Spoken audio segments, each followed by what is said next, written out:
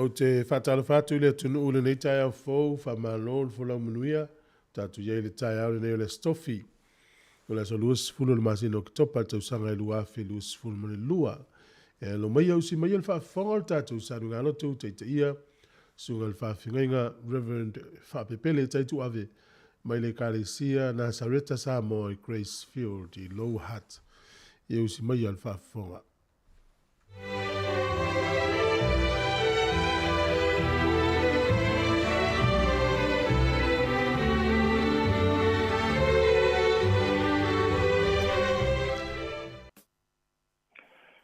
Suafa manu malo tatou o le ima le whaolo Iesu Keriso o te toi whatalofa tuai ma o wholofa tfo i sa moa le tunu pele i lo maleifua mai le nei fo i asfou mai sfo i nisi o mawhai ona maua mai le nei whaasalaunga i lunga o penga te whailangi o whea lava o e maafuta mai ai a malo le soifua manuia male langi mama patalo foile songa le wa o ya tu fue ya mai sele au fainga luenga ma le pulenga le tato le tio fa sala lau au te vala wa tu male anganga maulalo o maia au tato tapo ya tu ile tu al ni ta au la tato tapo ya tu ile tu eu to vi ya tu ile li lo wanga ngai e vivi atu i le li.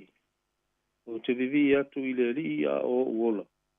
O te whaipe senga i lo o tua. A o tu mau i le ola nei. E o tātou te talo mole a nganga pai. A nganga pai ai, o e lava o lo mātou soa ni sili. A whio maia. E maia tātou whai tāpua inga whātasi malau o whio. Papa i o mātou lotu. Ina ia o atu i lo no fo ali lena namu o la mātou tāpua inga ma walunga i sovi inga tama o na o Yesu. Ameni. O la o tātou pese i le pese o saunia ua o maua se ua moni ua na o Yesu lea.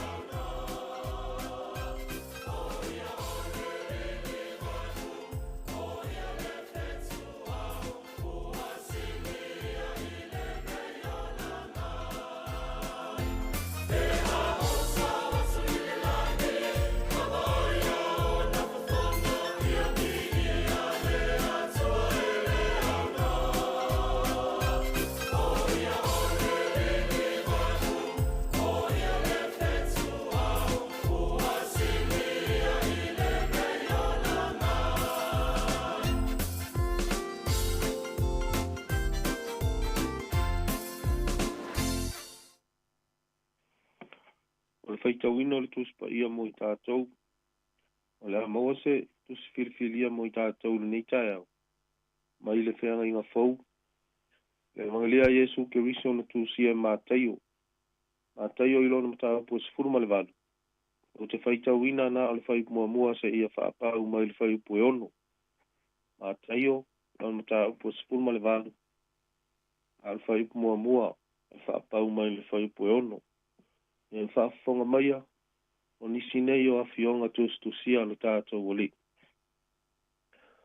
O le itu aso ua o ane ai le au soo ia Iesu. Ua whape ane. O ai e sili le malo le lang. Ona wala au atua i leo Iesu i le tamaititi. Ua whaatu ia te ia i o latou luma. Ua whape atu. E moni o te whai atu ia te outou. A leli ua outou ma avea ia pei o tamaiti.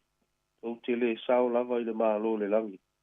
O le nei, o se wha maulalo ia te ia e pei o le tamaititi nei. E sili lea i le malo le langi. Ai se talia se tamaititi whape nei ona o loo ingoa. O talia au, wa ia talia au. Ai se na te whaatausu wai. E se tasi o i lātou nei e whaatau waa. O e o whaatua tua ia te au. E lelei lea tangata pe ana nonoa se maaolo tele ilo na ua. Ma whaangoto ina o ia i le moana lo loto. Tau ina ia a malama mai le anganga pa ia o le tua ia. Ana fionga pa ia ua whaitawina mo tātou. I le neitai au. Ma ia o mawatu ia te ia lo na lava vi inga. Ne ie o i le whavavau. O le launga i le ua whamamalu o le atua to le taspa ia. Le atua le tamā. Le atua le alo. Ma le atua le anganga pa ia. Ua o whaupuina se manatu au ia ini mawhauwhaunga whale anganga mo i tātou le neitai au e whapea. O ai e sili i le mālo le langi.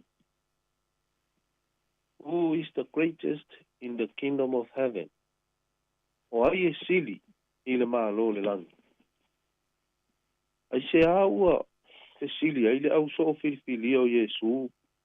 O le au apostolo i le nei fe sili. O le ase mafua anga o loo i tua o le nei fe sili.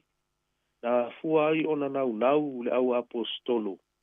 La tau te fia maua se tali mai a Iesu. O le mea moni lava. O le fesili le nei ua fesili ai le au soo i a Iesu. E le o se fesili na whaafua se i ona fai. O se fesili foi na te ia ua tupu i se taimi vave po se taimi whaafua se. Le ai. A wafo i la a fua atu i le moli maua maa reko maluka. Sa matua manino le leia le taimi na fefina wa i aile a wali ia. Po o aio i la tau e sili. Ai mai le moli maua maa reko i le mta upo eiva. A o alu atu le sopo Iesu malona au so mai kali laia ngai atu i kalpana umi. Na whaalongo atu lava Iesu o fefina wa i lona au so. Ile vaenga la lea. Ia po le upa pertani, le isi ula lea. Po aio i la tau e sili. Ele i manatu tele i ai Iesu le taimile na o lai la tau te ilunga o le awala. Aina whato a fe sili a i ai Iesu.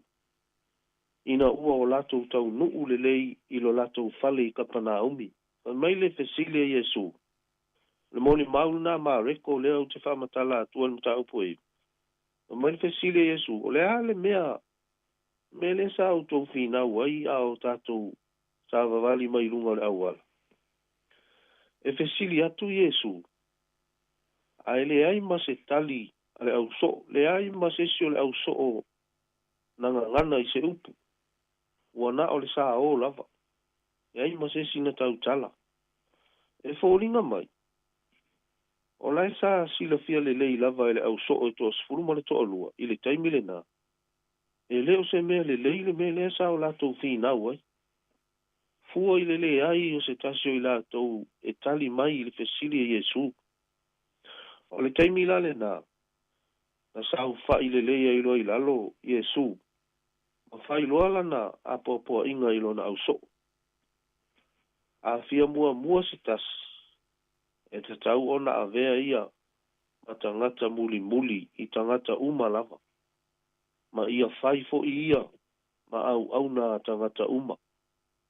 If anyone wants to be first, he must be the very last and the servant of all. E fai asi tu fa afea ngai o le sili fa le atua. Lea ua tala noa atua i Yesu i lona au so. Ma le sili fa le tangata lea sai manatu ma mafau pau le au so. Ae sa mo musu e fa ailoa ia Yesu. O le sili fa i Yesu lea ua fa ailoa mai e Yesu i lona au so. O le avea ma muli. O lou manatu e mua uma hisi tangata ia te oe. O le fai ma au na tangata uma. O lou manatu e sili atu lava isi tangata uma ia te oe. O le sili le nā fa le atua. O lalo e le olunga peitai. O le sili fa le tangata lea sai manatu ma mafau o le au so. O le sili e matua fa ata ua ina i tele upu fa peritania ia e lua. O le rank ma le status. O le sili e fua i mea o loo ia te oe. O ai fo i oe. O le alo tu langa. E tele ni au tupe. O le ale maua lunga o laua onga. E whaini au whailonga. E tū le leilo a inga. E taulo ngafa ini a inga tau tupu. E iaini au whale motu. O mea uma ia. Whaatasi ai ma le tele o nisi mea. E au fia uma i lalo le whaatulanga ina lea. O le sili whaale tangata. Lea sa manatu i aile au so. E tā ua tele mea uma nei. Ilo tātou o langa le tino nei peitai. A whaoa loa e mea nei le tūlanga o le atua. E te tau lava o na mua i mea uma o lo tātou wola. Ma taimi uma o lo tātou wola. O na le fia loa leo le atua ia i tātou. O lo manino a foi le saunoanga Yesu mo tangata whaatua uma. E sa ili mua le malo le atua ma lana amia tonu. O na whao popo lea ia te outou o na mea uma. Ai le mānaia ma le manino ma le lama le leio le upu o le atua. Ma lona fina ngalo mo i tātou. A sao le wha mua. O na manu ia leo isi mea uma a. O loo tātou manatu e wha atino. Ai a le wha manu ia ina loa. Ai le wha mua ina loa. Le atua i mea uma lava. O na te le loa lea o le fesilingia o isi mea. Pe manuia pe le ai.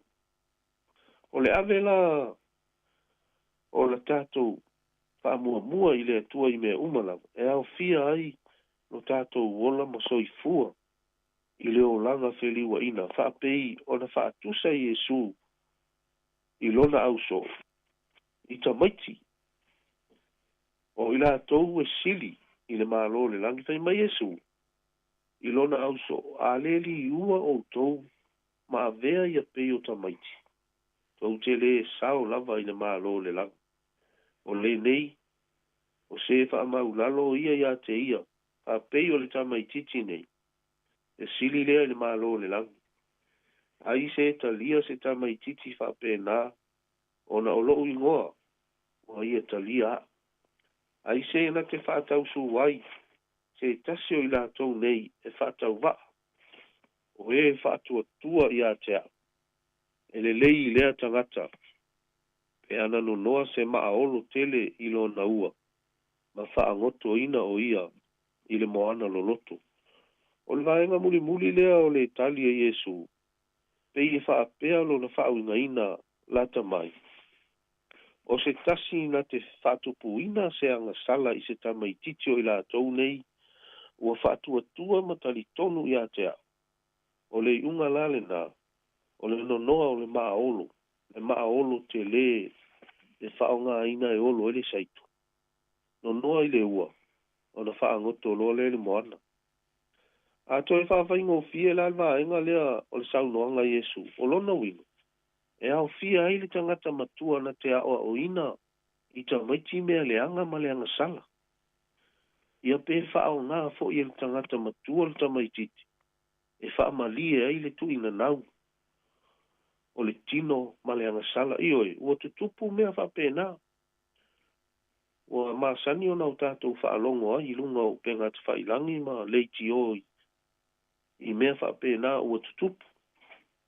A leo sao no Yesu, o le tangata whapena o lona i unga, o le no noa o le maa olu tele i le ua, ma wha ngoto loa i le moana.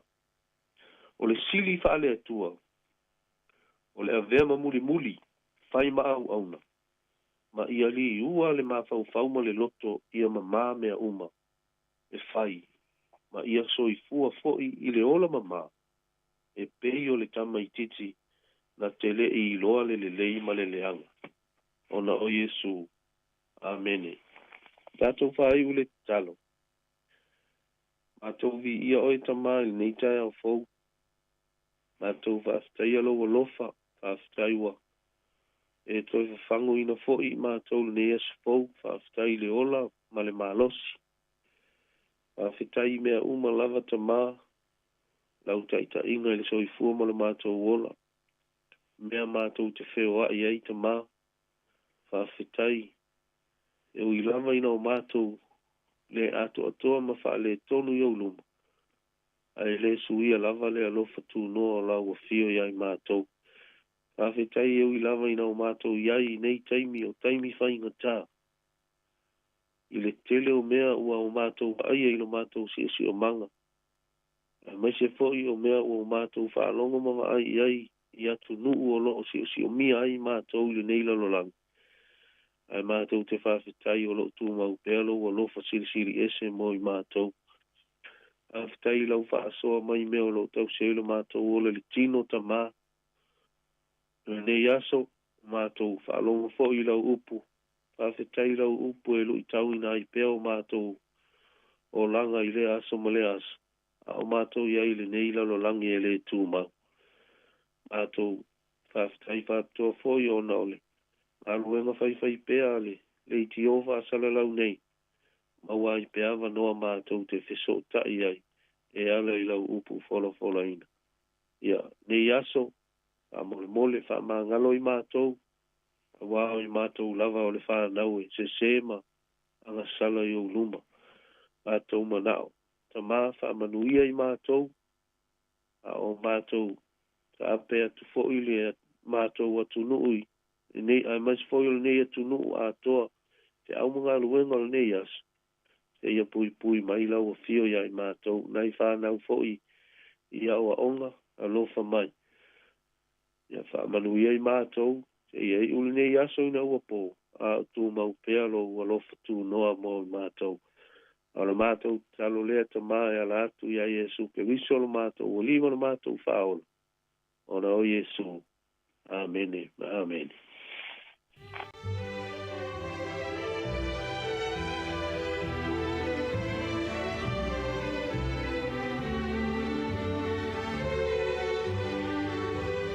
Ua whamalo whaftai le whafonga i le tātou tunu.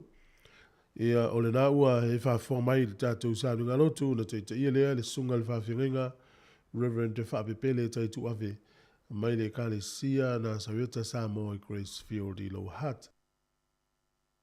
Mo le toile ngā whaaftai ma le whamalo, whaaftai tāpena, whamalo mo le polfola le tua, i le talo fo ianga le leia tu le tua i le sunga ma le whatua, no whaalo, ma se le kalesia, nui a fol nei asom fuafuanga o le awhenga iai whaaftai mo le tātou. Whaingalo tu o le nei tai au. O le taimile ulus fulu 2 minute ua te enel fito le vi ingo le tua, ia mai le Kalesia na Saweta Samoa, Ia ona so o ine mal tatou pese whalenga nuu. Ia ona whafonga lo le tatou programa le ata le tai au. Good morning talo whalava whakalofa lahi atu. E rua malu le tatou tunu.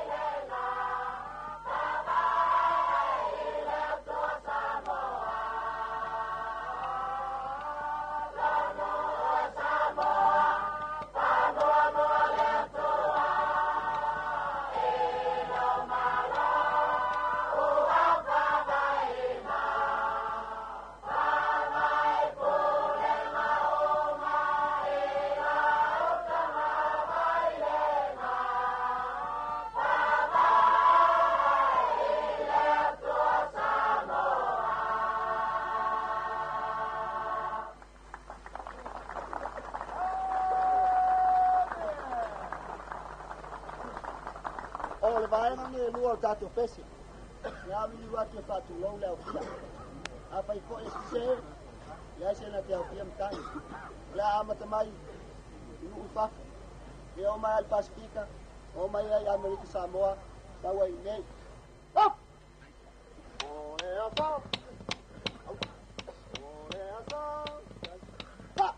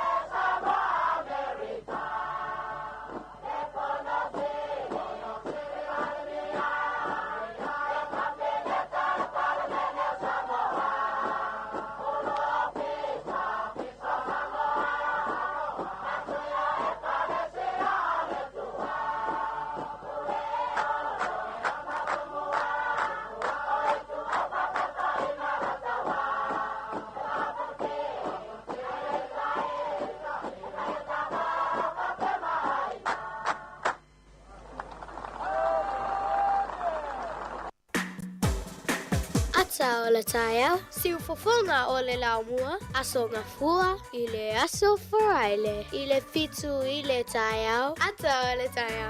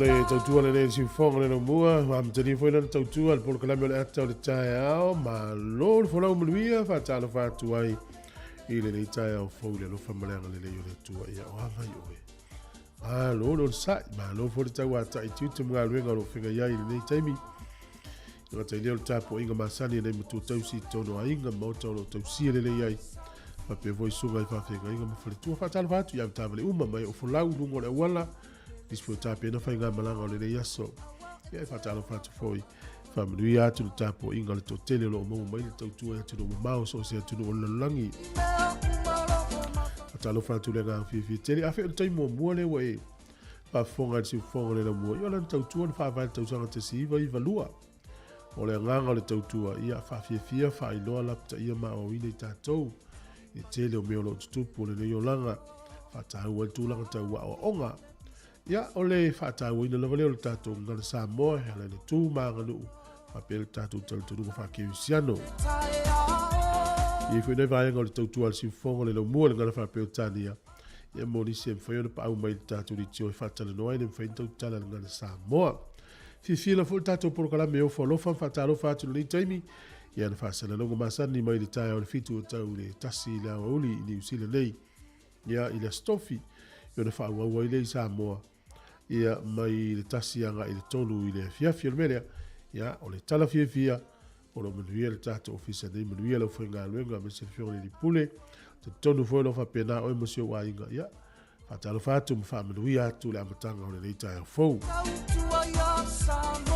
o proclame le ata o le tai au ia ni foi stofia e foi inisio tatou proclame o fa tu ngaina mo foi no le as ia malo ale on sa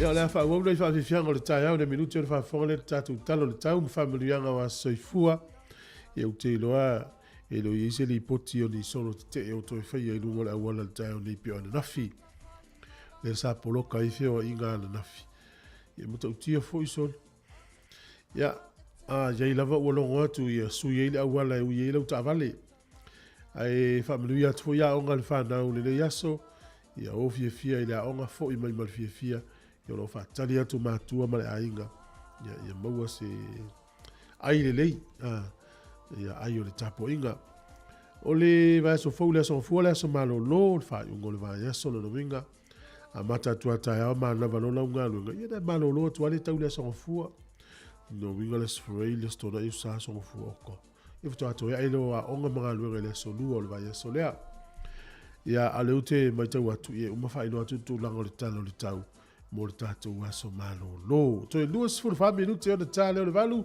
ta lo falava ta lo hani fakalofa lahi atu good morning giora malo le lei malo pito ni sampulo vinaka ya ma aloha ata lo fa umana na ya ala tata to pese malo pese le fitu limba os melva fonga Salsa la ia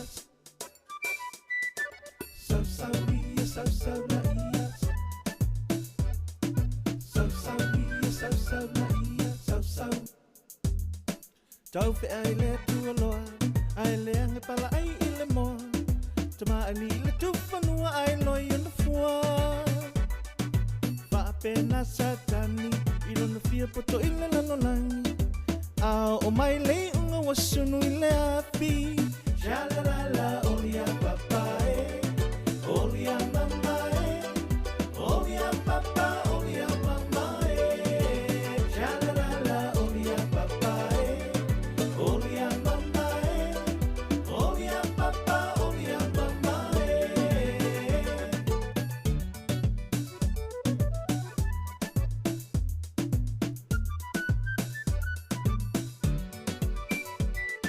Tau fe ai le tu aloa ai le anga pala ai ile mo tama ani le tu fanua ai loi on the floor fa pena satana ilo na fia poto ile la no langi au mai le no wasunu ile afi shalalala olia papa olia mama olia papa olia mama shalalala olia papa olia mama olia papa olia mama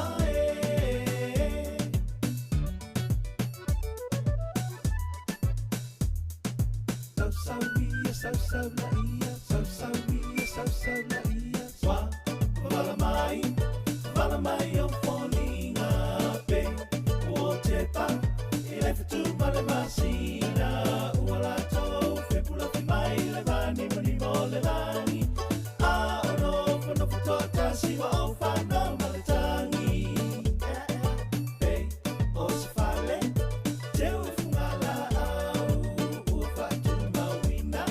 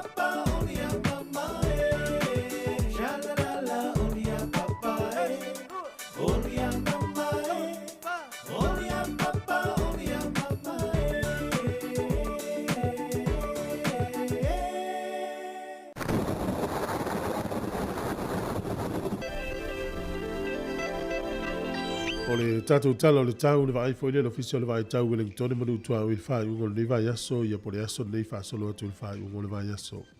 Fa me le ofisi o le vai tau e Paolo le aso nei ma le aso atai ao. I le ieni ti munga o valo ia. O le aso na i mutu apu la malo si ave le la. O le aso sa Paolo foi le sa.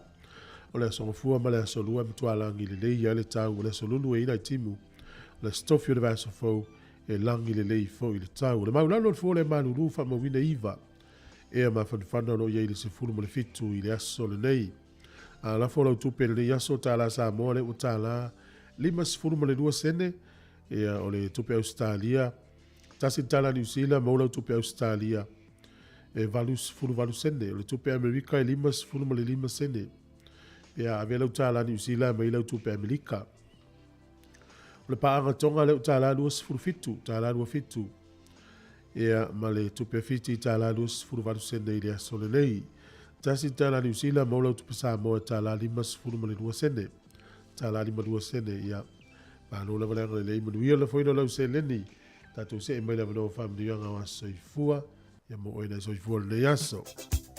Afa peo neilo was whanau o lo tu mau pere tato i meli nao lo e sila mai ai. Ia o le foila au ta uina atu. O le aso whanau at Samoa Capital Radio.co.nz. Ia manuia tere lo was soifua pa peo neilo was whanau.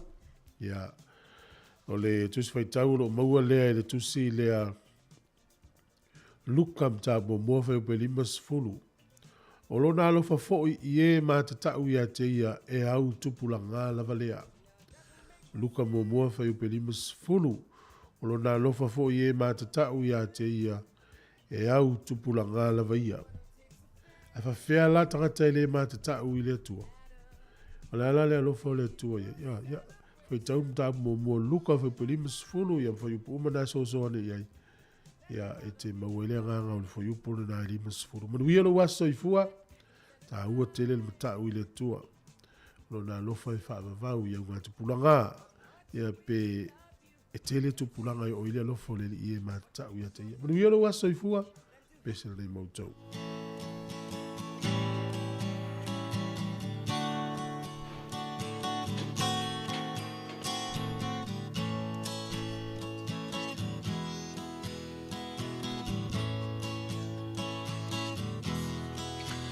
Ia vi ia lea tua ua ulia loa so soifua ia manu ia loa so whanau whamanu ia lea tua ia vi ia lea tua ua loa so soifua ia manu ia loa so whanau whamanu ia lea tua ia avea ne Yesu matau tai o la umalanga a ofesoa ina lo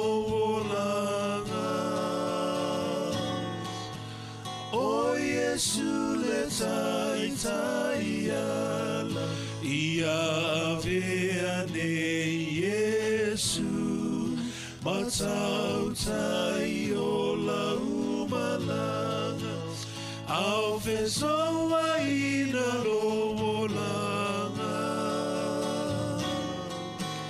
o Yesu le tai tai ala au fesoa ina lo langa o Yesu le tai tai ala.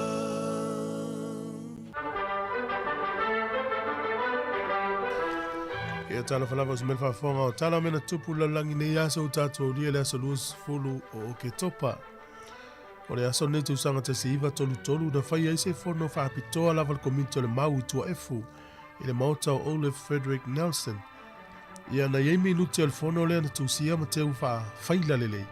Mulimuri ane ia na maua leo ia penos fa ia leo ma watu leo le fale i tua efu ia ma maia ia minute ia le fono ia mawhai ai molianga e whai mau whaasanga ia Nelsoni taimi lewa leo tau mwhaia le mau whaatuto ta Samoa i lalo pulenga Peltania ina wo ese sia mani na taimi o le sol tausanga e te siiva whaono na e se manatu le whainga malo Vietnam o le aso nei tausanga umalava a luas fulu o ke topa e tau o le aso whaapitoa mo tina Vietnam le aso la nei o le sol tausanga e te siiva whaafitu fato a whai eisa o tanga le lei wha upu whai o malo le taimi mua le vao Amerika ia ma le tunu o Pakistan o le sol tausanga te siiva lima na saua i tualo minga le tusi leo le Lord of the Rings The Return of the King tusi le tangata leo J.R.R. Tolkien ia lena whailolati i whanga le tamari usila o Peter Jackson o le aso nei tausanga te siiva o no valunto e whai poi po tuai le whaletua o John F. Kennedy ia o ia lea o Jacqueline Kennedy ia lena mauelolona nickname o Jackie na nofo lamfa ai poi le so ia ma le tangata suafa ia Aristotle Onassis o le sol tausanga e te siiva fitu tolu na tatala ai ia le Opera House le Sydney Australia na malanga whaapitoa mai kuini Elisabeta le lua tatala ia le whale na o le sol tausanga e tasivalu tasiva na whanau ele tangata leo Pep ia le maua mai le kalesia pahai ia na whanau nuu leo Persia le aso lua sifulu ke topa le tasivalu tasiva tasila na ia so whamanata o le talitonunga pahai po le whatutuanga pahai e se fulu tasi o na aso pa ia tasila na ia so e manatua ile aso na whanau ia Pep ia o tatu talana to maua le whapoponga le te masani whaftailava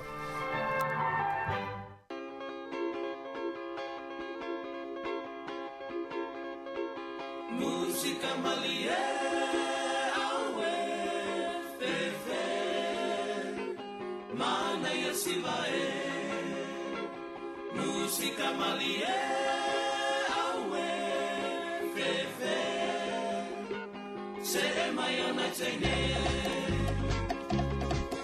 Usumai la pese malie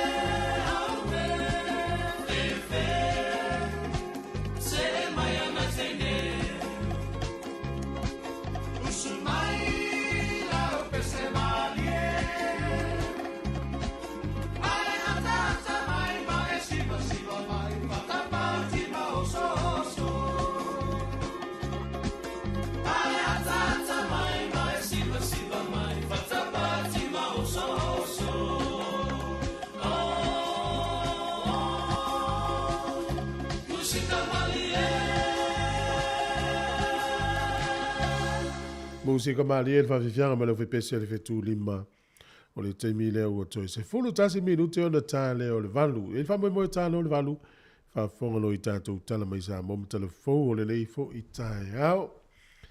Ia, o ni usila nei o lo so longa le nei ale tele o mea uma. Le ini mea te tele fo i o tupu pe o le tele usia tunu o lalangi. Ma vai tu fo i Australia, ia disi no tu Australia na lo vai il fa le vai aso. Talo sia o toi so longa le nei. Ia wa saulo ia le fa po se mafui e tsunami. Tūlanga o le o fofoanga, mea o fofoanga. E le ia isi tātou e whai loto. E le ifu isi tātou me mawhai ai. Paulu mea o le saili o le mea o la tangata ia ma ia saonga le mū le lei. Tālo siele o ia inisi o le tātou tunu ua whai nai fo i ia whaenga. E ia ile au whai whaiva nei le waweao na pisi atua ile au fui mū stasi o mata whanga i nai au kilani. Ia ua mua mū uma e ua sunu, e ua tafo isi afi e lau whai whaiva leo. Ia ua watu ai la fui mu e tau fai tapele mu. Pe tasi le hekte al te leo le na mu le matawhanga lea. Ia o le utatu wanga i le taimi o whaango tanga le toa tele. Ia na la vai ati o le tau tai le whai ngole. Whaango tanga wa au fui whaango ta. Ia pe lai o ta whao. Ia le maa nei ia. Ai fui nisi o uso le whaango ta. Pe o le avano fui leo e mau e fui lo la tau fia. Ia se fui le maa nei ia. Ia mātāla le ia uri so o tafua ni afi le matawhanga. Ia nga teile ia tausile le tātou. Tūla whono whainga whaiva ni usila te ua sala sis. O apole ale matanga o fiema le leo le aso ai a sala lo. Ia ua uma mal fia whangota. Na o tau sila fia ia tūla ngao. Fia ngota whātūlanga ina. Ia nga teile ia o le fua. Whātāpula ai fia ngota. Mai ai te tau. Ia o nou tau au maia. Ia manuia whainga whaiva o le awhianga iai. Ia mana tua. O tausanga uma. O le tele i o soifua ma umau. I le male lemo le vaima le sami te mi o tau mawhanwhana. Le ua matau tātou langona le tau mawhanwhana le temi nei. Tau tele i mawhanwhana tele ia le ua langona.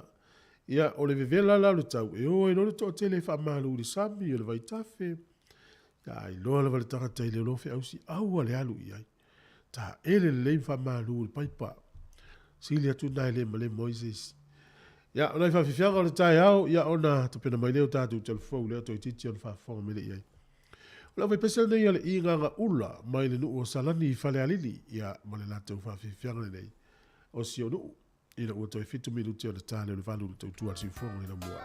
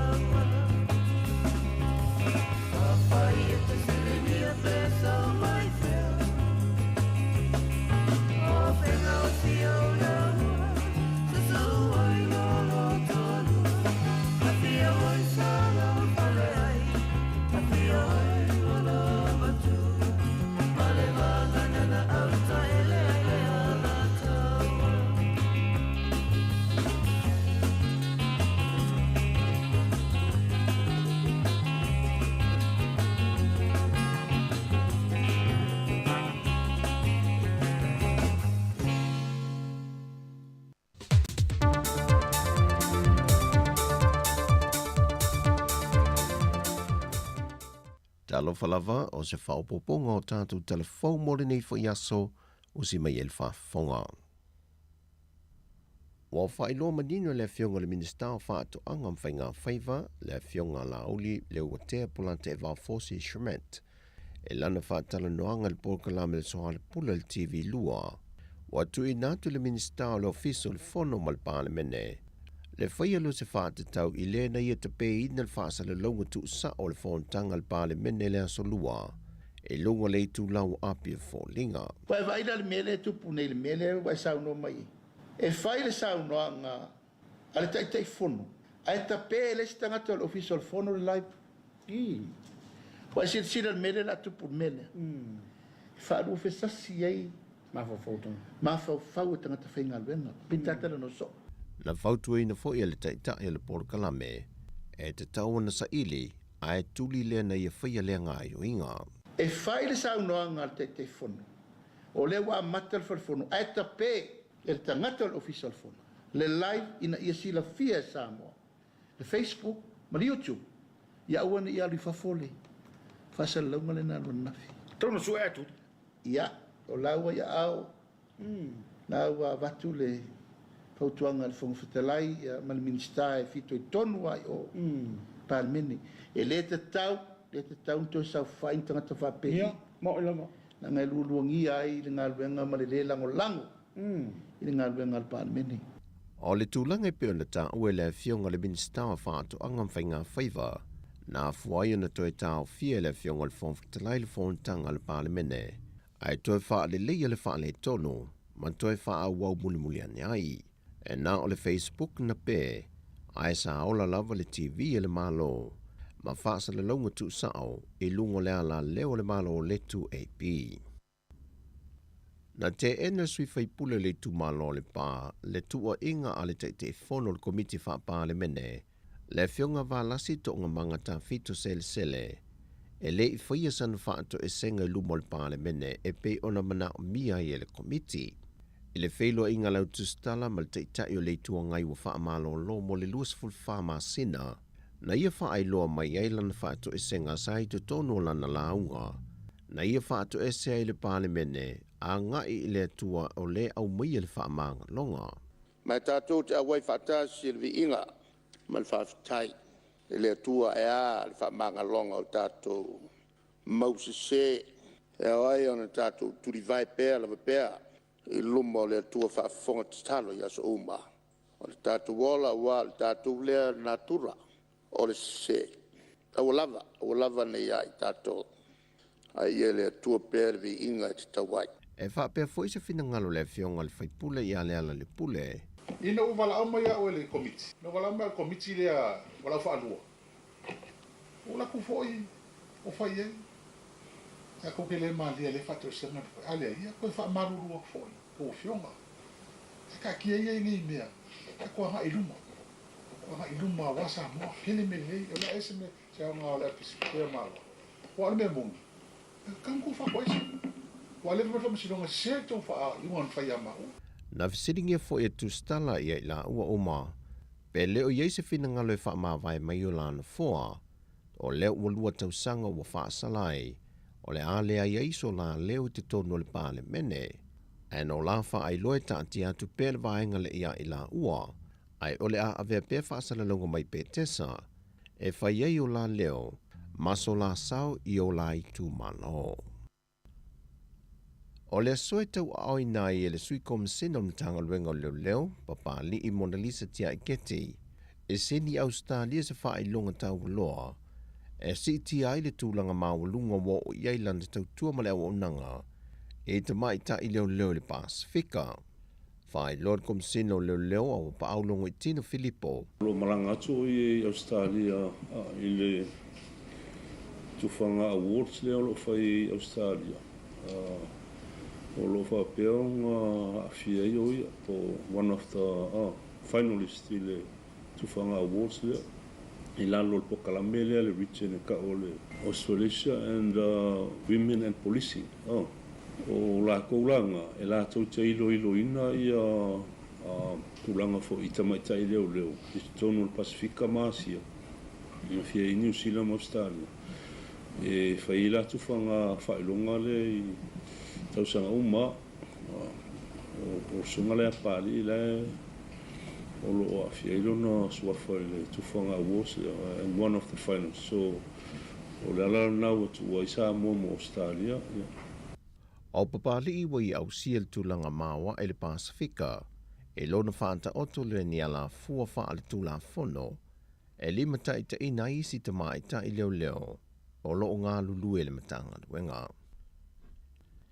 E lua se fulu ni morianga o whaasanga isi ta mai ta i sa momai Amerika le ta mai ta i atu i whaasasina pe tina tautai e tua inga o lona whio ni whaasale longa i lungo peng te whae langi e whaaluma luma i naile te mali anga o se tangata. E le whae ungo le aso mō le tū la i el te mai ta i luma le whaamasinonga. Na tālu sanga i leo leo e tu i nātu se lua vai aso e whaamai ai ala tau sa i li ilinga e tu whaatasi ei mōrianga e whaasanga i atu i whaasasina.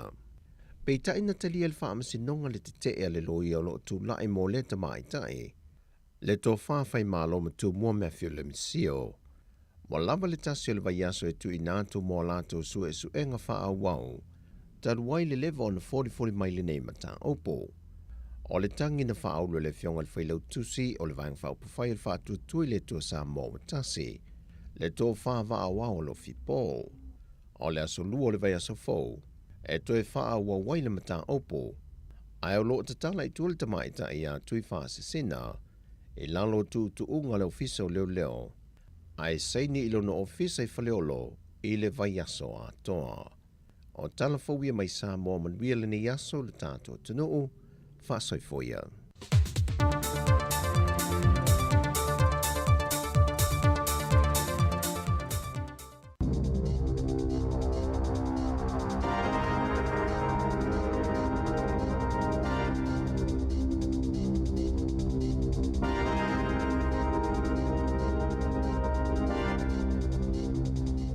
Tala flawa le whapoponga momoa tala whau mai le si ufonga le lau momo le nei tai au lua sifulu o ki topa lua a whelua lua. E mo umia le tā pena pea o tangata o whaatau ma umia i lātou lava whale. Ona onisi tango pasene tului o mo kesi.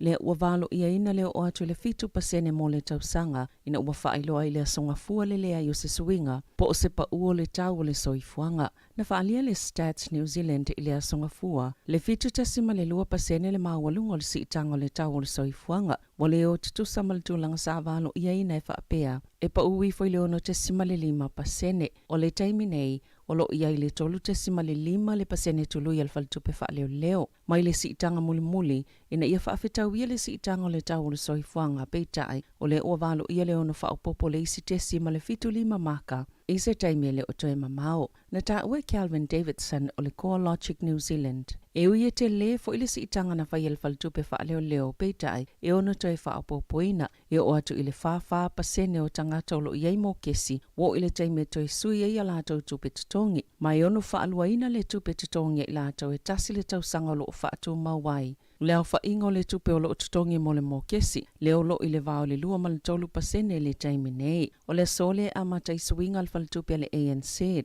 O tu lui mo kesi e whaatu mau. Le tupe au whai e tutongi mo le tausanga. Ma le asi itia le 5 tesima le iwa pasene. Mai le 5 tesima le 5 pasene sa iai.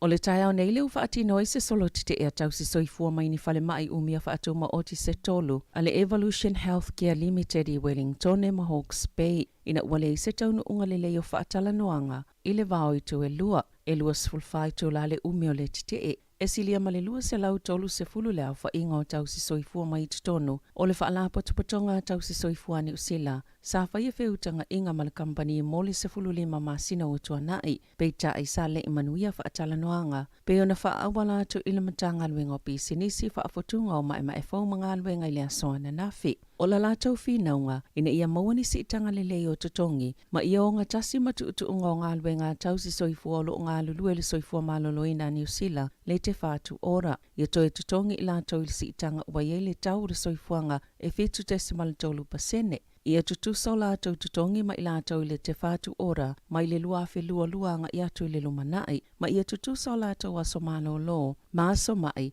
e pe o tangata whaingaluenga ale soifua malolo i nā New Zealand na tā ora so upo tau si soifua e matua māua lalo lava le ofuna tu inatola company ma ua o lātou te e naina.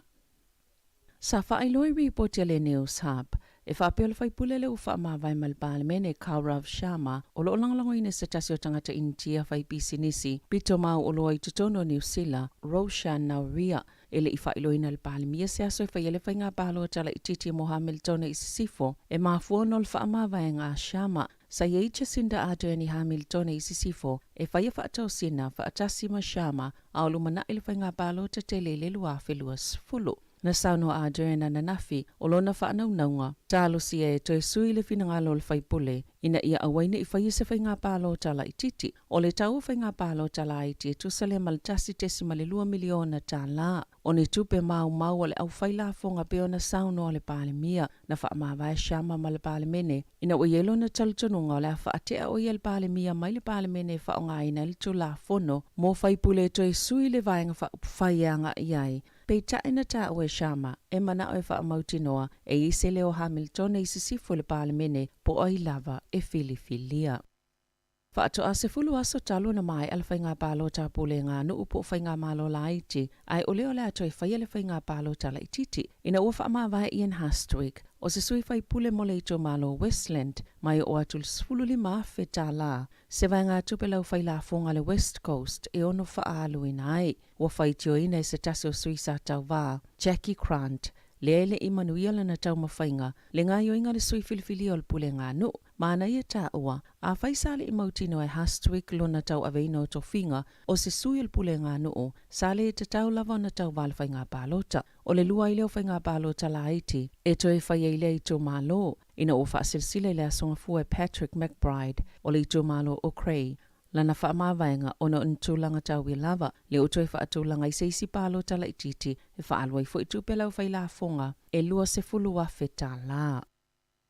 Salo ka ina se tamaitai ona ole ngauinga le na tupu se no whanga i o kilani wha asoa i tau mawhamotanga tau lo mo miaina, e to samale se fulua wheta la le tau o loa, sa ngauia mai le no whanga le pōle aso sa taluai, o ana nafin tula i eile tamaitai e lua sfulu tau sanga le matua, i le wha amasinonga wha i tau malo manukau e tali mō lianga, na maua leo leoni o loa po tau mawhana ngauia, i le taimina o la tau loka ina i le atamaitai, i ono iai manise toi mō lia pei ona lipotia.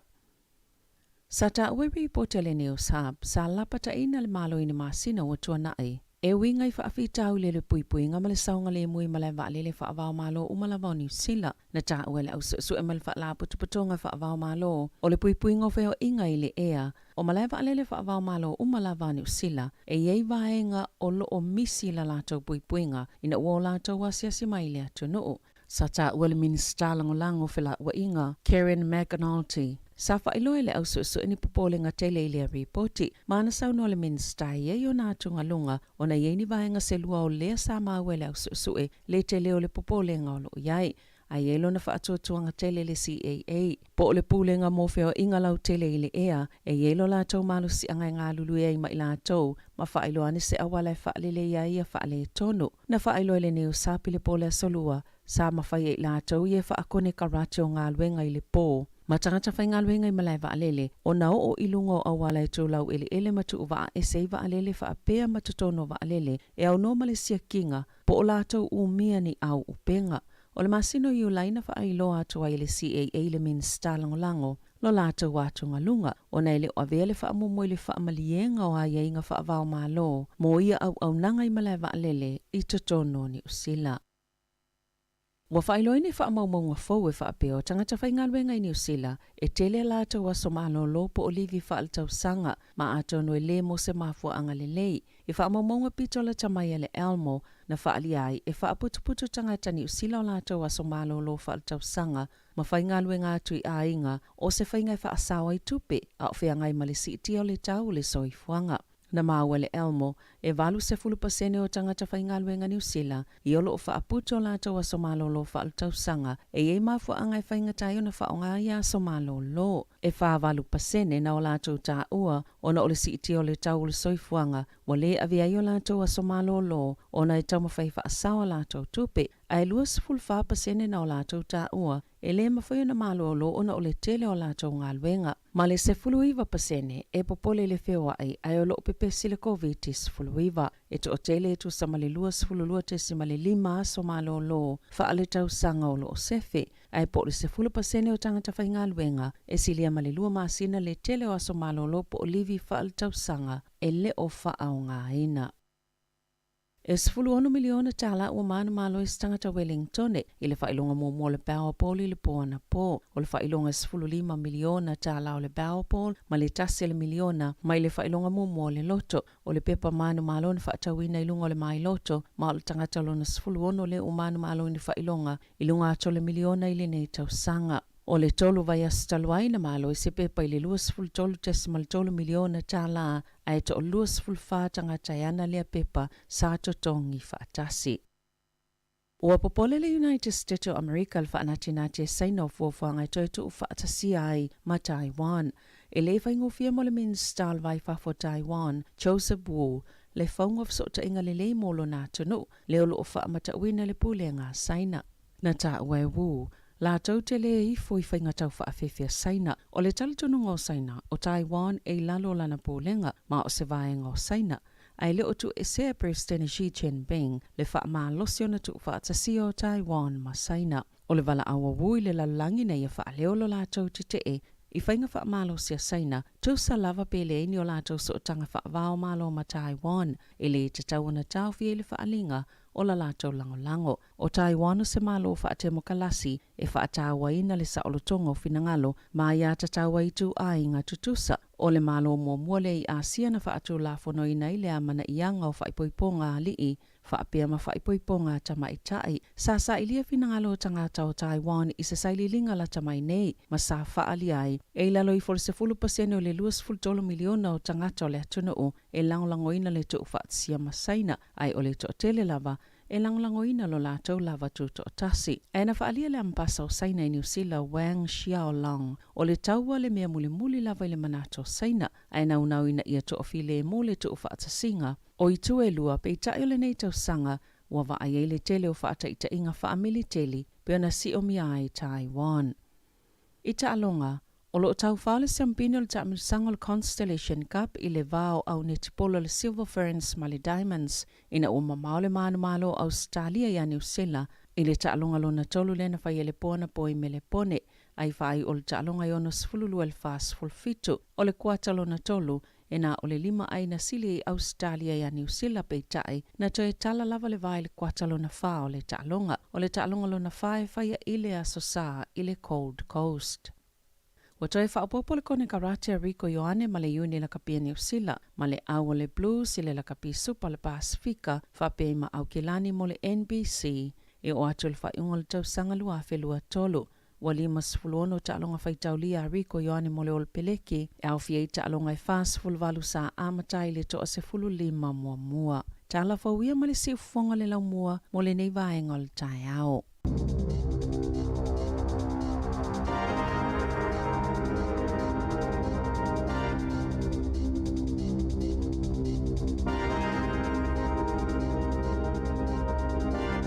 E whaftai atu le tunu mai mo mai mal whawhonga mai tātou talfou te maula vino e whawhonga riva. E le whasalonga le i el Kolisio Samoa, ia tama mateine nao tawina el Kolisio Samoa. E le whasilanga le i mo o tau mono tau malu, whawhonga e pia mai anisio tātou unanga e whalauloa le ngatai leo tātou pese le tong whaie. Tātou ia e whawhifie fo oi le tai au, ma lolo sai, ma lolo tau atai. E tiu te mga luenga o lo whenga iai le tai. Mi whawhiwhianga mai al te paka. Ia e wha manatu atua i avita avale. Ma lor wha uta avita avale. Avita avale, se i alu alu lenu. Te patau lai tangata utu. A whai te le whai te tainu. Eu se fa lave so se tanata.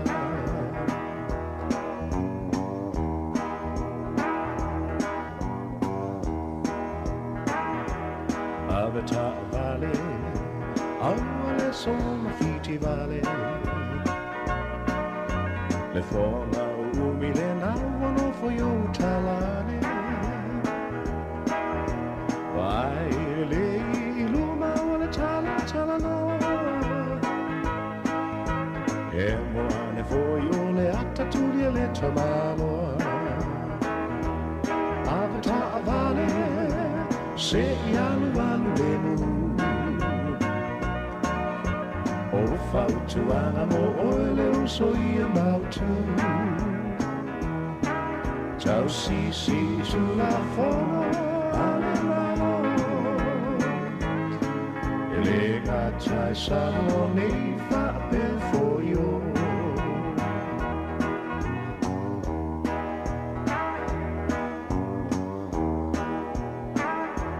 Avata vale aue te allora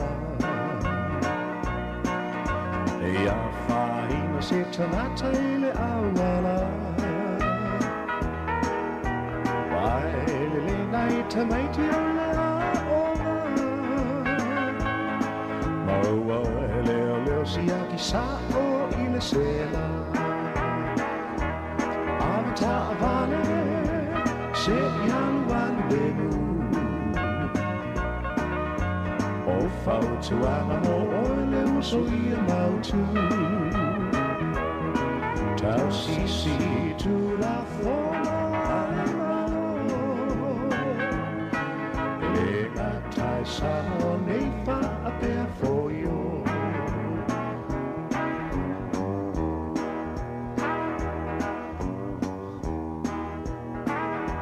Avata vale se yaluan lemu Teppa taurai tanata ututu A fai e te le fai te tiny umalava E o se fa la velave so se tanata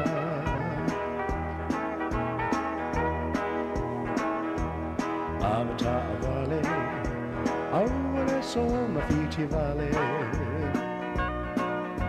Le fonga umile navolo for you talane Vai le iluma la tala tala no Nemo ane for you le attitudi le tabano Avata vale se yaluan lemu O fautu anamo ole so ia mautu Tau si tu la forma ale mano E le gatai sano nei fa per foio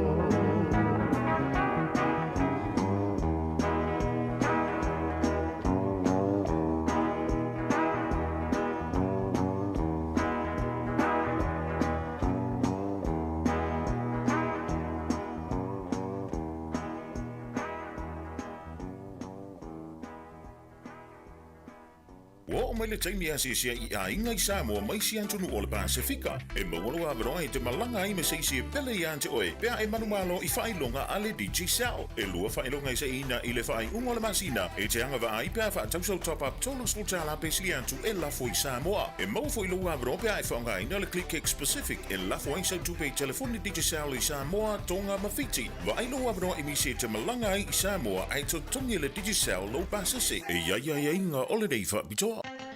Malo faftai. Ole fasisilanga nei ma le skopa tama mtene tuai le kolisi o Samoa.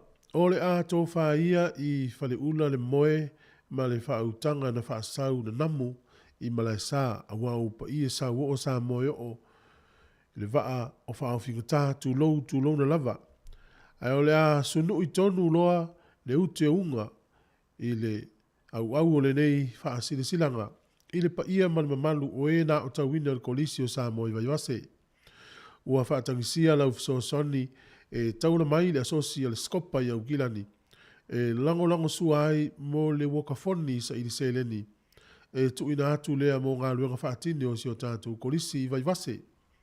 E tu sam whainga fau o iei nei i le whaafoina o le aonga. O le nei wha moe moe o le a whātaunuina lea i le taulanga Wellington a matatula le Waitangi Park e a ngai Oriental Parade. Ia o le Waitangi Park o tai Wellington ai la talata i le te papa. Whaia i le asto na ina so 5 o Novemba i le iwa i le tae au. Le upu moni wa tātou winu mali e ma whaasoa le vai o punae pea i le laumua. Ma sanga whaatu mawina la la tau mautau ave o le atamai e tautua mo Samoa. Fia maua se pepa, ia pia whee fia maua se pepa, ia tu si ai lau foai, ia po se isi vaenga te fia lama atili ai nei wha moe moe. Ia whafso tai numela o telefoni nei, o le olua tasi, olua lua tolu, valu iwa tolu ono, vesili mo Sara tu polo. Olua tasi, o lua tolu, valu iwa tolu ono.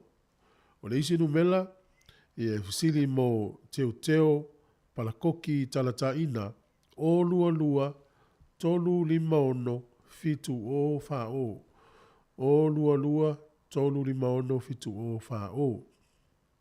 Ia malisi numela lea, sili mo lupe matasila, kai o so alo, o lua, tasi iwa lima, ono iwa lua fitu, o lua, tasi iwa lima, ono iwa lua fitu. Ia au mailo a inga tātou whamalustino i le aso, whai uai sina malu o le taia o le asau nia whaftai, o le komiti, o tō whatasia le whamoe moe. Ia malo. Ia peo na mai tau atu iris winga o le whaingawa o ngai sa mo pela kolisi lea malu a kolisi o Samoa.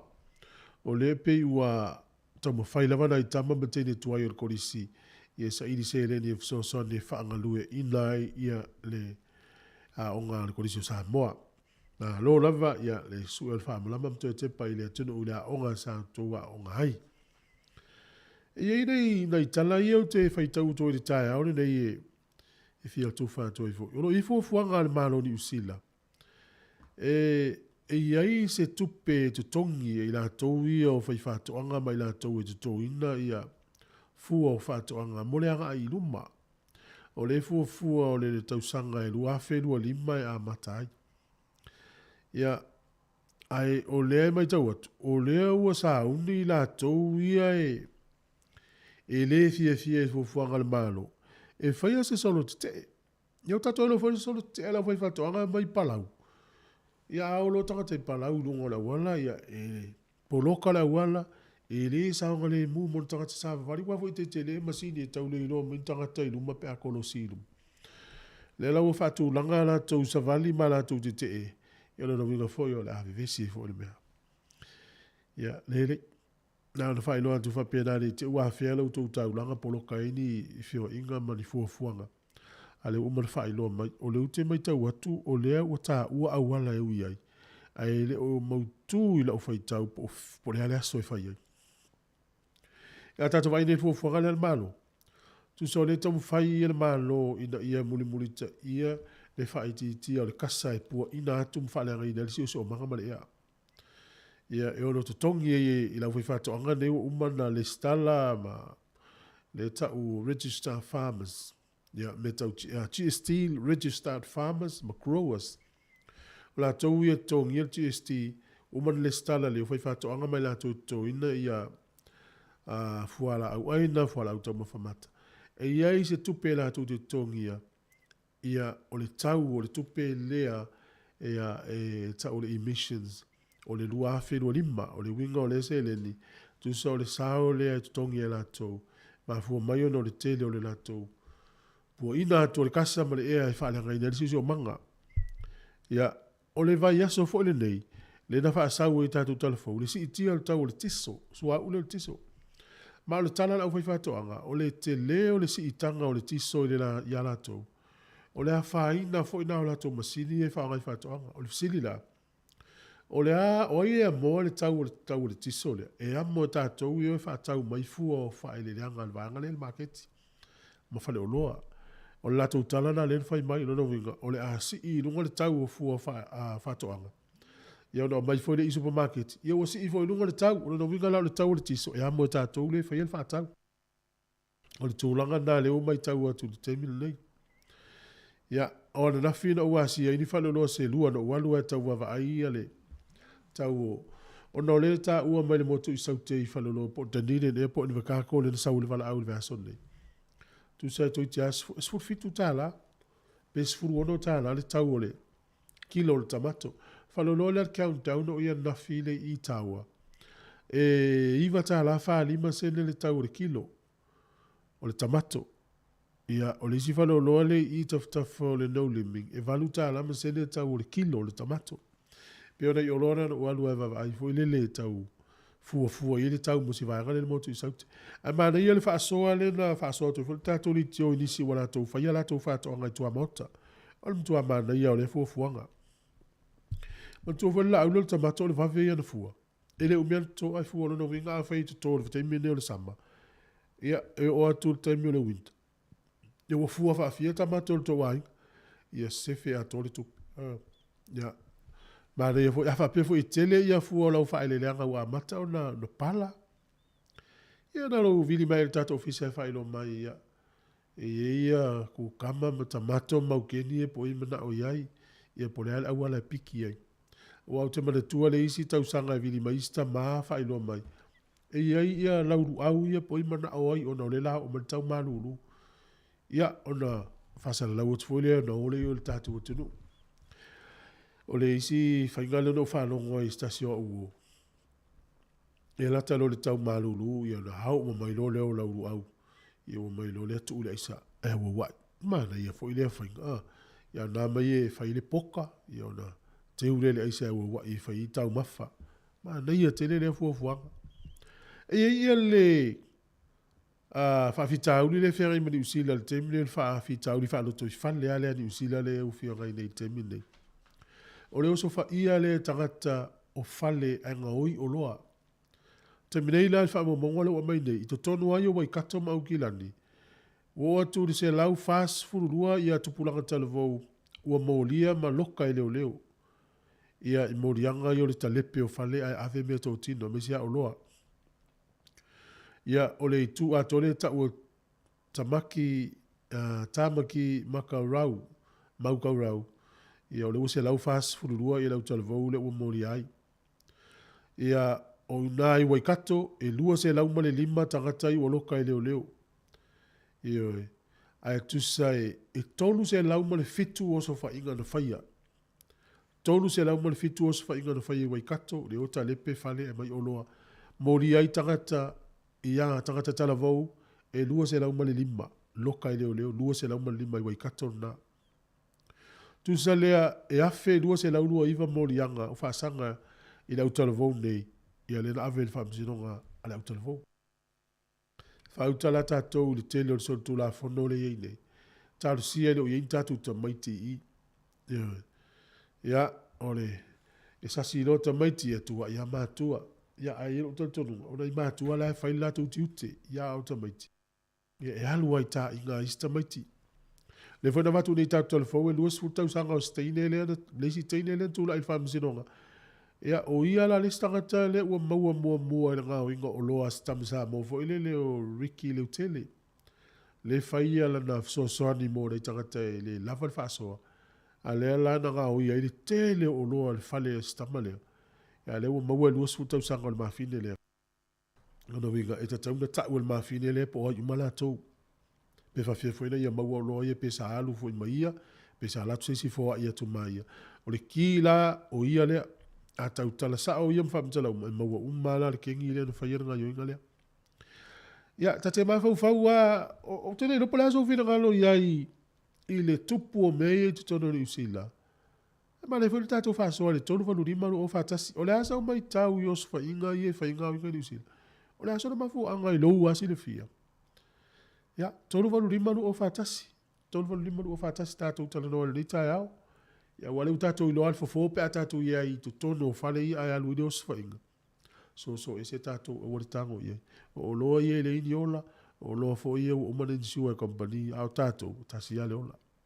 So, ese tātou e a whaina i se isi o tātou. Ia, nei whawhiwhianga le tai au, e whatu lewa no tātou leina tātou whasoai. Wala umai tātou tala noa le utoi luas furu lima minute. o le tā lea o le iwa.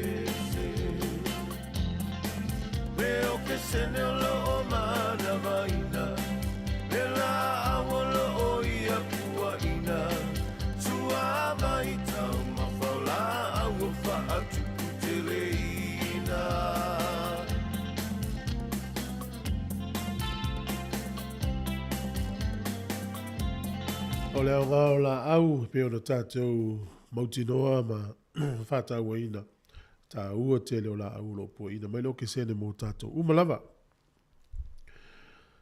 O lo o iai se tūlanga le fia o le tōtele e o fia tā uia na ufano noa lava ngā yo inga le whaipule lea ia o le uia tu ua le palemene ia mai i le fia i se vai mea wai kato e sa ua i le whaipule le nei.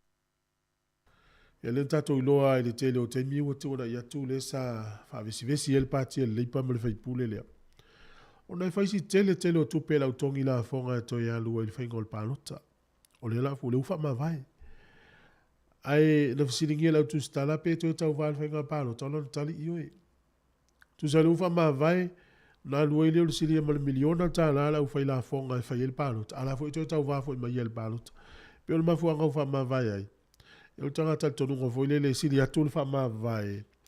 Na ilo le tuli ya pe na ta to ya la ta to la malo se fu. Ah, se fu ma. Oi. Malo, o maltaia. Wa ka ye foi wa mo kike. Tai, o maltaia.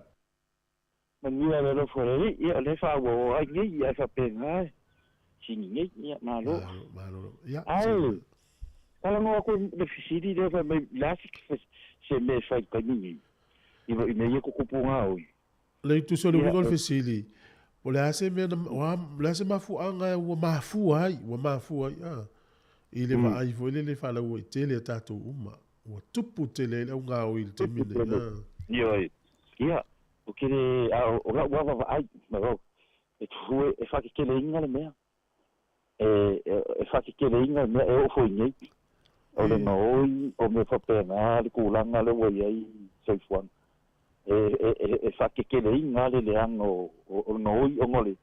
O le economy me le me fa. Wa lu lu marka o me. Ia, wa ese sei fuan sa ko isa. Wa ese wa ka ni ka ko wa. O ai ka wa me na e afu ai me. E foi la de que de você me sa fa por me vai que.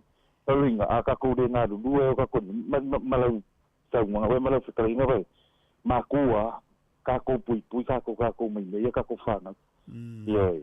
E wa vai ya ka loka mai ka ko fa o me ani ma fa ka mai ki ma ka mai. Mo ngai da ko. Pa wa nga de fo ma kua ba vai ka ko fa na. Wa kupu kele le kupulanga ka inga yo ka ko fa no me le. Ia sa ma ku de. Ia ma. Sa wa.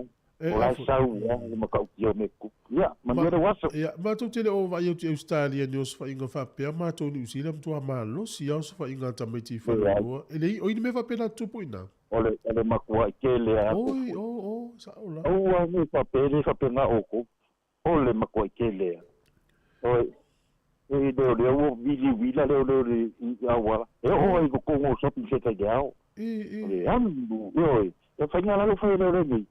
Ese era vila le o ale le feo. E vai que tá o cururi mai se le se o politico se fa ka fa eso. Ya fare que e oi. Por me ale o fa mo ko ai mo ka kia. Calete. Ja. No calete. So. Mau ko kupu. Malo, sa. Ya manuia valua. Ja, faz el voo. Ja. Faz ole so mai Australia. E wa ele mau pe ele tau sa ua ele. Mau si solia. E ele mau le tau ta le so fuanga le wa lu e lunga le foi no mero le. Ya mau te loe matua i oi umale to tele le mau na. O le tau ta o le so fuanga wa lu e lunga no mela o tangata nga o ia misel tu pulanga telvo. O fainga la nga o isa tato masani. Ya le utato ilo uma. O nga o ile ilo se sil te mi sa wi su alan awala sa we. O nga o i o fa te mi ne mela le tau te le pe o fale to nga o i. E fai ia il mati de tile o le au tintini. E fai ia o tato luma e fai fo ile au te atea. Ia pe o fainga na le o fai il te mi ne. Ia e la valun sa i pe i se fale o loa a tu po i se me fa pea. Le la so tai mai le fionga na pe tele o matal no le fa tau tu langa o tu tu al te tisau fa te ia tu le tunu.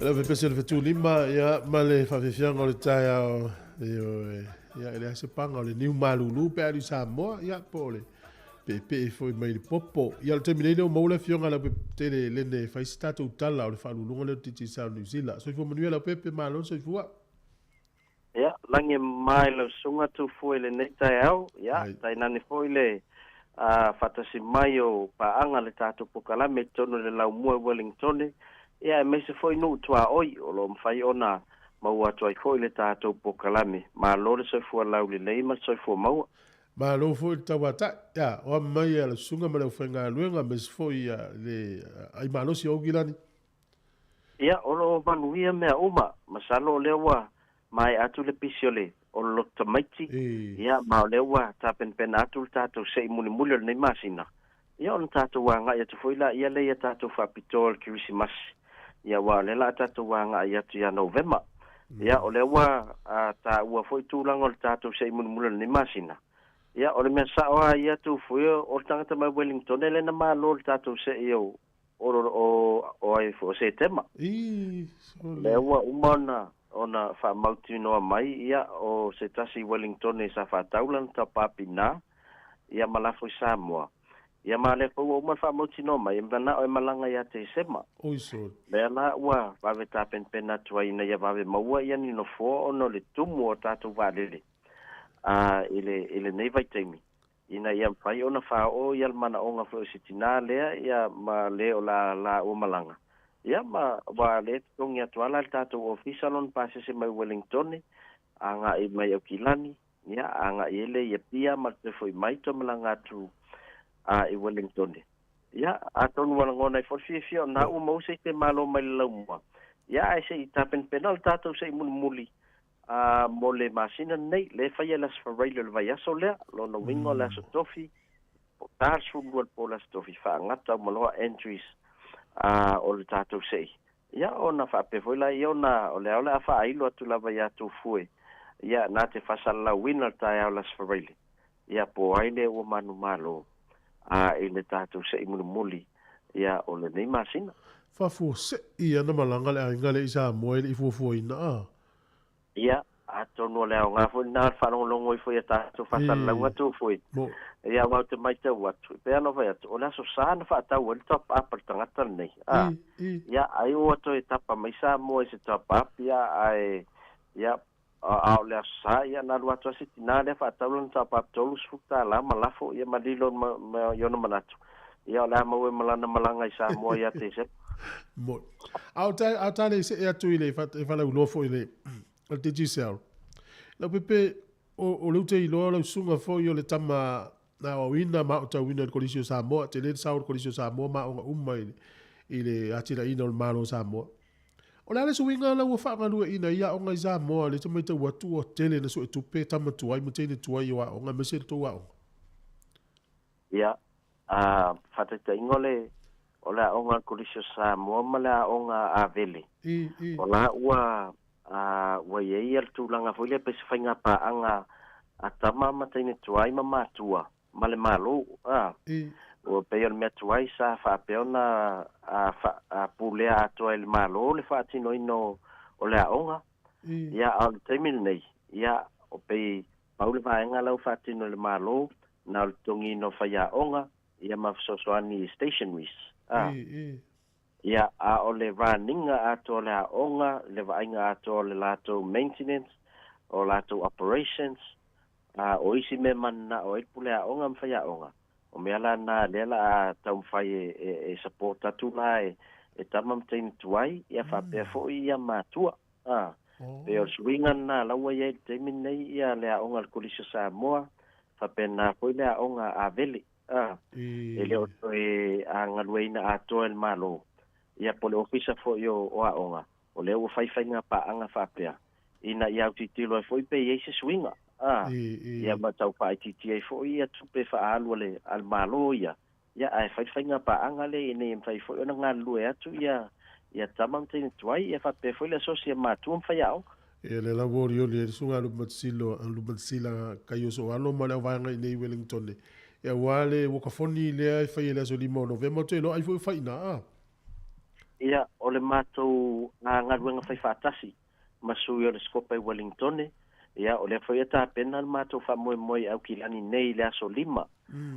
o November ia o le whai ala i le Otau Rugby Club ia o nā e whailoa ai uma iai ma wha popo mai pe por wakafoni ia ma fōa ai uma ia o na whaatino le o le mātou savali ia la whapehoen whaatino ai tui pui o le COVID mo nisi o lo mna mia la tau pustas ia manisi lava fo'i a tapen penanga ia wa pe o le mātou sairi ngā tupe mua le nei o le nei tau sanga a tu fui e pātasi al tau sanga o na whai a mātou whamoe whapenei ina ia tapen na isa mātou whesosoani e ave sosoani lea onga i le pulea onga ia whaia onga fo'i male lātou komiti whaatonu ia awa ia tūlanga operational cost ia marwhangai o ingo isi mea mana amia ia awa lang fo'i ia tupulanga lalo vaoa se o tātou atunu olo o tawina i le Kolisio Samoa ia e whaftai ia soalo ia ai mese fo'i le mātou perestene o le mātou perestene sa no fo'i au kilani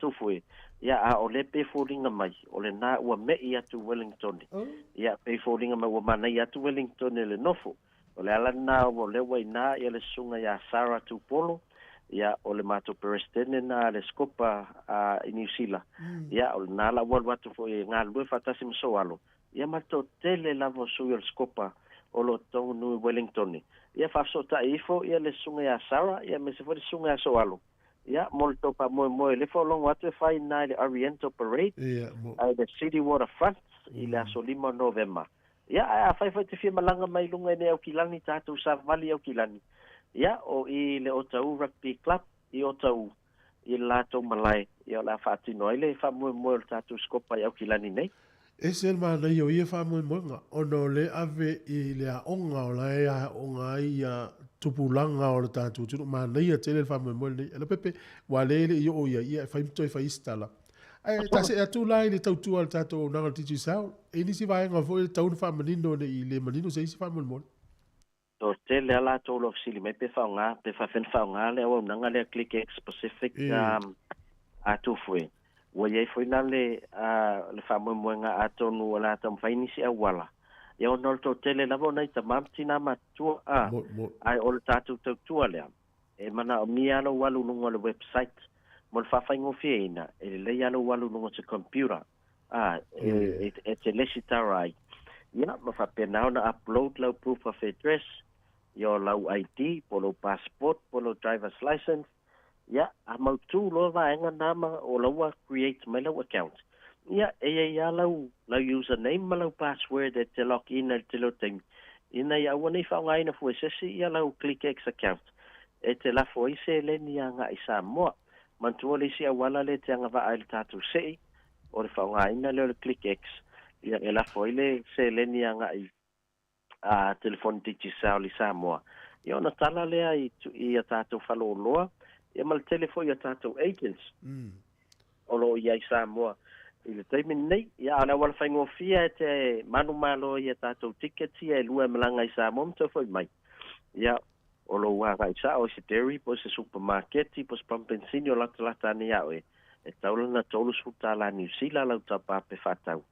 Nafo te kontiti whaolo lau ainge Samoa. Ia, ona mawele lo wa no tatu se ila la fa ila stofir vai aso asa. Malo.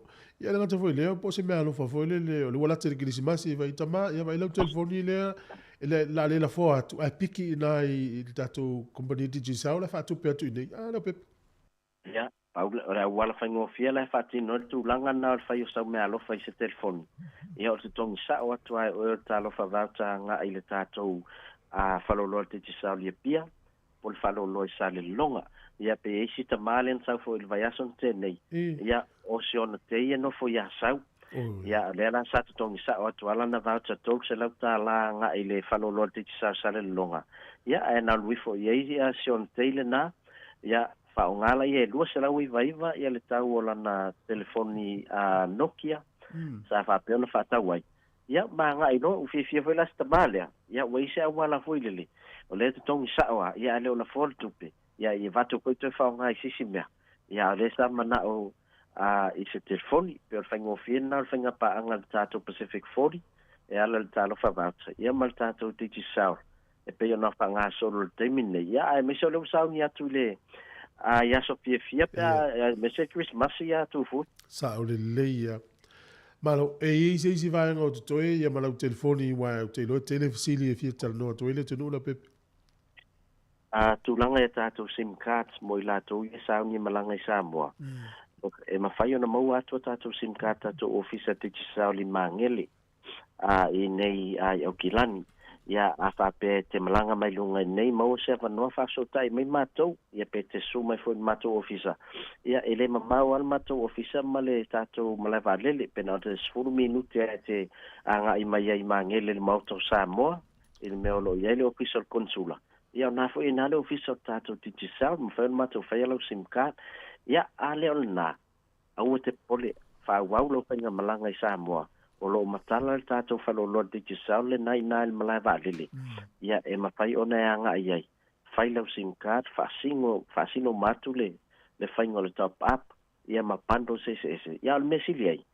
O ma e pso ta i me lolo ainga ne, o la numero na, to anga o to la fo le top up, o au le sau te whai Christmasi ne. Ma le ia tel. Wei o le si whainga la wapopoto ata mai ti sa mo e se me le credit telefoni a tātou le o tu nei. Ave la telefone. Ia, o le me ana la fai o e tu le vana o fa mai sen mai asa totala. Sen mai asa gota lana. Ia fa ngo fiel na o suya ingo credit o. E me fai no fatino, e le petato ni sila le fai no tango a vatule sa te credit fa nga lista nga e tawo no tango fa nga tu petong ye. Ia mo. Ia e pe o tulanga ese na lo ye tau tu al tato te tisao. I Samoa ia tu fu tato numero fa no so tai mai ai mo se so soani o le olu atasi li maono tolu fa olu atasi li maono tolu fa ia manu e telenga luanga fa nga solo ai te tono la mo man we for to walo to final le te o ma wo po Canterbury po pe a plenty le to ta alo fa un vai as sa man we for mata lo va so lente nei ia le la alo to fa tai mo fa mnyanga le la fa o le au la pepe oi o le vana le to ma lo ta to au la lo nai se champignon ya talo se ia to ta lo ko ne vai as ia o le fa se fo mo le tai ia fa se fo la tele pe no mai tele la vana I fala uno titi sao la ngafo I motato lo I nei. Ya, ava ya malanga Samoa. E ia bundles, meta o bundles. If sidi ni vanga le mla vale. Se le fasa la u su fongo la mo meta o bundles. Po fa pitoa ta wi fa pena. E ma fa e fa sino mai pe tango I fa. Wa ela tu fa tau lo top up I Samoa. To sutala. Ai vili la to sutala pe li masule umia umma. Ai tango e fa tau mena.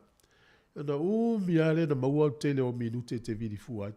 Le o tale iwa, tala mai sa mos mai whafo.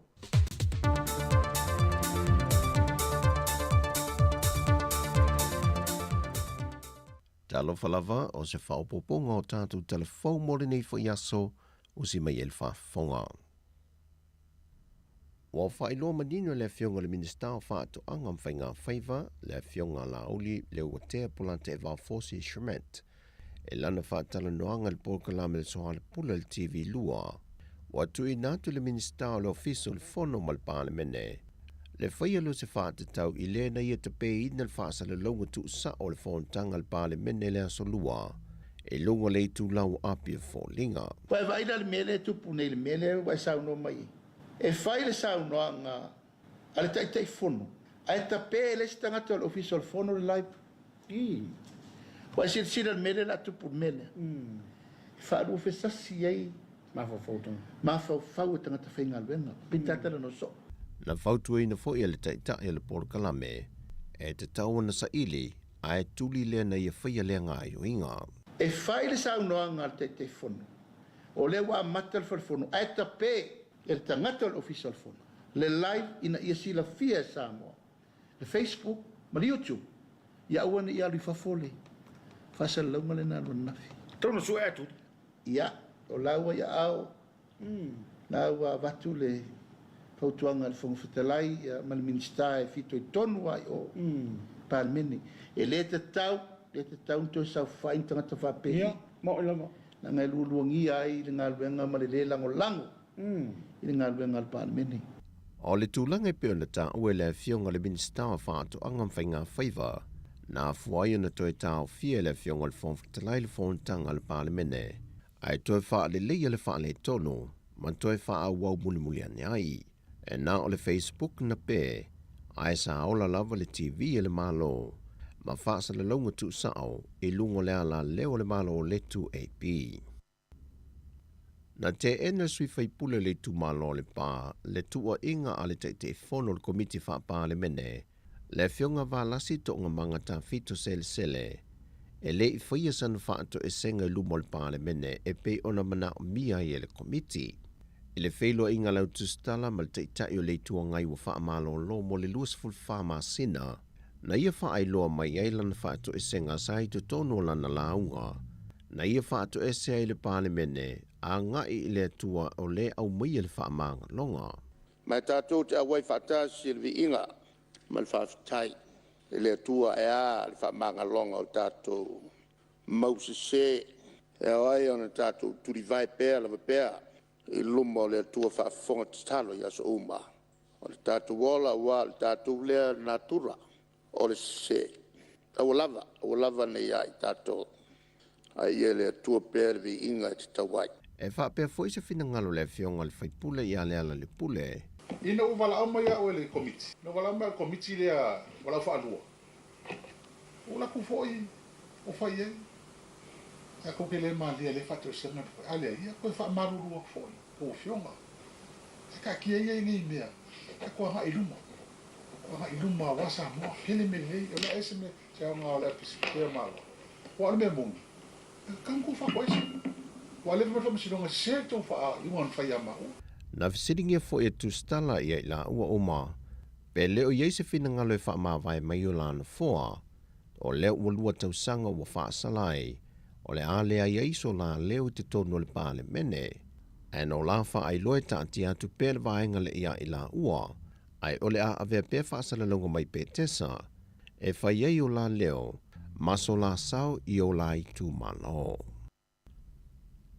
O le soe tau aoi nai e le sui komisina o tanga luenga o leo, papa li i Mona Lisa tia i keti, e seni Australia se wha i longa tau loa, e si tia i le tūlanga mawalunga wo o iailan te tau tua male au onanga, e te mai ta i leo le Pasifika. Whai Lord komisina o leo au pa au longo i Tino Filippo. Lo maranga atu i Australia i le tufanga awards leo lo whai Australia. O lo whapeonga a fia i oi po one of the finalists i le tufanga awards lea. I lalo le pokalame lea le Richard e ka o le Australasia and Women and Policing. O la koulanga e la tau te ilo ina i kulanga fo i tamaitai leo. I tonu le Pasifika Masia. I fia i New Zealand Australia. E whai la tufanga whailonga le i tau sanga uma o sunga le apali le o lo a fielo no suafa le tufanga awards and one of the finals so o le ala na tu wa isa mo Australia o papali i wai au siel tulanga mawa e le Pasifika e lona whaanta oto le ni ala fua wha ale tula fono e lima taita ina isi te mai ta i leo o lo ngā lulu e le matanga wenga. E lua se fulu ni morianga o whaasanga si tamaita i sa moma i Amerika. Le tamaita i atu i whaasasina pe tina tautai, e tua inga o lona whio ni whaasala longa i lungo peng te whae langi, e whaaluma luma i naile tamali anga o se tangata.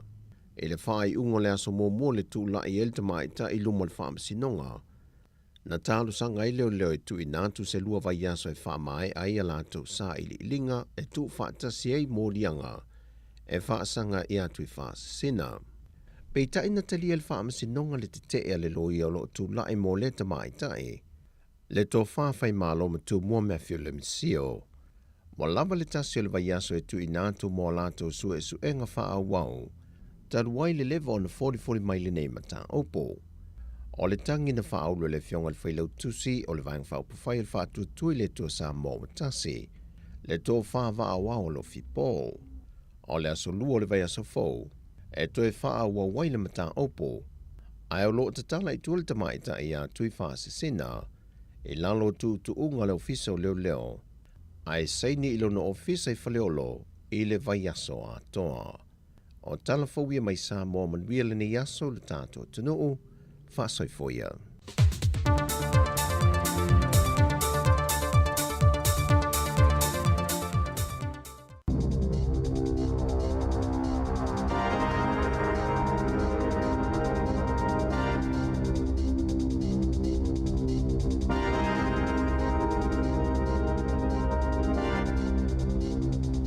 Te whaatala whaatol whapoponga o talafong malisi o whonga le la momo le nei tae ao.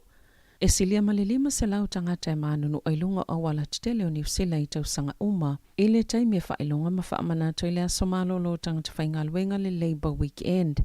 E tu sai ma whaamaumonga fōa le ACC. Pole ofisa o tawi mo whaalavelave whaafua sei o whaamaumonga mai tausanga e lima o tuana ina whaali ai. Sa silia tuma le whani manu anga o na o whaalavelave. I lunga o wala titele e itu la taitasi. O le itu la e whai le afiafia tae au. E o atu i le ono i le tae au le asolua le vai asofou. O le taimi alo ia leo le Labour Weekend po le asomalo lo. Leo le alo atu iai.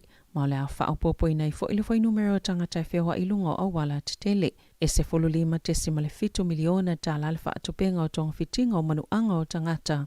I le lima tausanga o tuanai, mai taimi o malolongo le Labour Weekend. Na tawe James Whittaker o le ACC, e ei whai unga se whai e tangata, pe ana nati, pe vai. Ma ua lapata ina ma whautua ina i le atunu ina ia whaatelele taimi e tāpenai. Maanga ia tuai no whanga o lo whaamoe i eile whai unga o le vaiaso. O i lātou eile wāle ta iluas fulmal ta iluas fulwhātau sanga le mātutua. E pito silo na tele a lātou tālo sanga i tu inatu le ACC tau sanga ta itase. Mai manu anga i le a somalo lo. O le ato e whaalavelave na fo i wheo inga tangata Wellington e maisi ai o le tunu o i le so. Ona o solo tite e a masini sua palapala po masine e whaonga i nei whaatoanga. Ia o le a whaia i le so i whaasanga i le malo. Ona o fuafuanga mo le suinga o le tau. O le asu i solo tite e na wa i lea vaiaso mal nei fo i vaiaso. Pe ona i tangata na salva wha i le transmission gali na poloka ai mga ala ma wheo inga. Na wala au le whaala potopotonga e tūmo o tangata whai whaatoanga ma la fumanu le Crown Swell. I le au whai whaatoanga ina ia solo tite e i a ai tite le au fiema Wellingtone. I le taimi o tau mafutanga o le awauli e wala a waile malo ina ia toe solo muli mai a lātou polo kalame i e totongi e whai whaatoanga ma whai la fumanu le ka pone makasa o ona o nolo o sau mai a lātou whai ngā whaapisi ne si po au nanga. E ua tele i fo i whai tionga e whaasanga ia i tō ainga o tite e ona o le lama tia i o soifua o tangata lau tele. E mo mia le tāpena pena pea o tangata o whaatau ma umia i lātou lava whale. Ona onisi tango pasene tului o mō kesi. Le ua valo ia ina leo o atu le 7% mo le tausanga. Ina ua whaailoa i le asonga fua le lea i o se suinga. Po o se pa uo le tau o le soifuanga. Na whaalia le Stats New Zealand i le asonga fua. Le 7% le mawalunga o le si tango le tau o le soifuanga. Wale o titusa maltulanga sa valo ia ina e whaapea. E pa ui foi le ono 5%. O le taimi nei, o lo ia i le tolu 5% tulu i alfaltupe wha leo. Mai le siitanga muli ina ia whaafetau ia le siitanga o le tau o le soifuanga peitai. O le ua valo ia le ono whaupopo le isi 5 maka. I se taimi le o toe mamao. Na ta ue Calvin Davidson o le CoreLogic New Zealand. E ui e te le fo ili siitanga na whai alfaltupe wha leo peitai. E ono toe whaupopo ina. E o atu ile wha pasene o tangata o lo iei mo kesi. Wo ile taimi toi sui e ala tau tupe tutongi. Mai ono whaalua ina le tupe tutongi i la tau e tasi le tau sanga lo whaatu mawai. Leo whaingo le tupe o lo tutongi mo le mo kesi. Leo lo ile vao le 2% le taimi nei. O le sole amata i suinga al tupe le ANC. O tului mo kesi e whaatu mau. Le tupe au whai e tutongi mo le tau sanga. Ma le asi itia le 5% mai le 5.5% sa iai. O le tae au nei leu whaatino i se solo tite e tau si soifua mai ni whale mai umia whaatuma o ti se tolu a le Evolution Healthcare Limited i Wellington e ma Hawke's Bay. Ina wale i se taunu unga le leo whaatala noanga i le vao i tu e lua sfulfai tu la le umio le tite e e silia malelua se lau tolu se fulu le au whainga o tau si soifua mai tutono o le whaala potupotonga tau si soifua ni usila sa whaia whiutanga inga mala kampani mole se fulu lima masina o tuanai peita ai sa le imanuia whaatala noanga pe ona whaawala atu ila matanga luenga o pisinisi whaafotunga o mai fau mga luenga ile asoana nafi. O la lātou whinaunga, ina ia mawani si itanga lelei o tutongi, ma ia o ngā tasi matu utu unga o ngā lue ngā tau si soifua o lo ngā lulue le soifua maloloina New Zealand, le te whātu ora. Ia toe tutongi i lātou ili si itanga ua iei le tau re soifuanga e whetu tesimal tolu pasene. Ia tutusa o lātou tutongi ma i lātou le te whātu ora, mai le luafe lua nga i atu le lumanai, ma ia tutusa o lātou aso malo lo, ma aso mai, e pe o tangata whaingaluenga a le soifua malolo i nā New Zealand, na tā ora so upo tau si soifua, e matua māua lalo lava le ofuna tu inato le company, ma ua o lātou te e naina. Sa whailoi reportia le News Hub, e whapeo le whaipule le uwha mawai malpalemene Kaurav Sharma, o lo langalango ine se tasi o tangata intia whai pisinisi, pito mau o loa i tutono New Zealand, Roshan Nauria, ele i whailoi na le palemia se aso e whaiele whai ngā palo tala i titi mo Hamiltona i sisifo, e mafua no le wha mawai ngā Sharma, sa ye Jacinda Ardern i Hamiltona i sisifo, e whaia whaatau sina whaatasi ma Sharma, a o lumana i le whai ngā palo te tele le luafe luas fulu. Na sauno Ardern na nafi, o lona whaanaunaunga, talo si e toi sui le finangalo le whaipule, ina ia awaine i whaia se whai ngā palo tala i titi, o le tau whai ngā palo tala i ti e tusale maltasi tesi male 2 miliona tala, o ne tupe mau o le au whaila fonga peo na sauno o le palemia, na wha mawai Sharma ma le palemene, ina o yelo na talutonunga o le whaatea o yel palemia mai le palemene wha o ngā ina le tula fono, mo whaipule toi sui le vaenga whaianga iai, pei taina ta o e Sharma, e mana o e wha mautinoa, e ise leo Hamilton e sisifo le palemene, po o i lava e filifilia. Whaato a se fulu aso talo na mai ala whai ngā palo ta pule ngā nu upo whai ngā malo la iti, ai ole ole ato e whai ale whai ngā palo ta la ititi. Ina ua wha mawai Ian Hastwick, o se sui whai pule mole ito malo Westland, mai o atul sfulu li maafe ta la, se vai ngā tupe lau whai la fonga le West Coast, e ono wha alu ina ai, ua whai tio ina e se tasi o sui sa tau wā, Jackie Grant, Lele Imanuia lana tau mawhainga, le ngā yoinga le sui filifili o le pule ngā nu, mana ia tā ua, a whaisale i mautino e Hastwick lona tau aveino to whinga, o se sui o le pule ngā nu, sale e te tau lava na tau wale whai ngā pālota, o le lua i leo whai ngā pālota la iti, e to e whai e le i tō mālo, ina o whaasilsile le asonga fua Patrick McBride, o le i tō mālo o Cray, lana wha mawaenga ono ntulanga tau i lava, le uto e wha atulanga i seisi palo tala i titi, e wha alwa i fo i tupelau whai la fonga, e lua se fulua wheta la.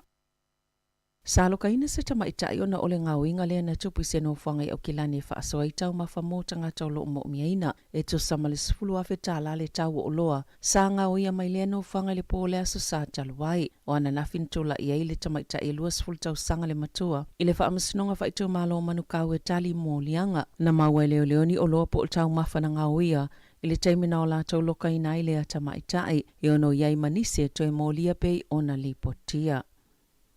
Sa ta ue reporter le News Hub, sa lapata ina le malo ina masina o tuanai. E winga i whaafitau le pui nga male saunga le mui male wa le whaavao malo umalava o New Zealand. Na ta ue le au su e male wha putupatonga whaavao malo. O le pui ngo wheo inga i le ea. O male wa le whaavao malo umalava o New Zealand. E iei vaenga o lo o misi la lato pui nga. Ina ua o lato wasiasi mai le atu noo. Sa ta ue le minister lango whila wa inga, Karen McAnulty. Sa whailoe le au su ni popole nga tele i le ripoti, maana sauno le minister ye yo nā tunga lunga, o na yeini vaenga se lua o lea sa maue le au su le tele o le popole nga o lo iai.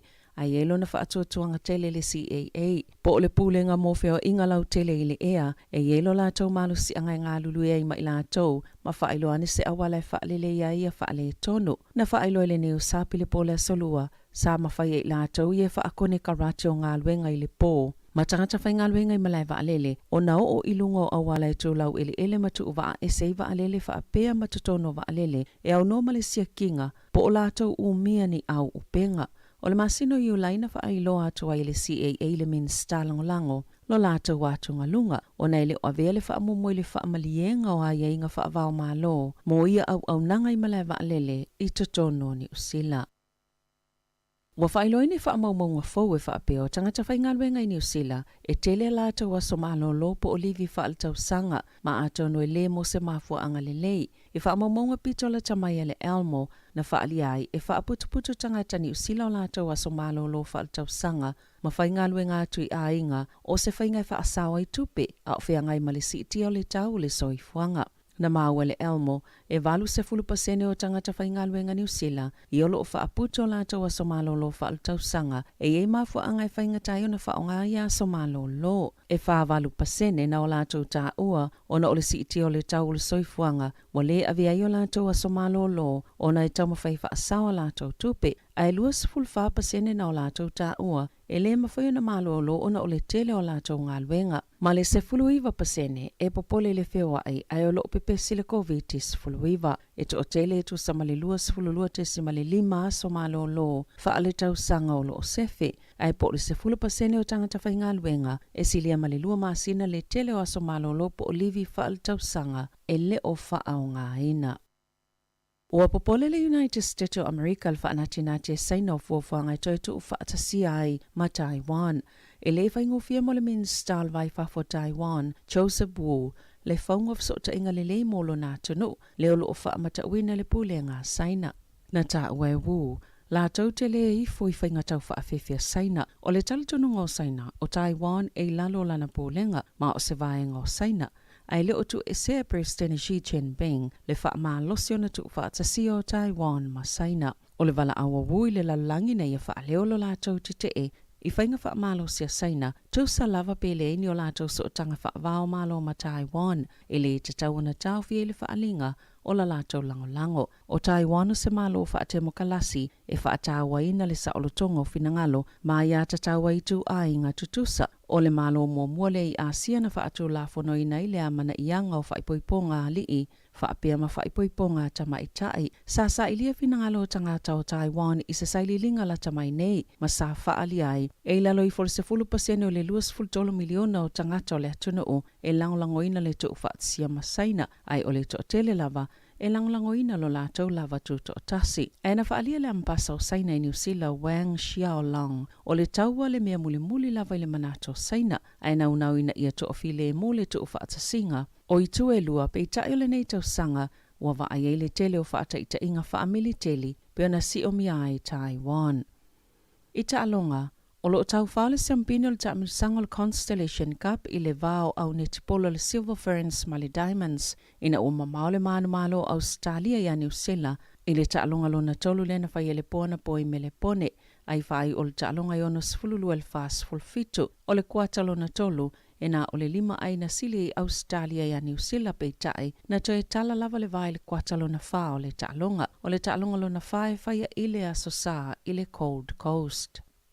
Wa toi whaapopo le kone karate a Rico Ioane ma le uni la kapia New Zealand, ma le awa le Blues i le la kapi Super le Pasifika, whapei ma au kilani mo le NBC, e o atu le whaiunga le tau sanga lua whelua tolu. Wa 5 ta alonga whaitaulia a Rico Ioane mo le ol peleki, e au fia i ta alonga i fast full valu sa amatai le to a se 5 mua. Ta ala whauia ma le si ufonga le lau mua mo le nei vaenga le tai ao.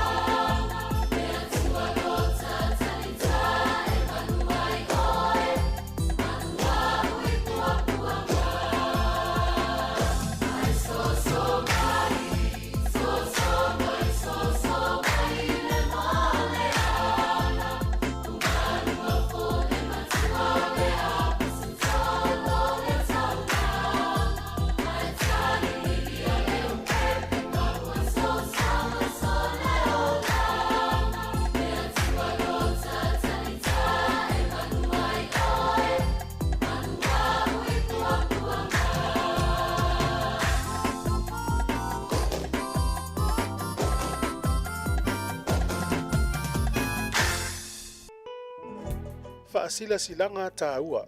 E whamanatu atu i mamalu o tātou au whaafafonga. E iaila ua ia te tau i lalo le tūlafono le Broadcasting Act ta siva valuiva. E whai aisa u whaasea po o se whaitionga i mata upu tau i whaasararaunga. I runga le Samoa Capital Radio po o le si ufafonga o le laumua. O loo au ili lalo le upenga o fisota inga le pulenga o whaasararaunga Broadcasting Standards Authority psa.govt.nz. Ai inga mo le whaia o sau whaasea i se porokalame. E wha manu alia ai lau whaafonga anga. O loo au fia ai vaenga nei, o le ale taimi mawhai ai o na whaia se whaasea, o ai tu ai ngā porokalame mawhai o na whaia iai lau whaasea, o ai e whaao o iai lau whaasea mo le taimi mua. Whaafitai lava. O le tautua le si ufonga o le laumua o lo iai fo i le langolango a le New Zealand On Air. Malo whaftai atu le New Zealand On Air mo le launawina fo le tautua le si ufonga o le laumua. Ia malo la whaftai mo lo tau silfia lo i le langolango lea i tātou tautua. O le taimi le ulos fulima minute wa te nei leiva. Whano nola foi vavai atu stasio kalapu i longa i tono Peritania, kalapu lea le Wasps. Ia ua se lau ono sfurfitu tamata alo kalapu loka pilea. Mai la tau e ngā lulue i tono ofisa o kalapu nei. Ua wha malo lo nei malato ngā luenga. Eoi. Te le whale tonua, te le o nei tamai ua whaina i ngā luenga i. Apena foi la vai atu kalapu lea le Manly se iko si tonu o Australia kalapuriki. O fa malo lo fa yaonga. O ila toula yesa nga lo me fa yaonga. Le wa suil fa yaonga fo. La fo lo fa malo lo to i mana tangata ia. E pei ale le ale tonu unga o talonga kalapu ma le leiri vai ngo tulanga tu pe ia o te loe so lo le lei fo i no me o ai tangata ia e ta alfa professor ile o mau tu fo la tonga luenga me se le fo ia o le te le o le afianga o le lalolangi le taimi le tama ai ngo lo langi atoa ia le fo amata na afia i tu lango nga luenga me se la toe mo ala tonga luenga tonu talonga fa professor.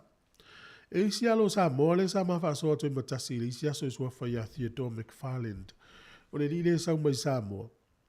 Ma wala lan kalapu i Peritania lo ta alo kalapu na i go Saracens. O le tiva tu le tayo nei tu so ye le tamata alo. O le tamini sanga le a Peritania il masino setema. Te lo ava pe inisio le tunu fa fo mai moi ta lo ngai sa mai fa fo i Peritania. La kapi. E na to vailet kalapu le Saracens. Na le ta alo ile au so fo ile avuni pola le ta alo le Engeland. E yei male la to captain a Engeland da ta alo second 5. Ya o le la ta alo male alo le sa mo numero o le mata. Ina o le ta alo le tangata le so. Al mato i manuia ya al manu sa mo sta mai titi le wai. Ale le ta alo tangata ya. E tau va mo kalapu ma tu ula tu te fie mo.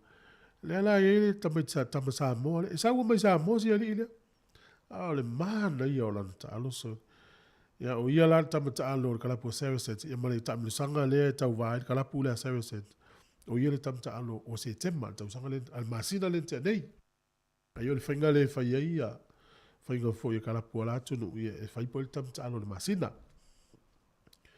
o nei le fa solo ia solo te e al vanga le fe i palau fua ia fua ngol le yaso ne ya faina o le na mai ni si o alo tamali i o tato tunu o ngā lulu e no pasi ia wala e alo e fule le ui ese a le ui ai ia o no lo fewa ia i mafa o ngā e solo te ia te le fo ile a faina o le fewa ingol le yaso mai si la tau e ngā lulu e no o Ubers, taxi, couriers. Ya mga luenga mal pisa wa mal maloane fo itai di taulanga ia malisi va ko ni usile so te nei o le na usau fo nei di tai au ai fa ilo i tala tol malala kapile novs o lo la ia ile tun u la wala le i fa u le va yaso ya mata tai au io no tapena nga le ula kapia Wellington sa mo fa mlatu le limas furu tausanga o lana taluna whaavaina i tono New Zealand. Ia le lopor kalapu pitsili le na umi na whaavaina New Zealand. O limas furu tausanga o kalapu lea Wellington e Samoa. O valo anga yo te vai lau papa le tusi i la te lima afe tangata e wai wha moi lea. Ina winga la mo tātou e whio ai. Ia tae ao po o male aso a meso i pole asto na i pia le hale umi le whanga soloi. Ia tau whai alo e se mai le awana lea ai ui lisi awana na le ui foi tua le Champion Street. Ia pe wha ngāru ngon moto wei lea ta amilo na i waitangi rua pe a whai o i Wellington. Ina ia waina i tō poloka i le awana lea. Te lo foi la tele la paka se nya mantua e fewa ia la utus paka le City Council te o paka a te o ticket to ta vale ia i taimia fa fa mo ile Wellington e Samoa o le tal se fulu na i fa fianga o fi pese tal se futasi ma ora veno tal normal songa sua te lenga fa mo la malo ia walta to por kana mil tu la fono songa bueno fa fianga de taya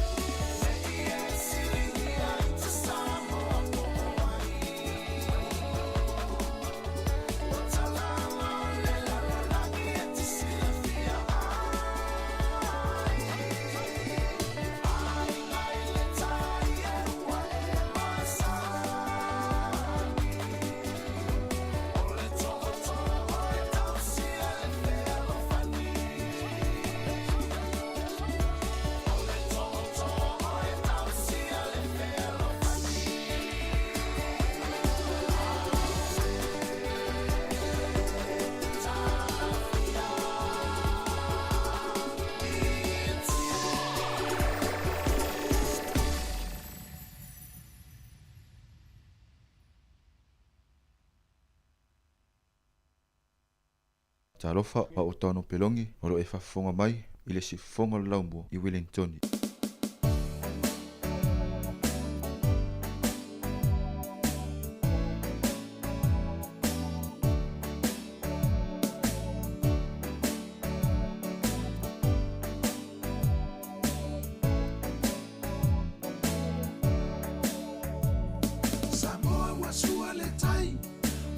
tafetele mai le Jerusalema fo ua lata mai ngalue matau mafai be ete sao iai ya Yesu o le alofa fua mai Samoa wasua le tai wa tafetele mai le Jerusalema fo ua lata mai ngalue matau mafai be ete sao iai ya Yesu o le alofa fua mai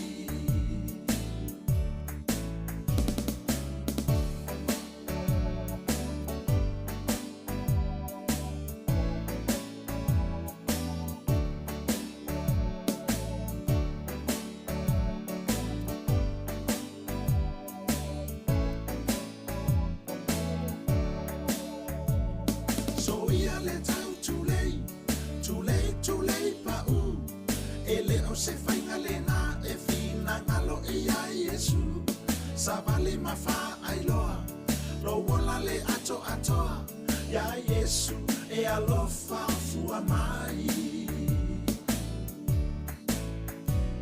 So ia le tau too late pa u Ele o se fainga lena e fina ngalo e ya Yesu Sabali mafa ailoa Lo wola le ato atoa Ya Yesu e alofa fua mai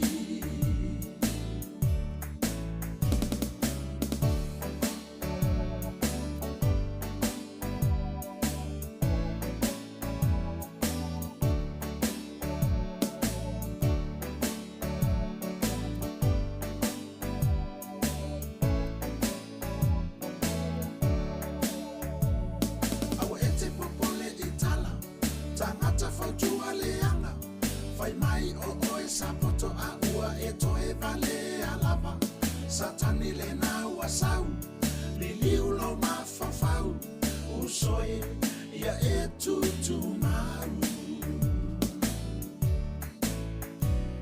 Awa e te popole itala Tangata fautua leanga Fai mai o oe sapoto a ua e toe vale alava Satani le na wasau Liliu lo mafafau Usoe ia e tutu maru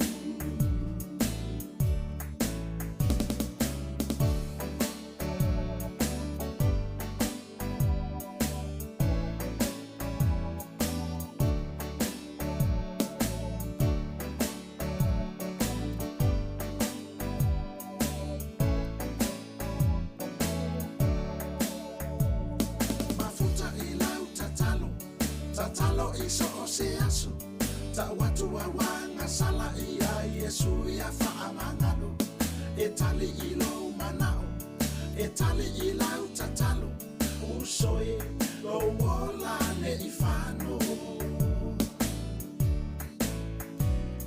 Mafuta ilau tatalo Tatalo iso o se aso Ta watu wa wanga sala ia Yesu ya faamangalo Etali ilo manao Etali ilau tatalo Usoe lo wola ne ifano Ai whianga malesunga mesi luki sua le nā So ia le tautu lei Ia o le fautuanga le lei fo i mo Tā ua mo oe ma O le tautu lei Te ele awhareiva To e luas fulua minuti ana tāne o le se fulu E iei le tala mana ia sa u matamata i TV na u toi whaitau a tili e le tala lea. Antua iei le upenga of sota inga lea le social media le tau le TikTok e fie i ata maiti la haiti, la unga atu pulanga na haiti. I to tonu la o suria manu matitiva ia iei na i tangata ia e matitiva i taua, ma fu meo no taua no ulan no fua. Ua whaongala i nistangata la uala leo le aisi lungo le TikTok. E mai se ana i ainga mativa. Tu sa o lai sa o le wha moe moe. E mo i ele au tau wha valea. A sa o pe ale PPC. Le na o ale TV le apele tani o le PPC. Pu e mai. O le isi ali i. O lana le ngā luenga e whai. Wa ele ngā whatia na i ainga i telefoni. Wa anu le le ia mai lana telefoni. Pu ele le ele aisi ngā si ainga mativa lea. O le mela e o fo ele PPC mai la tau na whaia i le tala lea. O tala fata ita. A whai se lauta la le te fua ia mo si a hinga mahatitiva lea. E o le tupe i ona o le sifuru mo tupe tā la. O le fata inga pia o le pauni pe le tā lina le na lafo le PPC. Se i whai e lato fata ita inga. Se lau ma le iwa tā la pauni na lato la fua. Fitu sifuru pasene o le se lau ma le iwa tā la le mau le TikTok. O le isi tolu sifuru pasene. E vai ai le fale o loa le tala mai le tupe. O le tangata le ana le telefoni. Ma le ainga. Uma e na o le sifuru iwa tala na o isi ainga mahatitiva lea. A iwa sifuru tala le na vai. Ia e fitu sifuru pasene na ave le TikTok. Tupe de tongi e le fale o loa tala mai le tupe po le fi. Ia ma le tupe le tangata le ana le telefoni. Tato vai la tatou le te leo le fale tonu. Ia na lana ula pta ia tu vai o se ai se tangata o ai oi mai fiola se sinu o lalangi poni usila e a wala mai TikTok a e fo ia le se furu tala pena le tasi tala o ye si ai ngale a e fo ia le se lau tala pena le furu tolu tala o le ai ia a matata to mata la i vai nga fa pe o le o nanga TikTok lo tu fa ia tu ai le sa fa ia fa te inga le PPC o tātou sa moa le tautonunga o tātou tangata fōlau, tangata malanga. E ile sa ili ringa fōlea na umai nei e au ngā mō tātou. O le ale vai teimi e ta tau ina e su ea sau pāse se tau ngō fie te malangai. O le ua whaari mai i e su e su enga le na mai. A e man na o e sau pāse se tau ngō fie e tau na lua maa sina e te wa ai e su e sau pāse se. Ia e whaintai na e whaimtalai le au mātua le tala lea.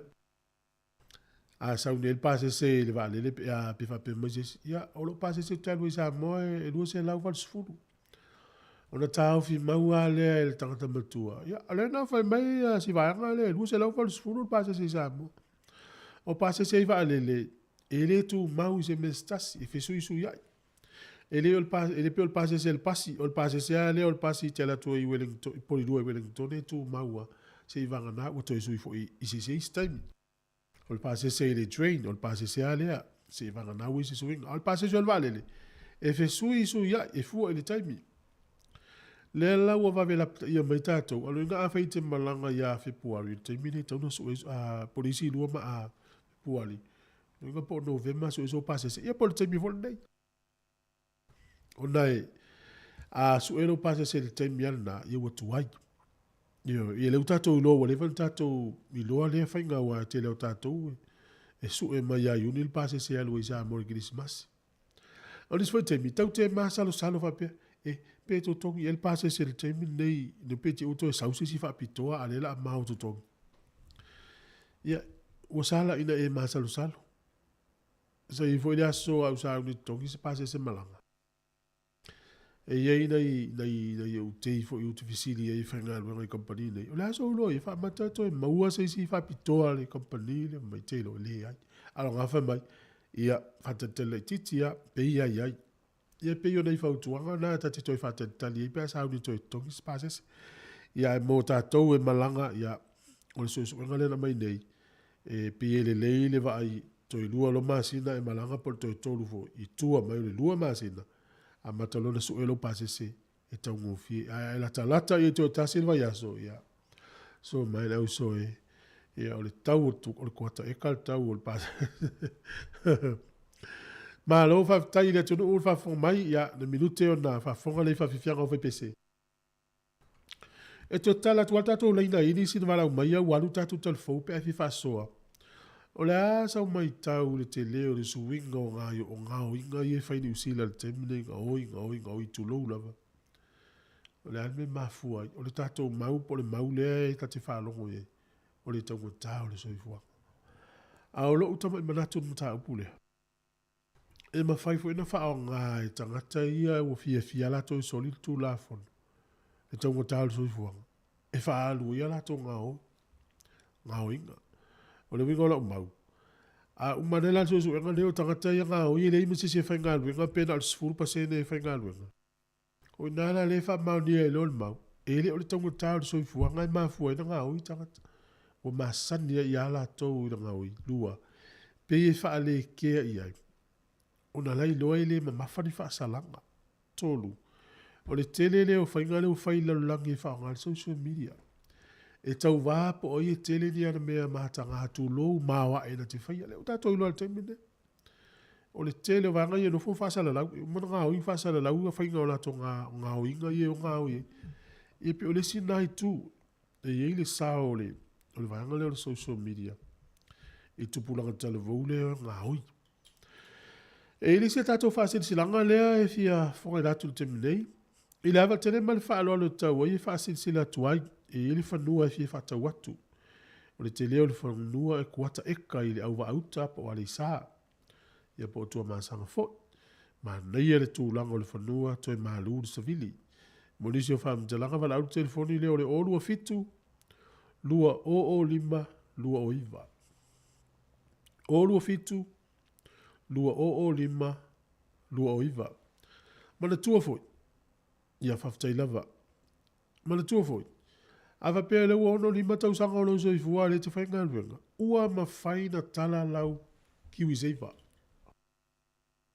a whaila e ono sifuru a whelau kiwi seiva ua ma whaina tala uma tua lau kiwi seiva a e te whainga luenga pēr le lo poisi a ingo pangatia nei teimi le lava le whasoa a o lea a ingo lo istanga tauno lima tau sanga le matua po le tamaa po le tina ai o la e whainga luenga lai mauna na maalosi o lai fie whainga luenga o ma whaina tala lau kiwi seiva ia lo po lau kiwi seiva na whaatau ilo whanua le te malolo tu isa moa pēr e le toi fia no foi ni usila ia ma e vai o le tau o le te leo le whanua e kuata eka o le numela e mau ai le o e ana le whaasalau o le olua fitu lua o lima lua o iwa ia whaftai olua fitu lua o lima lua o iwa malo lava atalo fatu foi na pasi o lo whanongonongo mai nungo le wala malo le o sa ia o tau tau mo tau le tele o le mau te te e mesi ana e pasi Wellington e le whatu e lau tala tele o te te e ia toi ti aso uma vai aso uma son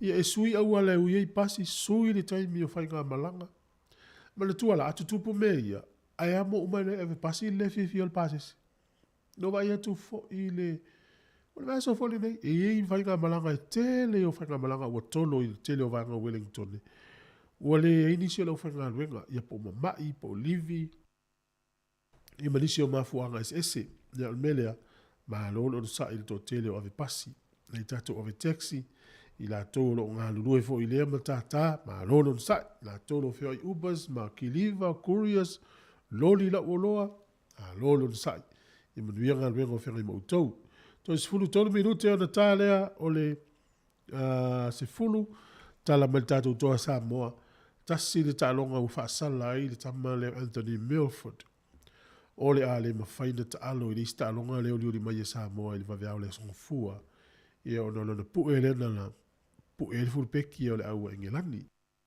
ia e pauna le tala lata mai le tatu au te lofo e maua lisi o tatu au a le o tae au po le stonai ia mau mai tae au ia na longa atu fo i le mau lau tau silfia ia ai momoli atu le whaftai ma le whamalo i le tuno ioi e se le matango fia o le tau i nei i porirua le mele flato i tatou whaasele launga. Ia, la tasi tatou pese, ma whiwhianga le tai au, ma le au le sei.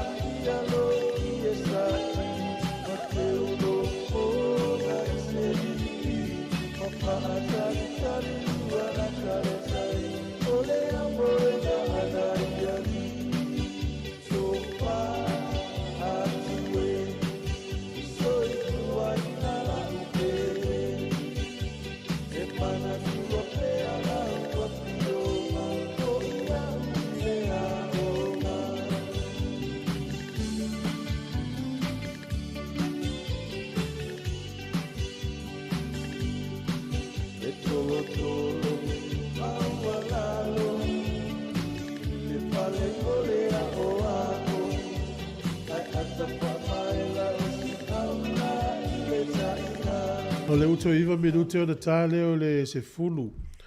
Ai le ua o mawai atu le kalenda o le whaasolonga o tālonga le ipo laulangi o Samoa le la tālo ma le aua e le ipo Greece. I le wawiao le asonga fua le se lufu whale o le masina i au kitopa le asa malolo. Nono winga fitau le leia ma le asa malolo. Lima le wawiao le tālonga lea. Tāo le lima le wawiao le asonga fua. O le tālonga muli o le pulu le por kulupu le i Samoa le stolus furutasi o kitopa. I o le asonga fua atu o le tua. I o le taimi o le ono i le tae hao. Ia, nono winga e fitau i le malisi e maanawa mai le tae hao. Nisi a matele iwa fitau i manatou. Ia malisi fo i malo lo i le tae hao. Lea, a malo Samoa i tālonga i lua. Ma whaina sao atu i lunga i le quarter final. O nono winga la, whea tatou whapea. E ma whaina wha ngalo le tālonga ma Engelani i lea na tātou le fia pena to tele nisi na le fia i le tūlanga na i tālo le au. Ai tātou wanga i tālonga i e lua. Awa noa i lo tātou e alu nunga i le quarter final. O le ala te le awa noa o le tātou au. O le sa whaini tālonga whawewela ia ma le au Engelani. Ono sifuru le ono. Ai tu sa o le tālonga lea. Ua ufi umai le tālonga le te leo le whale tonu na iai. Ia tāpe nanga Engelani, i le taringa malo, i le tala ina o le World Cup, mana tua ata tala se polo Rimpeka, Commonwealth, o le World Cup, o alawa tālonga tele au o le peiole. O le atunu u le tari malo, o la tūle mtawhai oi e whaile opening ceremony ma le closing ceremony. E matua le lei a le tālanga o tālonga le ipo lalang. Te le whale tonu tūlanga o sota inga o me fo i tonu o le malae. Ia le nā whainai. Ia nālu wha ua ia leo tātou tālonga i le waweao nā mō nātou sa mai moi. Ia peila ua ufi umai tātou tālonga le whale tonu o taringa malo Engelani tālonga lea. Malo Engelani vai me mwhai. Tāu sia le closing ceremony ia le lei. E wā le lei. Ia te loa Australia po New Zealand leo tāpena ia ua tū le. Whai ungo le tamirisanga. Ia na malanga mailo le ipu nei whai tū le nei fo ila lulangi. Ia ua pio le ipu pio Australia pio se lato ipu. Tapena foi ni usila. Ia le tamo whai au elua au ia al Pasifika iei Papua, Cook Islands, Tonga, Fiji, Samoa, Sole, e malo losio au al Pasifika. Tāru si ia, taurunga join polo karamel ata o le tai au. Ai wha uauna i whawhiwhianga o pese whawhitai le tunu.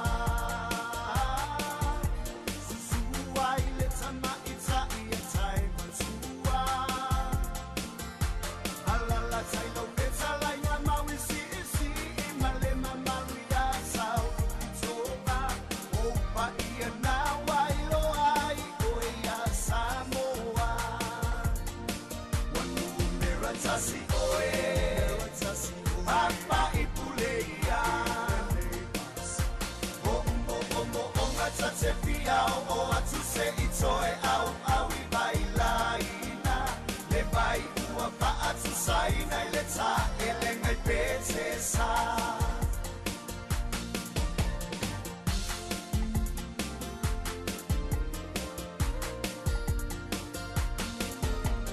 Papa ua tu sia oi talo sanua Fau muina liunga o lau minisita Fau muina tau fau ia tati pangai le ngangana sapoa O ni matati a ele na wa uma e tangata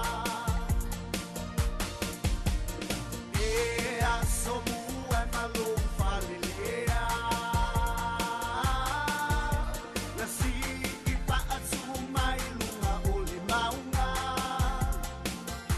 Si o ulu ue o te nimitai o tala anga ia Samoa Ua I longa o e I loutu mai ma tila tila Wanu mera tasi oe Apa I puleia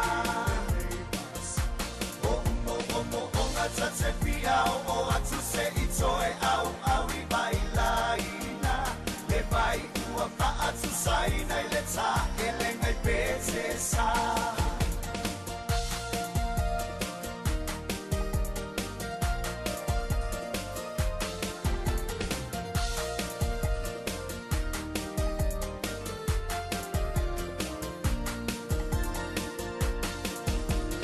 Nau lava o le loto I lo tapa asilumana Le malu o bailo a le ingoa o le toa E ui ina nofo mai nuku e se a o ita o le tamale ele E ala po I lea o te ai ai uli ai ma o pese pese Wanu mera tasi oe Apa I puleia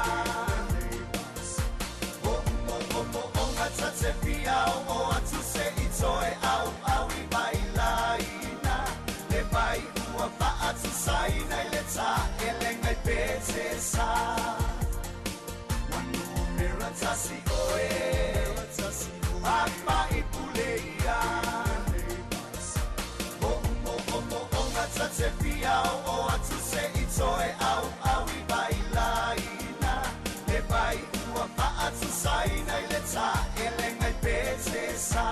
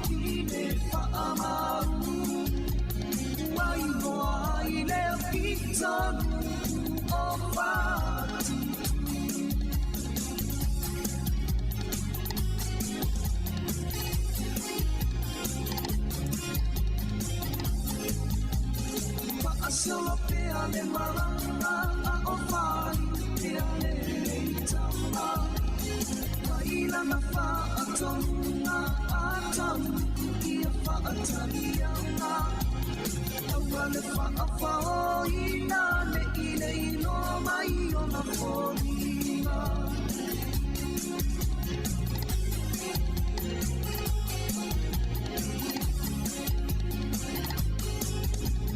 Mahali ito umasawi mai ole atani na masua Nanilo ilo no pinangalo se paala velame o isipana talai mai loa le whiringa maua Sono le alofa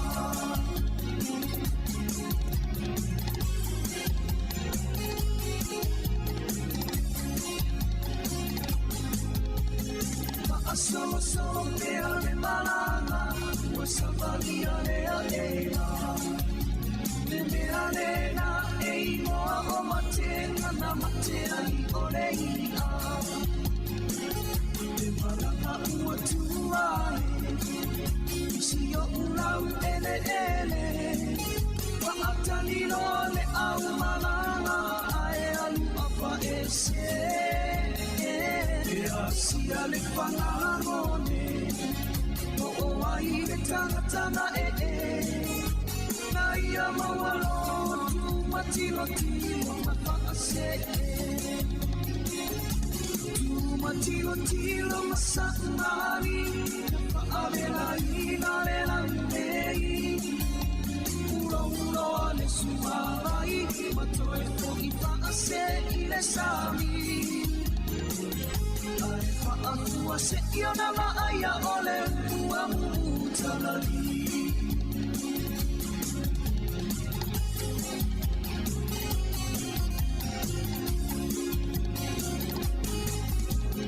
Ei ai fo ile tasi upu e fai isi o uru Ei ai oni mea o tatoe o oni toe o samone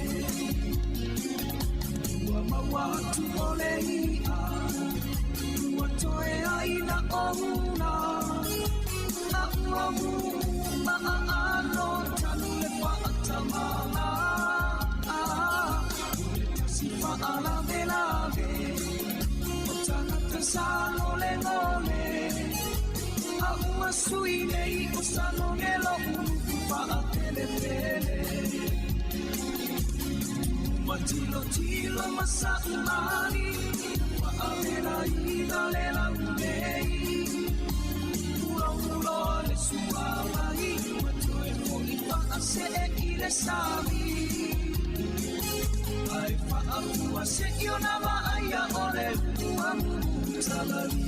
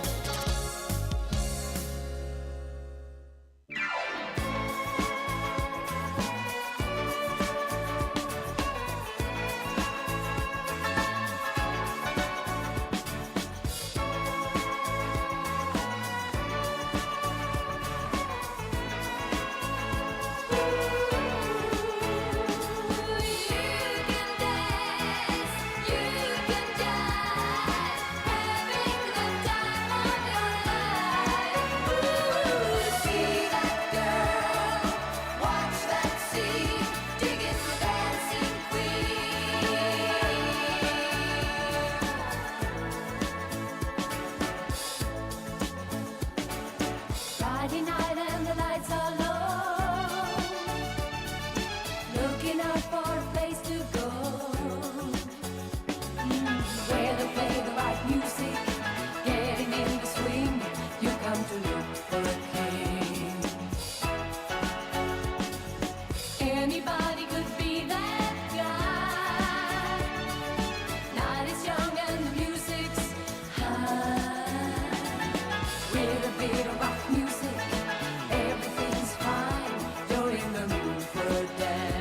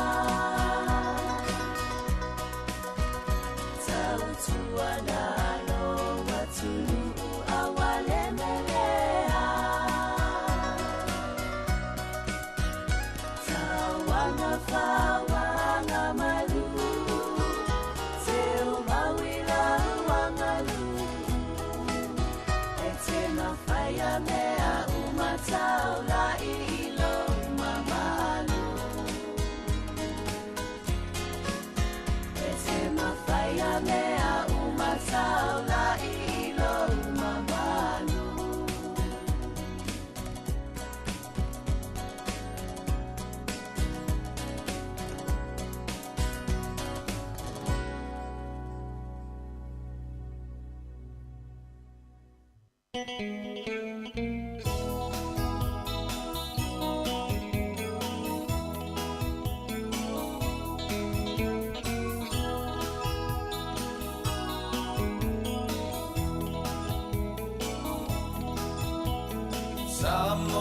e se I e whafafonga I nei mau mea ua tutupu He fia pa I mai e fia whaata I tai I le lasi o nei a upu O whaa upunga whaa Samoa moni e manino iai o so se nupu Ai talo whae ua e tua I mai wa e saua e tau tua mai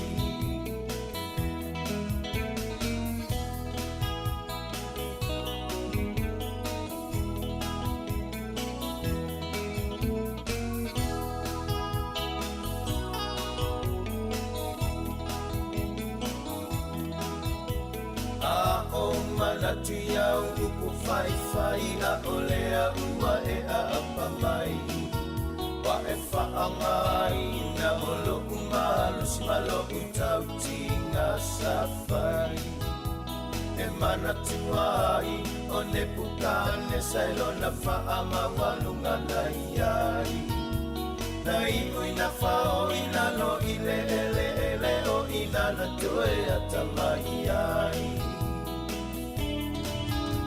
Mali e ia la whaafofonga Samoa o na pangolo o whaano anoa Amasua tu lava fo I ua uma o te leto e fia manatua le Samoa lea E whaabae I lea tua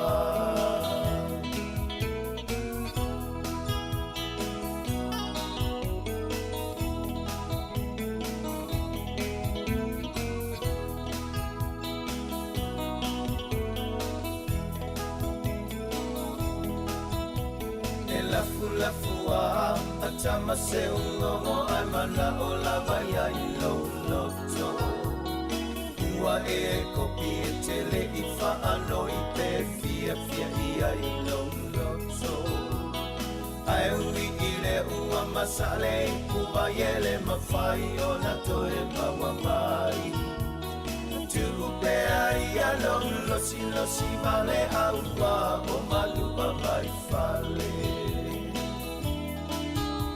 Mali e ia la whaafafonga Samoa o na pangolo whaano anoa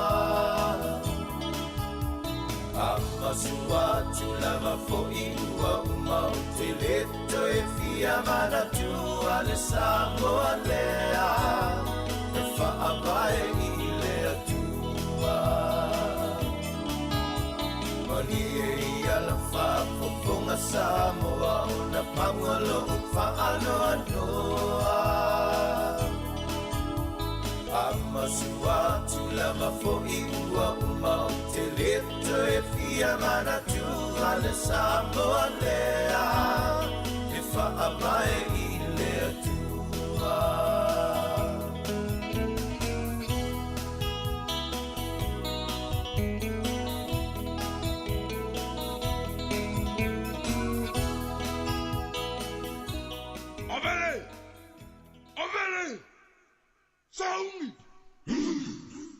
Tamalela ma'alili e tato I o vitana Tamalela ma'alili e tato I o vitana Tamaole puatano fotango I o faiva Tamalela ma'alili e tato I o vitana Kai kai au po fe ala mo fu mau se ka mai ko le pese le lo olo o mai le au a menelo o pe ko fa makala me ka malulu le me ai sa sale mau sa fa sa la ta hey awangi e kuku la ta e ia lo kang I masusu e umanga fasiele kai a e kingole alo fa ia lava lo on sai umalanga luenga bene savali ngi pa wai ko ka ua ele pai pasa o le maunga o vai wala ta mai tipe sa mal fa un shampoo passe il o fai tinge ia le passing au kuku a eika o a o solo mali ke gangi ai a kili e fei mai ke fia paali.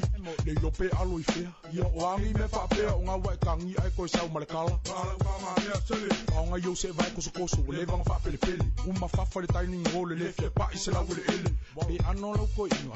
E ai ma se se fefe. O kele ilo ai pau ya. O le mofu mau ni a hele. Tamalela ma alili e tato I o ritana. Tamalela ma alili e tato I o ritana. Tamaole pua tauno fo tango I o whaiva. Tamalela ma alili e tato I o ritana. Ai se mea I leanga I lou elia e a kamai.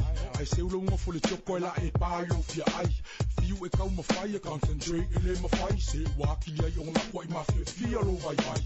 Oso mai ma le fiu, pa oso se mai ma liu. Siaki mai ngale mai, I kua I pulu le ngā liu. E pelo fo iai le pelo al pankama kua I ma onga. Sala fasi ka ngale povi, ai le kukongo le poku a onga. O fika whai uaso, e pei ni fika mai kanana.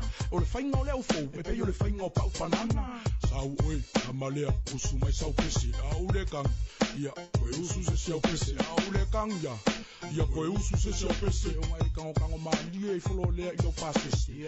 Umai lo lima, pa mai sau akanga, e kawa mai lau kama, ia moria la le la amai. Ia isko fale o loali. Ia ukei, kai au sau masko kola e, mangi pipei. Ia iman ko o fingo finga le naiki. Mai mas TVT foi ngale a plus almighty.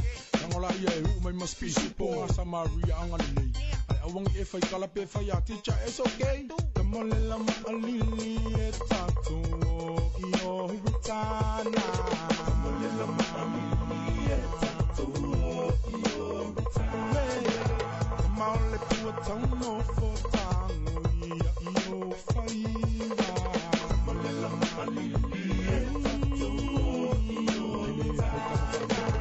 Maula o onga ma me ke mafau fau iai o se flenka la skala moenga o mafaka kau iai o le pingo le kala o me ke lulu ki pepele o ke le fo nga o manguia ma me ke selsele fa nga fa sawa ia mai soli kula fongo e ke selsele puponga e pe se mai solo pa makuno fu mau do ia vele fa mai example so skolisi polo masava I mai kaulanga kau le tanko o le kau silfile mu e va fa e ia le anko ta rock ele triple H le fia makulu mo yo rampo nga ia o le meo lang ese mai a onga aku ua fika wikai e whiloa I mawhakalofa kalikali e mapoka ia pe laka pipe soka a onga wha ma vai mo I whale e misi a ufa kolisi e o salafai tato I o ritana Samoana tato I o ritana kolisi e tuluai ule tato I o ritana Samoana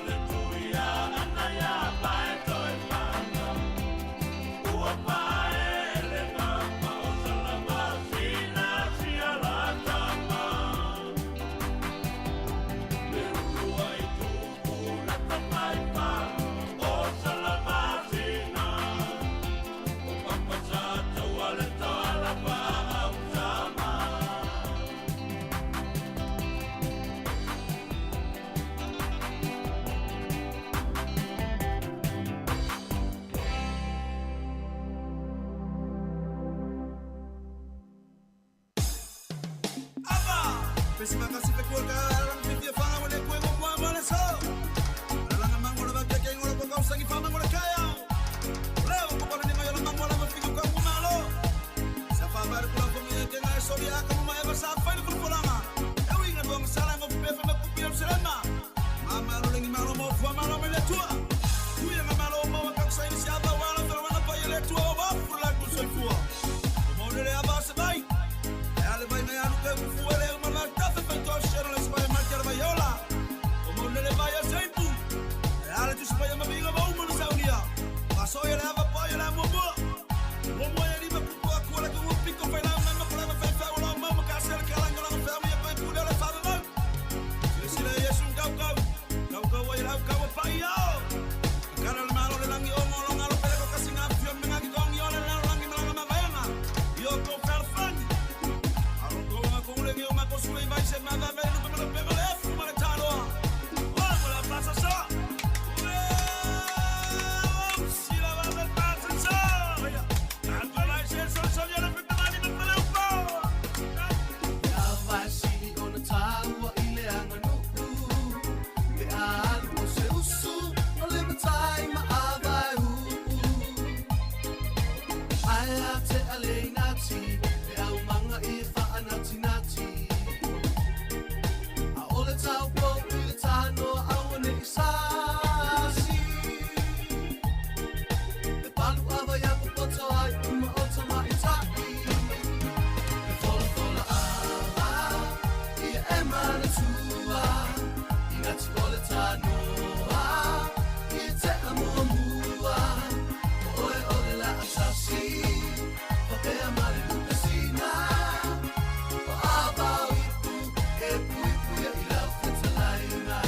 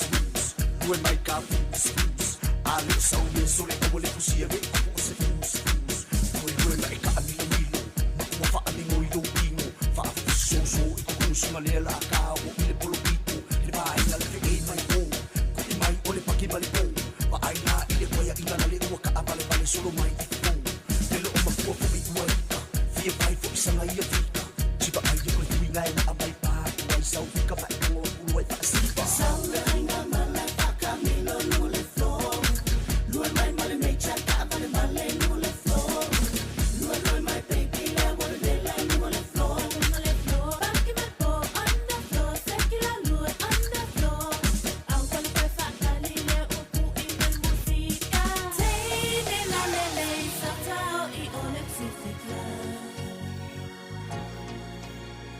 Tama au lele Satao I Uporu, mangomo, sama ima polima Kuila mamangua seki au fika lue mai ile musika Lue fa lus, lue mai ka fus Ale sau me sole ko le kusia ve ko se fus Lue mai ka amilo Wa fa amingo I do pingo Fa so so I ko sunga le la ka o ile polo pipo Le vai na le fe mai ko Ko mai ole paki bali ko Wa ai na ile koia ina na le ua ka abale bale solo mai Le lo ma ko fo I ua Fia vai fo I sanga ia fika Chiba ai ko tui ngai na abai pa Wai sau fika pa ko o wai fa sipa Sau le ainga mala fa camino no le floor Lue mai male me chaka vale male no le floor Lue mai baby la wale de la no le floor No le floor Baki me po on the floor Seki la lue on the floor Au kwali kwe fa kalile upu ime musika Teine la lele Satao I ole psifika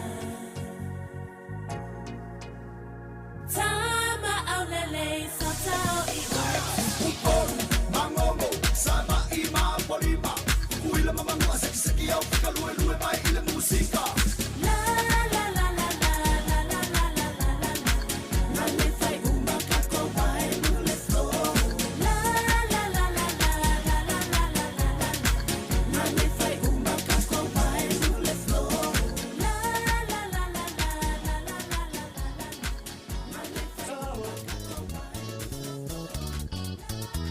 Tao Oh Tao Oh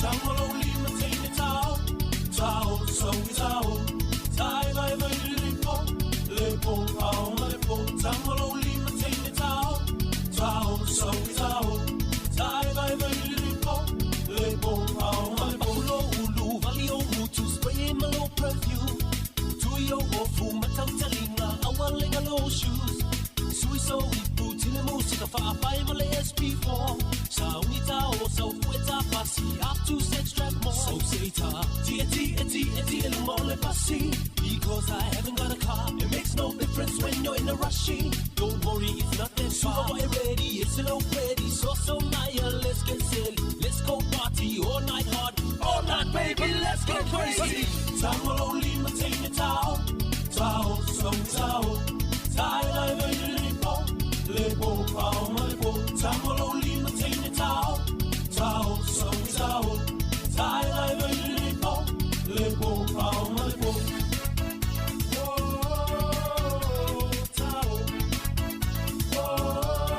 Looking over here, you in the nightclub. The M.O. begin looking world into love. Now my name be about to tell you with a boss. See a fly girl looking all so hot. Would you like to dance? Would you like to dance? Yeah. Girls will never rest, so come on, let's go. The night is young, so we can move to the beat. Here we go, y'all. Come on, baby, let's go. So tight, see the save us slow move. Me know, my close so we can see the to the turkey groove. Mamu might take it. Where do we go from here? That's right, baby. Ooh, yeah, baby. I like it when you touch me there. To my low talinga, I follow. Wa umale siva, I saw lotao. Olopo fatali, my boys, if I fall. Tato ile super fa umale.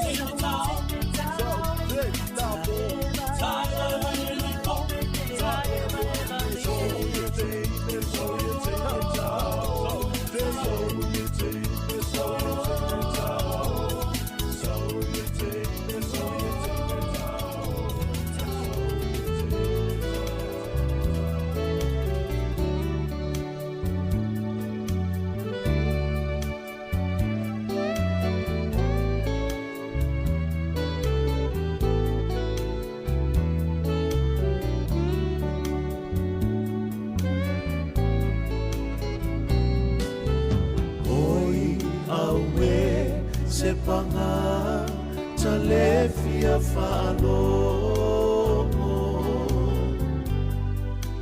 ileta itani mai one ilongo e puila va ina o se fai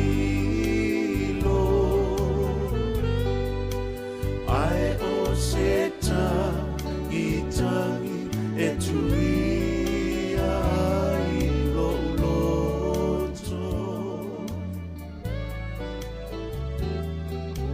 ta ifa anoa noa e malingi loimata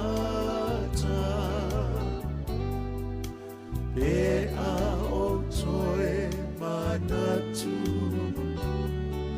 Ile mafutana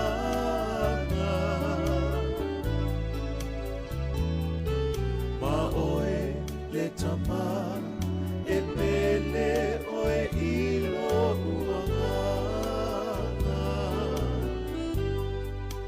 Tatoe fiama ayatu Io foliga ata ata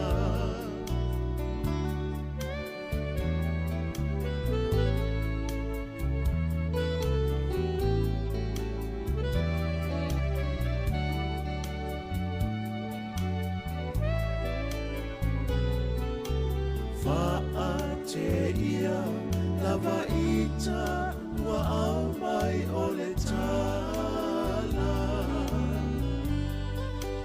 Ia tatong ono sai Ia mafana fana Valeau Samuelu wa amia eletua leanga Fa'amuta elea tua Galuena Ua mapu mai mafatianga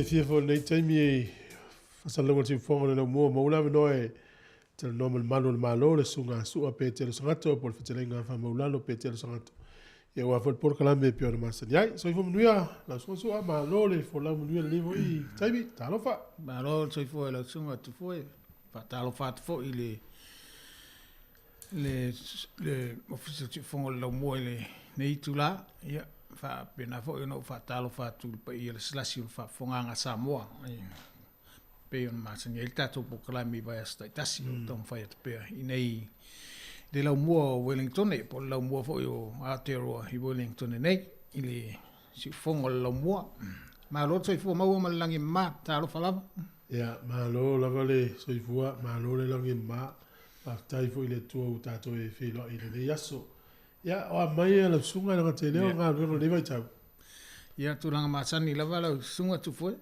pe o le ba nga la vale i le me o nga lue nei o wa matala monto e fo i lava i le tu langa sai ai ele i o mai le fa mai le ia nga yo inga fe malanga inga o ia nei ia me se fo i o sa uni atu le sa uni ni atu fo i pai te mi o kirismasi wa si singa fo ia a inga i o la tu a inga ma warm whanau, po mātua fo.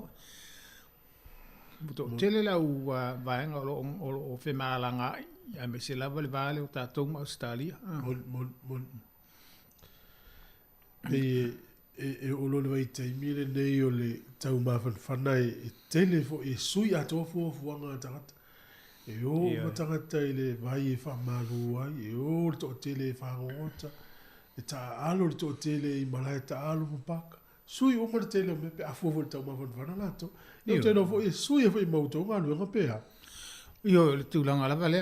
Pe o le tau malulu e si fo nga yo ingo le tau malulu ia pe o le te o tele o le malu le tunu e le tele na pe o tonu lava o maota malawa e tau tupu mai fa fita au di le ala yo na vala au le tanga luenga po le ofisa o le ole. Ia pe o le vai taimi o le tau mawhanawhana. Ia o le maana ia o whafo le sāwali wali o e vanga ma tā whaonga. Ia o ina fo i ono tutupu mai whawhita auri.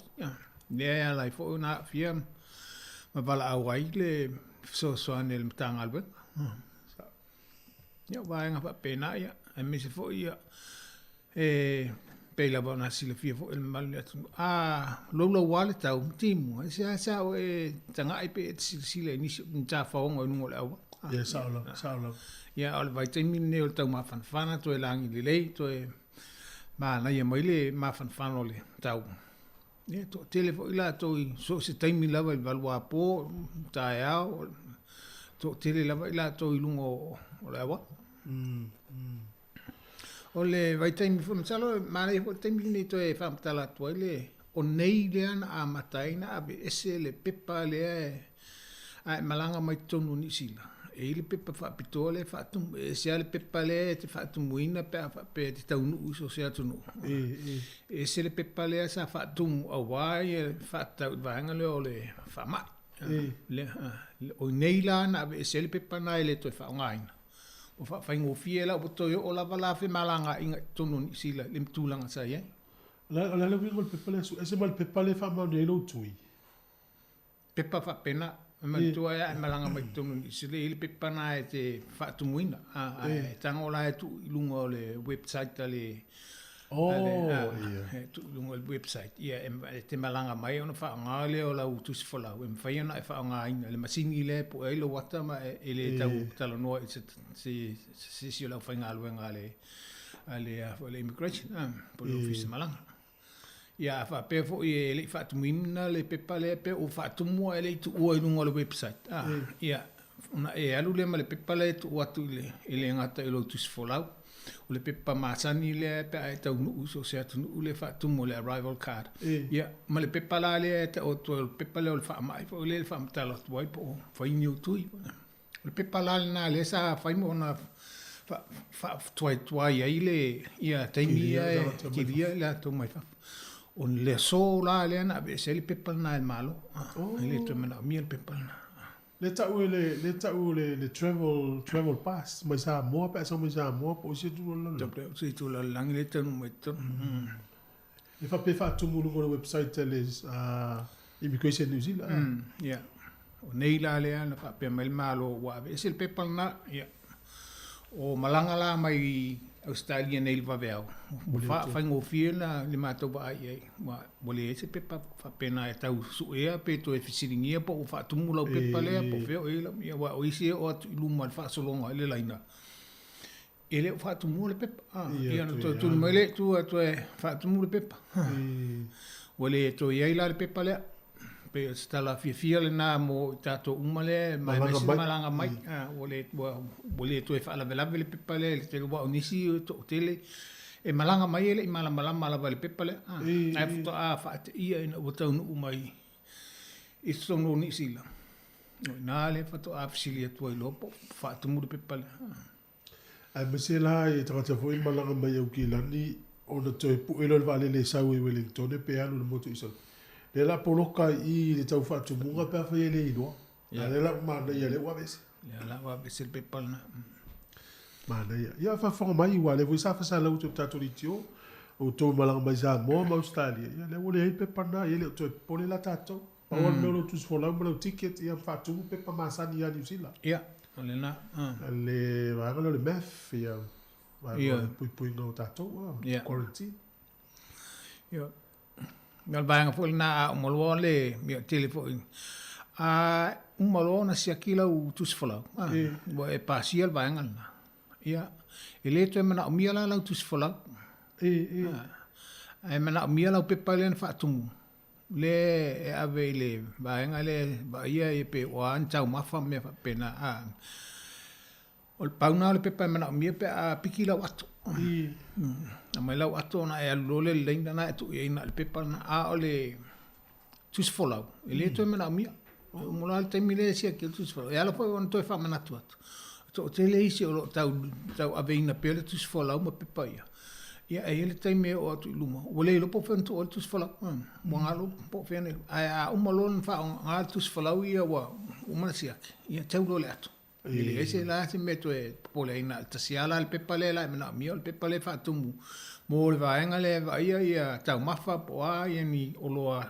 tau mafa e a mai tunu le tunu o te le ala le suingo le te mi pe afu le mo tau sa tan wai tato polonga ia mana ia te le so malo le ala mana ia te le si vaenga le pe ona fai no por songa sua ai so le foi o le tala la mai le ia nei o le tau mo fai o istanga te fa aulo la tu leo I fai o fai le mano I au wala so I tu la fa no pe o le no fo no o la wala tele fe pe e no o po o wala tele ya ma le foi le mas pito la o to mtanga no le fa peta tem tua pito tua ia o to o polo kan fe o ingo wala la fa ma ma o la le pa o vai o ngaio inga pa pene e tele la vai na longo ina le ofisorio leo ona vai le ai fai fo se permita mai te tau fo la ona tau se tu la fono pe apa al fala velave o solo te fa pene e le lo na ola to wa ye fai solo te o le ala e fa forse e la ona fai solo te tu se le se permita la buri te un ele se permita wa mana is permita ye le o te mila kada fu permita le fa tanga ele fa tanga I lunga I ona ole fangata ona ole sao ta vale lunga ole ala tele mai tele malu le tu ule ala fa ina ai mai so le te mila ole ta ya o ila to ole o suato fanga luenga o ila to ole o suato mo ta o tonga I falmai o ila to ole o suato mo fai malanga I balele wale wa fa ina umala tangata nei ona ole solo te ele na fai ole tulanga la e popole ele tangalo ona e peila ona sila fia fo e sila ele mamalu le tunu inisi fo o fa talanga la au mai mata na po e mai to tele le fa se ai ile vaenga le na fai solo te ole popolenga ona e ono tupu mais e ele tangata ele lapa le tau fiofi I me ane o lo tua fa sa o tua iloa ma le ta vale ilunga tangata ia no fole awa ele ai ma se me fainto e fai ai pe local tangata le pe a fai a su e pe a tole ma fa fa pe le ai ole a nga ole o maliu tangata O le mea le nā te le lava le nā le fefe i ele matanga lue. O lai wha moe tangata ia ele o atu tangata i e wheitai e whaini me i a lātou pe sori tū la fono i a lātou. A o lātou le sori tū la fono. O le popolenga le nā le matanga lue. O le tausinga o le file mūn ma le vā whēaloa e sa o le iai e lau wā ia e te whaatea ai ma te ea i poani vaenga o le tula fono po wa fofanga le malo e te iai. Ai olo o iai au wala whaatula fono e me whai ai ona whaali a lo le fia po lo mana o le a o le tulanga lea o le te soli tula fono. A tupu se whaalablave ia oe. O le matua mātu ia lawan tūlanga tau uia. Wale whapea tangata. Ia au leo fo ila tau ia se i atu loa. Ta loka mono, ai loka le whalpui pui. O le alanga i inga leo i whai i tangata nei. Matua tangata nei o le usol tūla fono. Ia o ta loka loa molia. E loka ia le whalpui pui. O le vaenga la na e le isea ia leo ia. Pau lava lea ia le matanga alwenga leo, o le tangata ia usol tūla fono. Leo wa loka atu ma molia. O na tu ule ilu mo le whaamsinonga. Whai e whaamsinonga. O le whaamsinonga la e whai e le whaiunga. A whapea la o le tangata leo loka mai i tau whai mo moli lona leo le pālmene ni usila ila wale whaasol tūla fono. Ua maula lona i ngoi wha maunga o ta sol tūla fono ni usila. Ia. Le nā wai e, o le tūlanga po ila e ia wa nisi vaenga lea e loka atu ai to tala mai tua ai to yo fo nisi vaenga o le atu to fai fo le solo te ia pe ile sila fo i male tanga ia le atu pe ile tala fe nga ia nei winga ma nei nga yo inga fai o le fala blave le ai ma se ia al tanga le nga leo e fai ai se la to fai unga pe pe atu ile office of amsinonga ile fai unga le office of amsinonga fai e le pule atu ile matanga le nga le talo ole ape na se fautuanga pe tu atu ye nisi muri mau o tangata le o fai so o ia lana sol tu la fono lo pe e se fa tau ole alfa amsinonga e se awala e tau fia Ma ria wau te loa le o fia to te le me fai al va. Tal si au toi fai au ala mo ri le ma loka ma be. O le polenga na ile o va ia tu ia tai na po mai. O toi ti lava sa o se ta vale mai tu sa uma pele ke tanga tai no la wa. O le te le o fa le tu. Ma salo esa o toi mau o tanga tai. Den so tu la fo mau fa sala o mon fa sala nga tu ia. Ele toi mau so i fo tangata le so le sa no fo lo la wala. Lo fa tuanga fo ila me lo sunga ia lava pelo sa i tatou pe ava i tanga fa pe. Ia tu la na ia wa te masalo ana fa pe o oni o tatou watangata. Ia ta il pole afa se va inga ia. O i la to fo te leo i la to o matu. Ia sa mai tangata matu. Ia. E moni lava o le ele ai faali e lo finangalo.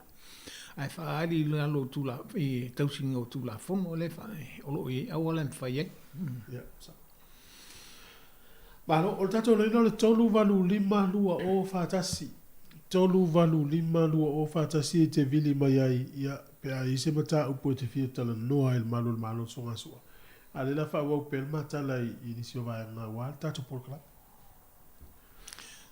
Tu au le na o fai tau nei le tai au le tala i o sfa inga fo i le tata no ai fo il gaso di tu ai fa le no Rembrandts o le matua te le o tamu tala vo i wono kai le o mo li aso e o ila tau mai ia le o mele mau le le o fo le o la fa ila to ga su e a mau loka o ri e fam si no mai tau si te le no pole pole me o ma fa sala ka ma fo le fiu tanga tamu ti Ono ole sfivang o tu la fono o mo la fata tia ile pui ngo alum fa na right ni ole pe ole alfanga le ole la vanga ia right le sul tu la fono ono lo ye tu la fono e pui ai la to ta loi ole vanga le tu la fono i ole le tai ole e tu put poi bo Ia masalo se vaenga fa pena o lo fa pe ele so ona fa ia o le anga o le o te la titi. Ai le role mauare go i fasa i ia le tulanga la le o mauare su ngā tula fo. Ia a tonu e a fia i lo la tau soifuanga pe a tupua e po i vai taimi o i luma i pe i taimi fa ua matua le mafau o fia malanga i fea pe fia whainga loenga i fea le so e atu o le sa fa le tonu ia le a o lai titi ia tonu e ono a whaina i vaenga na ia te masalo o whana witi peila vantatala no ai foi ele i matua i la tau ele i matua le mafau ele o mafau tua atu o le po le ale me tupu tua atu o le mele mana o fai sauna ele o ele la tau mafau tātou i o mātutua o le o tātou i loa na whaia ngā yo inga le whaatoutu la fon o mea umane i o na tutupu mai mo o na o whaaile i eimo fofo ia i le tarau i le tau o na o whaia ngā yo inga le a le tamaititi pau ale mea lai vai atu ia a whaia ngā yo inga lea ia a mau wau i o whale ale mau wau i o sao pau na o le mamahu le mamafa ma le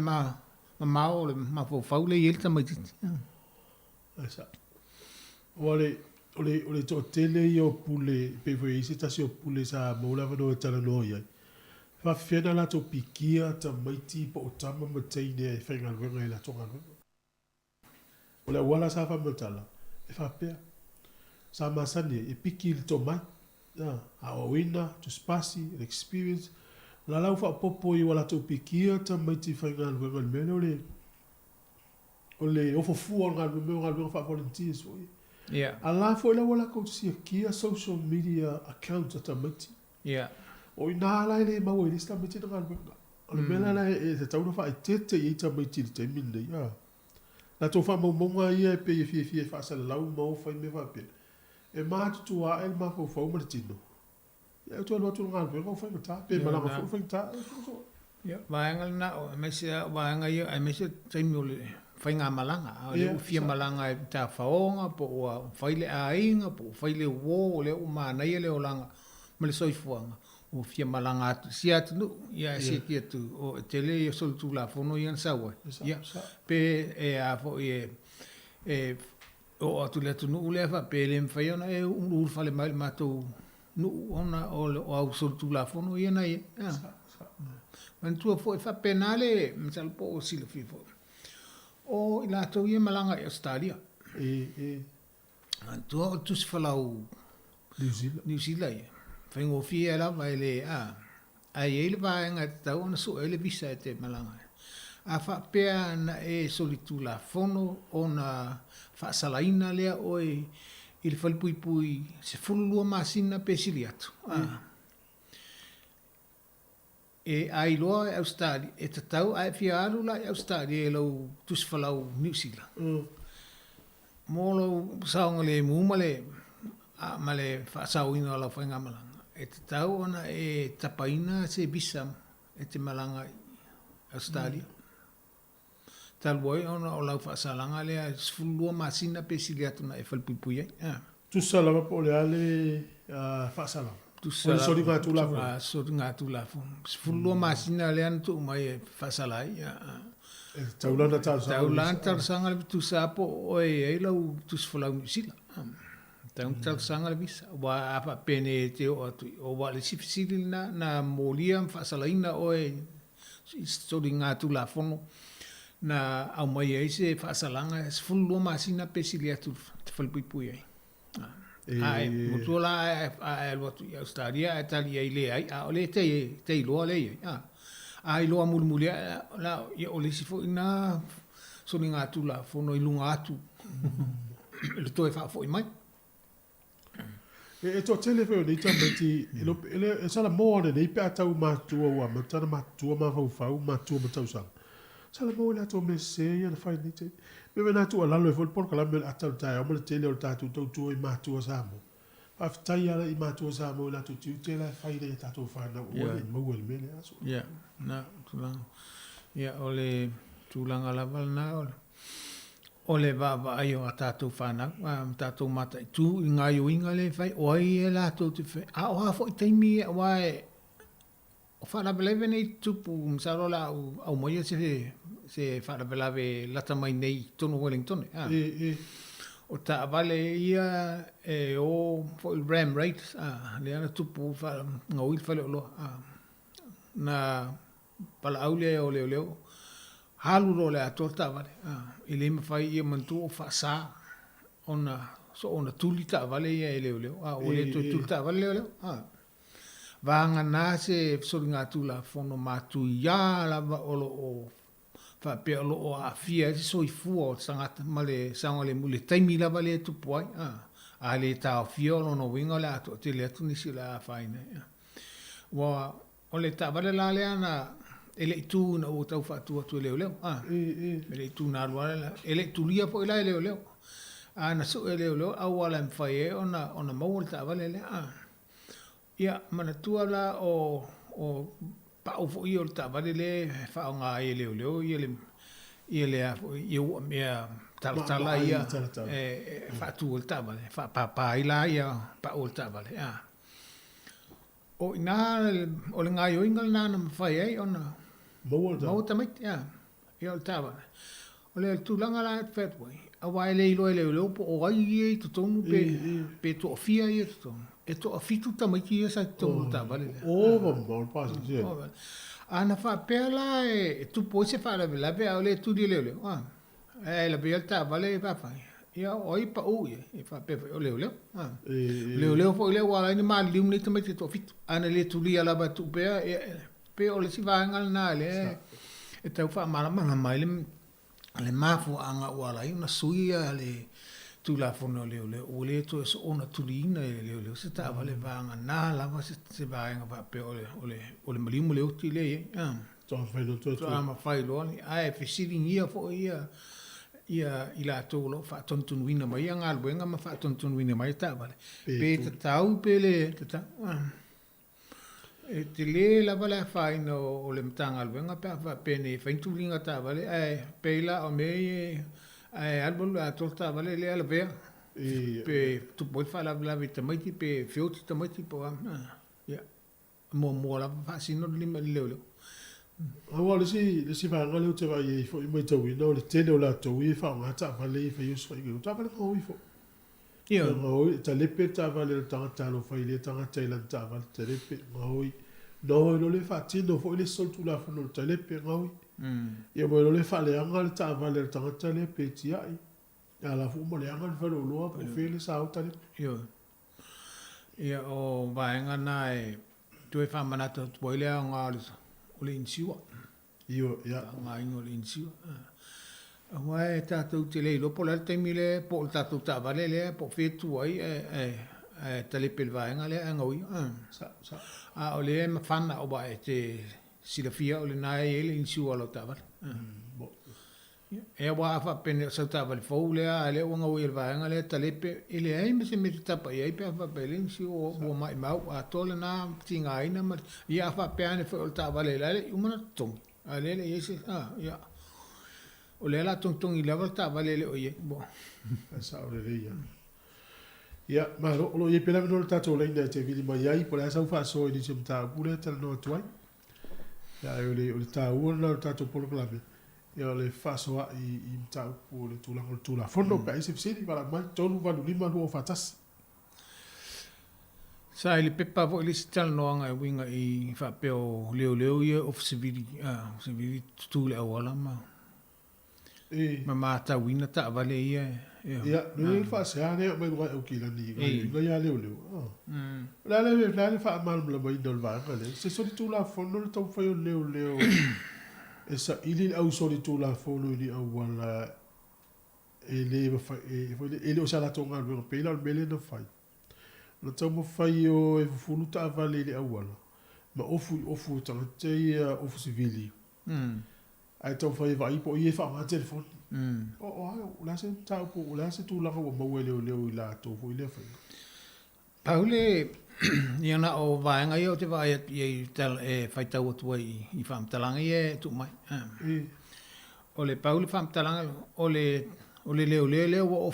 ofu tangata fo ie le pe fu fa malama ta vale le wala o O lai tū mauna ofu ia malana mana pulumu po lea. A o te leo o ai atu. O whapea o oso i lungo le awala e fufuru se whamalama. A whapea o le oso leo i lungo le awala e fufuru whamalama. Fo i pea o tangata fu whamalama. O le nala o sol tū la funo. Nā leo.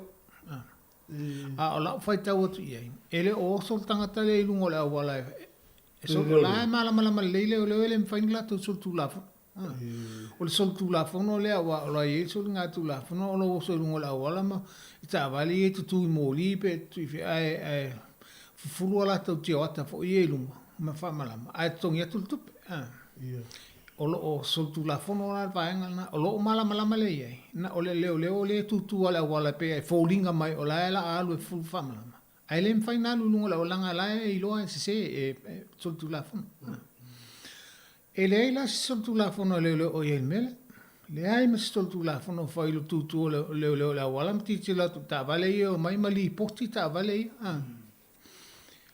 e le sol tu la fono le la wa fa le sol tu la fono le vaenga le o la fa ngal le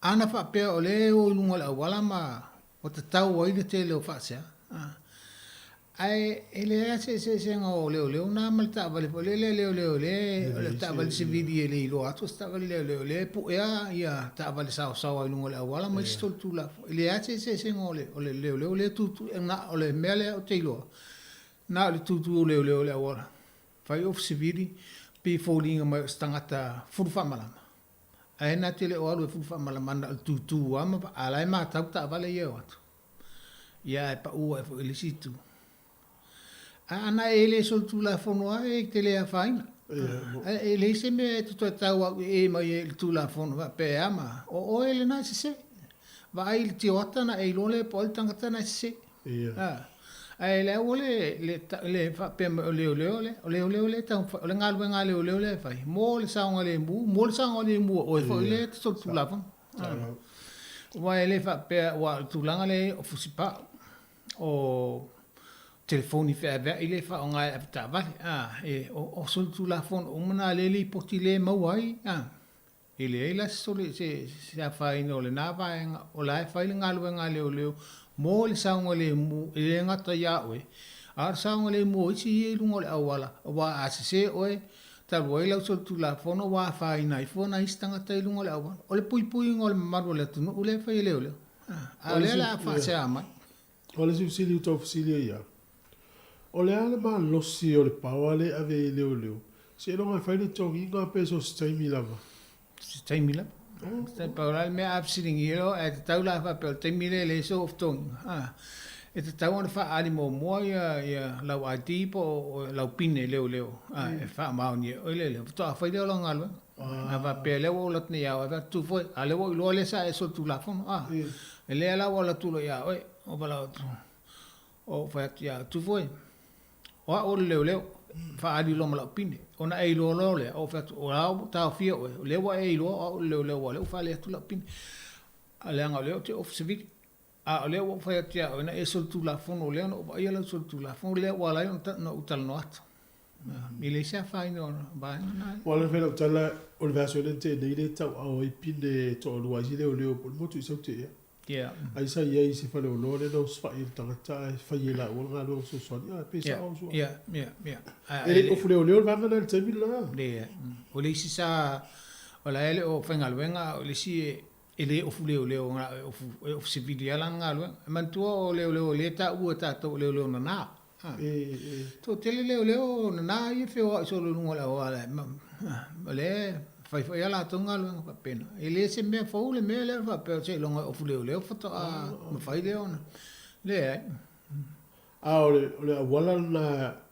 e ta tau na fai mo le na ta mo le ma mai lo IT fa ma ni ya a fisi fa fai atu fo ia wala si va ngal na ta on ta to mala e mi ta to no foto ya alu atu tanga to civility le masani e pele pe mai o le o ele la fai me ta sia la utala felo pine fa mauni mai o le e te le fai si singa yo info o le wo fai atu fai mele la nga o le au e te ngā yo i se ilonga la ba te va i le pine le ma e ilo ma e patel tonuina fato a e usita ile ia ina o e mautu la le pine le ma na IT le mautu e ia le malu si anga fe nei lo kata ngata te mele io so si taimi la ma nei le wino atu fo ia wa ni si le o tu il fale o sibili ia me se la o te lo leo ia o sibili le bo su enga ia fai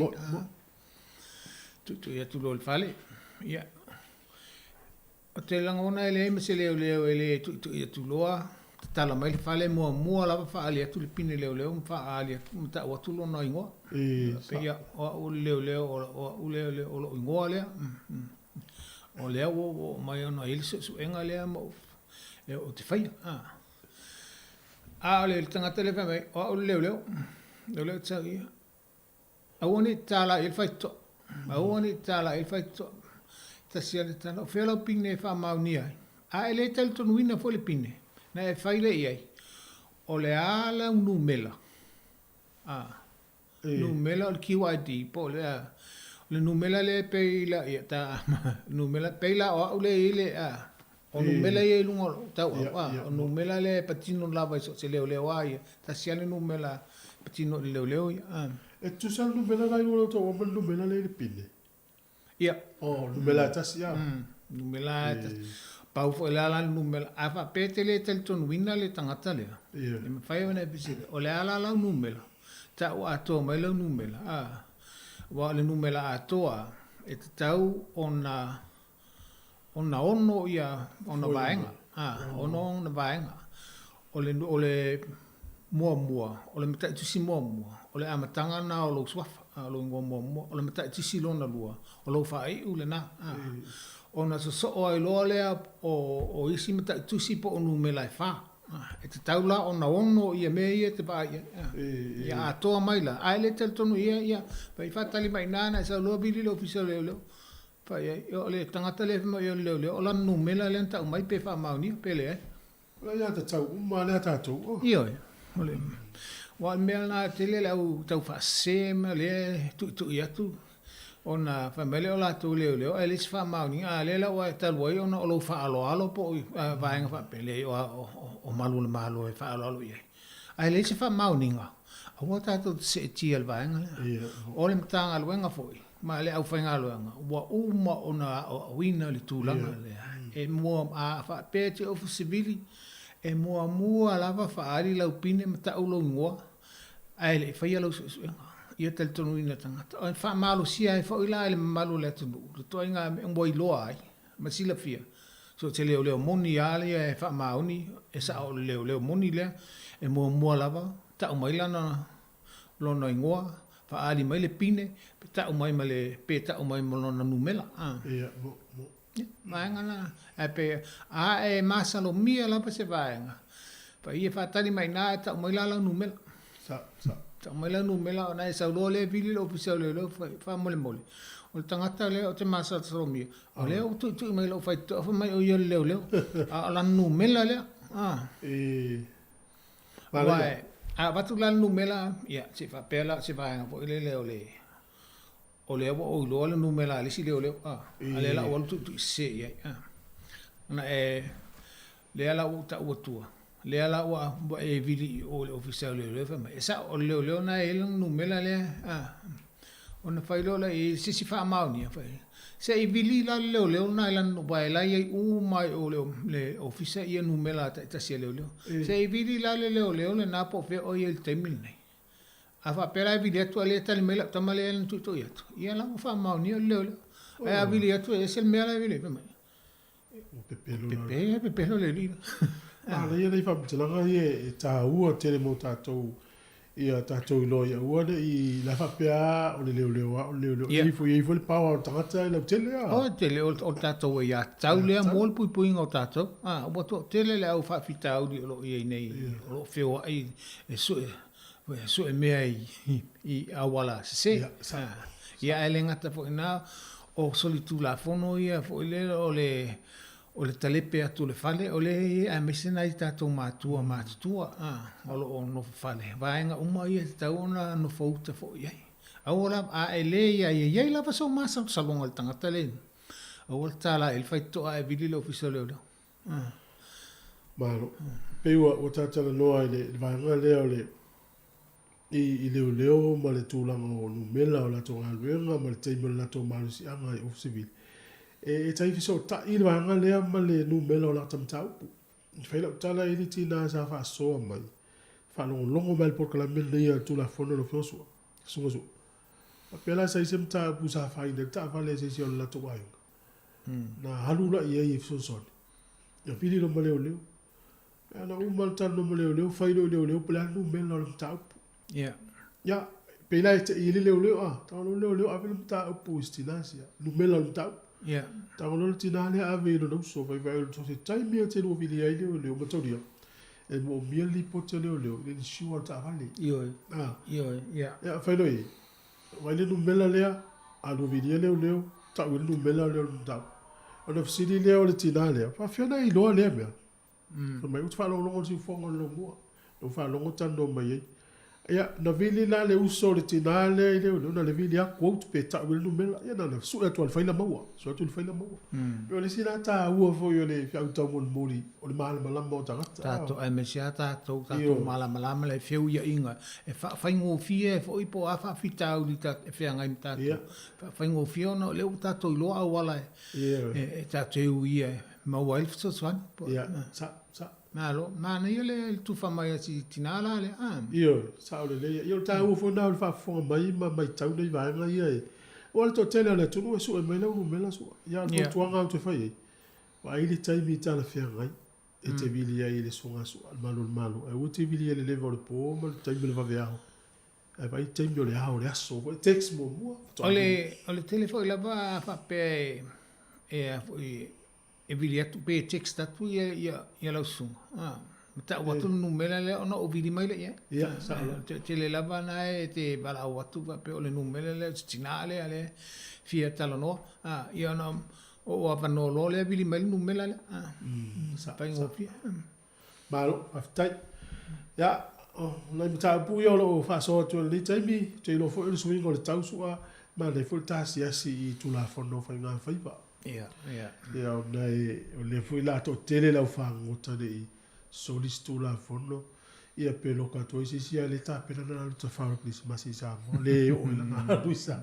Ya me se fo vai te mini o so ia mana ia o fanga malanga ia le tu langa matsani la o ia le fua ile la po fingo time fa una fingo ma na o mai mai e le fai numela e fa ngatai le fa numela e pe la va le e wi la ba is fingot al fingot la ba le e le tu li matai mai el tot e fo la e si va ngoni sin o le paua sa o le fingot la ba le paula va le tu langa e le paua e mo na e tanga i po le al te le paua na e te le wa e ala titi fo ele fua te le pau ai a fa pe fo ila wa mau pau na o le tangata la vale maulu e taula na pau le numero na pau le taula e na o le se fulu o le tangata ile aso na o le se fulu pau o le tangata ile aso e mau e fai ona fa o taina ia a fa pe fo ala e to lua le te lua mo te lua whaangot. Ia e lua se furu pau, ta se furu ala tangata. E mawhai ona maita, o le pau a foi. E le mawhai ona sali ta ile tangi, whaasa. E le mawhai ona whaasa ona e sali ta ile sami, ia pau e mai a ilunga o le mātu e. E whato a mawhai le ona sali e se le pau. I te iei pusisi whapea, sali pau o mai taino mai la e le e whaasa. Ai o le tūlanga lea ina ia mawhai o na whai tau. Ia, sa. Pei na whai tau. Ia pe o vaenga na o le tūlanga po i pau. O le si tūlanga. E le mawhai o na na e umia ni pau a sili atu ma le lua se fulu. I lau pusa isa. Se taimi atas. Ma le si vaenga na e wha. Mo i te o wha putu. Lo ina o tuan malo se tu la fono la pusa isa. Ia pe e la ile masa salonga o la e te io te pa ola. Oh. O foi na watu tanga te office foi ga fai vai sia kila pa o ia tau foi ia tau sitting ia po ia bla ID me va pena. Io me umana so se va en so se si la va fa pe o ia o se official malo. Ai le se fa mauninga le se o futonginga.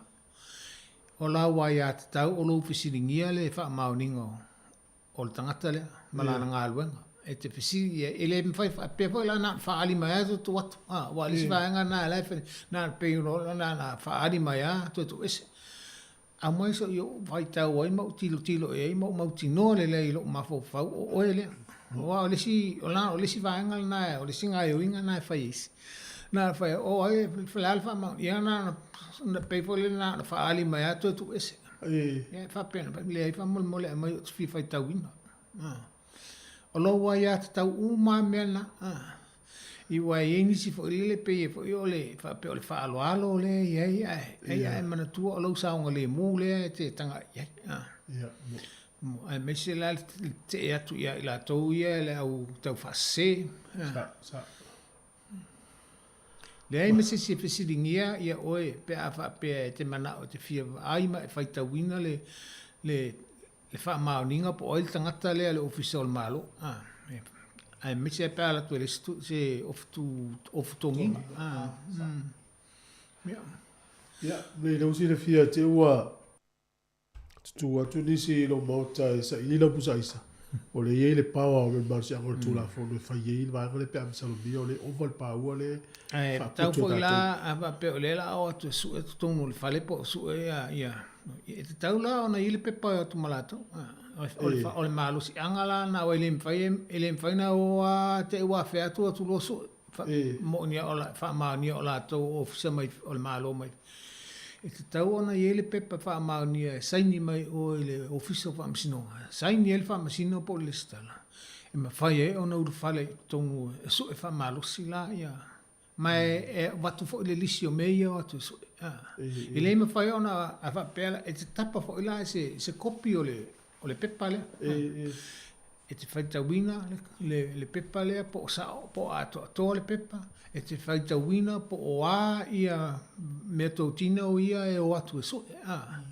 a fa pea no atu so e fingota a te wa ave fo mara la au falongo ele o tonu o le lisi e sa ele ma na o me ala vai e tu tonu le pepa le o tu so e ma fai ona la to so e ma ave sina vaenga te aua tātou te fefe e tapaina le pepa le ma fai tau ato toa ia tātou malamala mai wa o isi pe whaana nati ale o atu le atu fo le tutongu tu sa paulisi mea tu sa pe o tutongu sa ne ngā ioi se ilonga te malamalama le pepa le wawatu ta ua te le vaenga o mwane iso a tātou malamalama e le ia se mea la o tua i fuala ia e mo i la wela tō malusia ale i fu tato ia tau no o fa tasi man malu si agor tu la fo no le me malato na o la to fo ile te tau si tu la fo ma va il tu la fo wo mana o ina ia te tau tu la fo no ma me ngata ile malu si tu la fo no male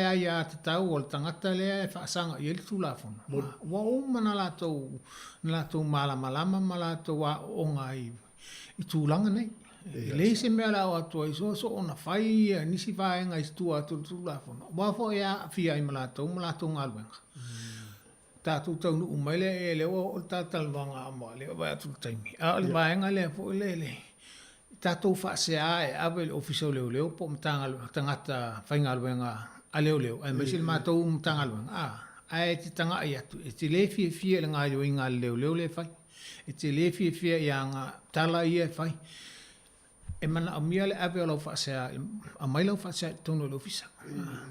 Wa oi tō te leo tātou whita leo le tasi. Talu ai i whapea, le ma fau, le eise whaaloalo. Ai le se kātou ngā luenga o whaia iai. Ona tātou tau ave ale o tātou wita leo lea. Ai te ia wa alu atu ai male ofisa leo ato, tato feita i umato ia, tasi al tangata lea na. Ola la whainga whasia, whangal telefoni pe whangal tusi lalo. Tusi. Mwhaina e o ofisa whai lau whamtalanga, e mwhaina tusi, e mwhai so se whaenga e mwhai, ia o le ofisa leo. E mwhai fo ina ale vai se lo ia fo le pele tongi e whai lau whamtalanga ave lau whasia le ofisa leo. O adi whaenga tau o loa wa pe o le leo leo, o adi whaenga tau na mautino o le leo leo. O le whasia. O le peila o le numela le ana o fai atu. Pea fai e mau? Ia, le numela. A wha peo leo le o ftonginga, peila wa, leo le ftonginga. E te tau lava ana i loa mai e le mamalu le atu nuu. La o numela, teimi uma lava fai le ftonginga. Peila o ta vale tau nei no atu na plek. Peila o teimi le peila fa ta inga a. O le fai le o ftonginga. A le i numela ia i lo ngolo tau au. Le mai. E le ma fai ona i lalo tu la fono leo. E le ma fai ona walu fa fuma le ftonginga, e le ini o fai no mela ia. E pe ya ta vale le walu lungo la wala e le chela sini. E fa sa tu la fono, e fa sa fo tono leo tu la fono. Ta roi la tu langa le, e le mana o mia e leo. I la tau ena na, e o fai mea le tala fianga. A ena na ia no mela ia. Wa tata le la fa ngai le upu tele na mai le so tata tal fai no lan. Wa le upu le fa ngai sta. Mai e leo fa pe nai no la wala. Ai a maua la tangata lea le leo le fai nga yo le ya ia le numela. Yeah. Fai no malan fa se a fa ali no le fi upu le fa ngai on fa wala. Wa. Ma maua le ya ni. Na e te a le lo atu e fili fe la numela. O la numela. O fe la o la tonginga o ia la numela. Wa te tau na o lo atu la numela ke umala. Pe alta vale lunga la wala. Tau ana i lo atu numela le number plate lunga la wala. E o foi la pe la po la e ufitia si vaenga. Wa wisi. E ai o ftonginga o fai. A o la alta mi e fai atu po so fatimo. O fai atu. Ona pupuni ele o vaenga ia. O le tu la fono lava i o tonginga leo. A watu le si o fununga po so fatimo. E te tau ona e fai numela i tua mai o funa. Ia i lo atu lau numela i teimi umalava. Le te ia i lunga te whenga i male malu le tunu. A lua la le tolu le fafa se a fa tau le leo ale tasi. Ringola na bio ale le fai tangata. O le tā ua o le fa se a ngā luenga leo tala whenga i. E manu le mata ngā luenga i lo lātou fo ingoa mo lo lātou tau li leia. O le lātou service po le lātou au nanga. E mana o mia ai le ngā ioi ngā atangata fo le e manu le ingoa le mata ngā luenga. Ma e manu fo i a tau o le ale mamalu le tunu wa le mafu anga le ana lai no e ngā rurua i o le fia fiso soani. Fia fiso soani i le mamalu le tunu. E te tau lava la o na iei e numela i te miu. Varo. Tai sua mo le faso mata o fio no vai fo le teimia. Te no pese si vai no to. Ia tu langa masani ya le a fa pe tatou te le sol tu la fo. Po fia. E lea whaina fo i tātou, ia e mese la ba whātau vāanga le ilunga la wala. Wa o tele le whapea, ia, la wha usu tupea le, e le ese, ia uia e le ese mea tau, ngā tupe pea whapea, o le te tau situ la whanu. E lea ia mese mea o la aia whaina i fua, o le ma mālo whina ngālo, o le te tau situ la whanu. E ala na ea whaina le tangata. Ona o soli tu la fono. Le nala u fa salat, ona o soli tu la fono, ai fa mai le o so ngatu pe, ele ai so ngatu pe, wa ana ele sol tu la fono, ele va tu sa sala. Ia ole to e fa mana tu la vata tu la fono masani, o fa ngale moli e mo va ngom fa pena ole muli atu tu le sta vale lu se kone pe ale le tau fa se kone pe pe fa timu ma se. Nai va ng fa ngo fiel na toru mi se kone e mo lo moli fa am fa le ona nga yo le afe po tam tau po lang vale.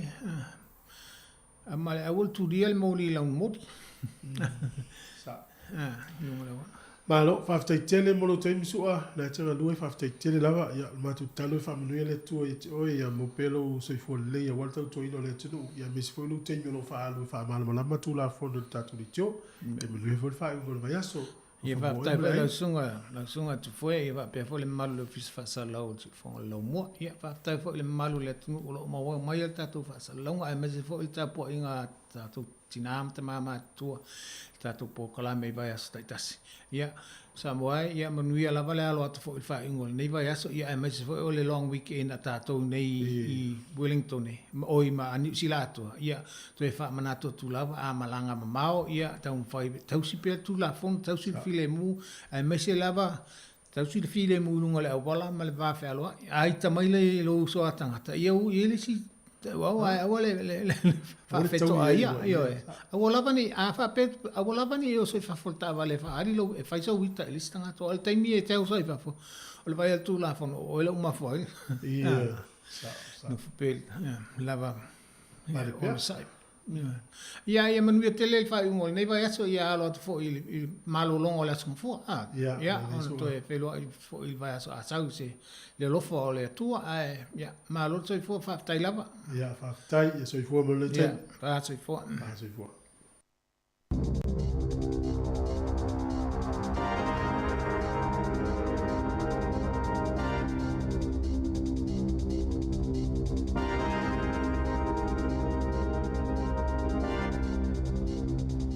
Toi whaatala whaatol whaapoponga o talafong mai le si ufonga le lau momo le nei awa uli.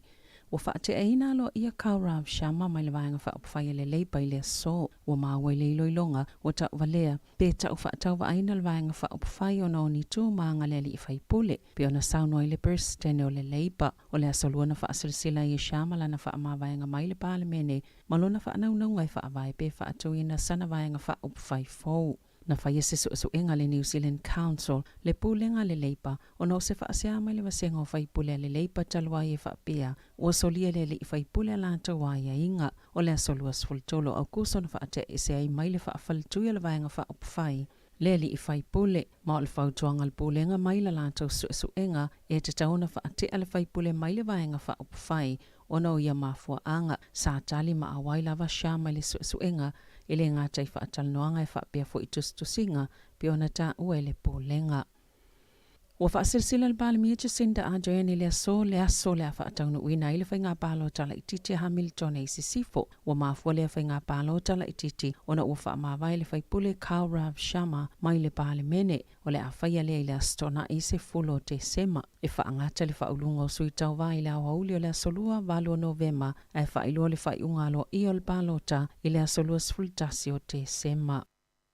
Sa whelo I atu le tamaita I pāle mia Jacinda Ardern I le autostala ina ua mai a se whono tanga ma le pule no filifili o Aukilani Wayne Brown, whaatasia ma le pule silo le whaala patupatonga o pisinisi Aukilani Simon Bridges na sauno Ardern o le tolu ai leo ni ana whono tanga ma whelo inga mani pule no ufou, ma sa whelo I mua ma pule no o kalai stete whaapea ma Wellingtone, o ia whelo inga, o ni avano e tala noai po ani vaenga ma whaio na awe tutusa I aila lātou wha mua. Ma sa iei mata upo wha apea, pe ona sauno Ardern, o mata upo I whale ma wheo inga po o whela wa inga, o ni vaenga au tu ia sa iele talitonunga na tala noi na Ardern ma Brown. Isa tu sele pule no I le la lau whela wa inga au kilani, sa ia ta waile tūlanga mo mio le whaia ato ni suwinga, I le whaatinonga o lātou au nanga ina I tala whea ngai le lei, mō tangata.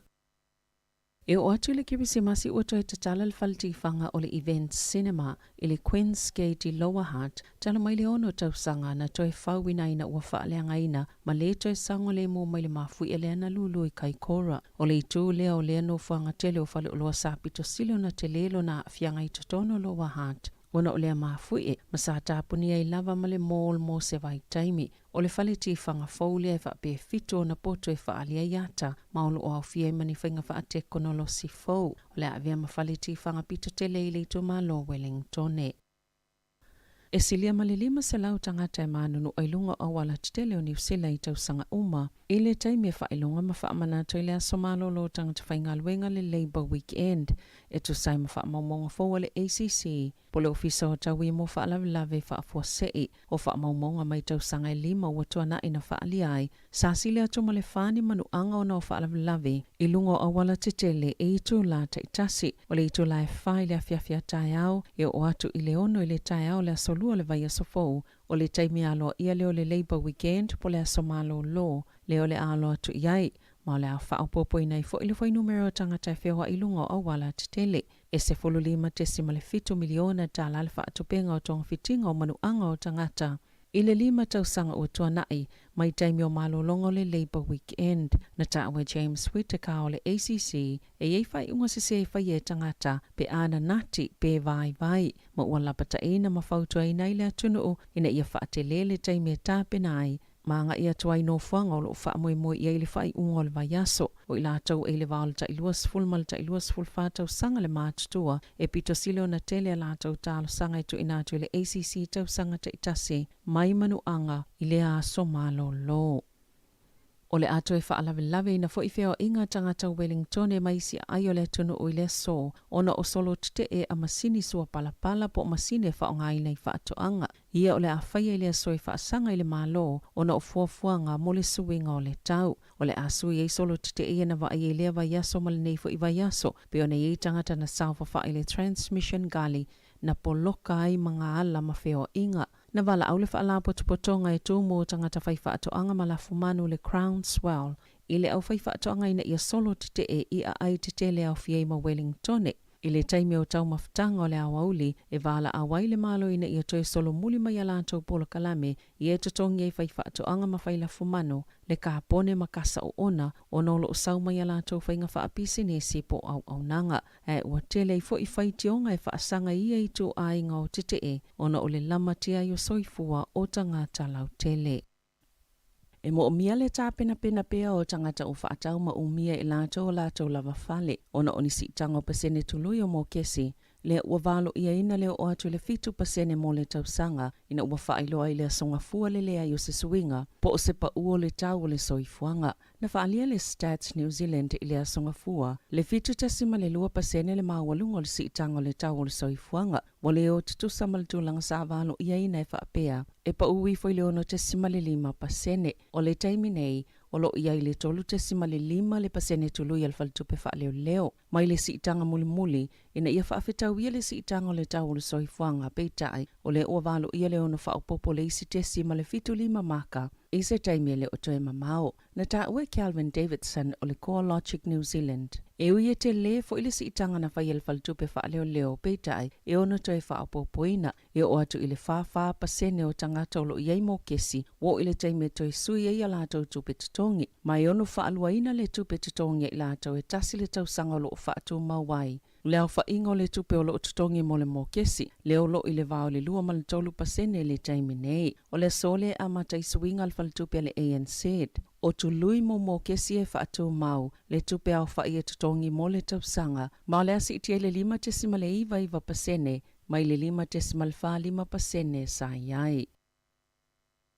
O le tai au nei leu whaatino i se solo tite e atau si soifua mai ni whale mai umia whaatu ma oti se tolu a le Evolution Healthcare Limited i Wellington e ma Hawke's Bay. Ina wale i se taunu unga le leo whaatala noanga i le vao i tu e lua sfulfai tu la le umio le tite e. E silia ma le lua se lau tolu se fulu le au whainga o tau si soifua mai tutonu o le whaalapo tupatonga tau si soifua ni usila. Sa whai e whiutanga inga ma le kampani mo le se fulu 5 masina o tuanai. Peita ai sa le imanuia whaatala noanga. Pe ona whaawala tu ila matanga luenga o pisi nisi whaafotunga o mai e whau mga luenga i le asoa na nafi. O la lātou whinaunga, ina ia mawani si itanga le leo tutongi, ma ia o ngā tasi matuutu unga o ngā luenga tau si soifua o lo ngā lulue le soifua maloloina New Zealand, le te whātu ora. Ia toe tutongi i lātou si itanga ua ie le tau le soifuanga e 5.3%. Ia tutusa o lātou tutongi ma i lātou le te whātu ora, mai le luafe luanga i atu le lumanai, ma ia tutusa o lātou aso malolo, ma aso mai,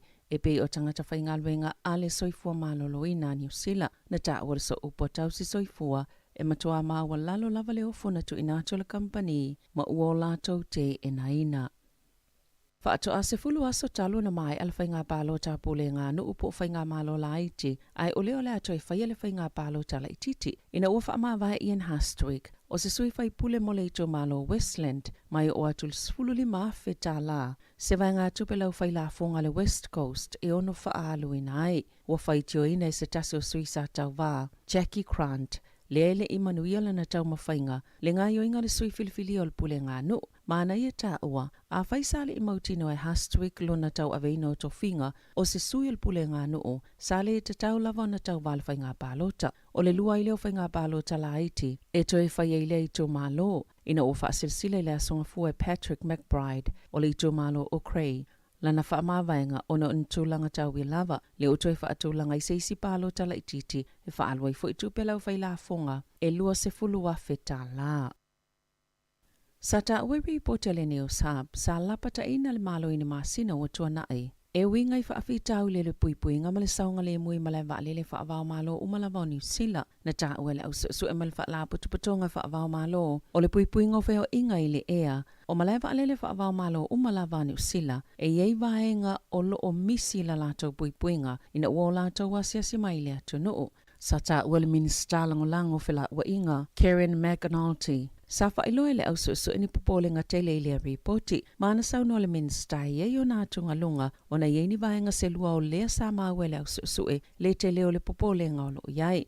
A yelo na whaatuatuanga tele le CAA. Po o le pule nga mofeo inga lau tele I le ea, e yelo la tau malu si angai ngā lulu ea I mai la tau, ma whaailoa ni se awala e whaalele ia ia whaale tonu. Na whaailoa le neo sapi le pole a solua, sa mawhai e la tau ia whaakone karate o ngā luenga I le pō. Ma tangata whai ngā luenga I malai waalele, o na o ilunga o awala e tūlau ele matu uwaa e sei waalele whaapea matutono waalele, e au no Malaysia kinga, po o la tau umia ni au upenga. O le masino I ulaina whaailoa atua I le CAA le minister lango, lo la tau wātunga lunga, o na ele o avea le whaamumo I le whaamalienga o a ieinga whaavao malo, mo ia au nanga I malai waalele I totono ni usila. Wa whailoi ni whaamaumaunga fau e whaapeo tangata whai ngāluenga I New Zealand e tele la tau aso malo lopo o livi whaaltau sanga ma ato no e le mo se mafua anga le lei. E whaamaumaunga pitola tamai le Elmo na whaali ai e whaaputuputu tangata New Zealand la tau aso malo lo whaaltau sanga ma whai ngāluenga atu I ainga o se whai ngai whaasawa I tupe a o whea ngai malisi iti o le tau le soifuanga.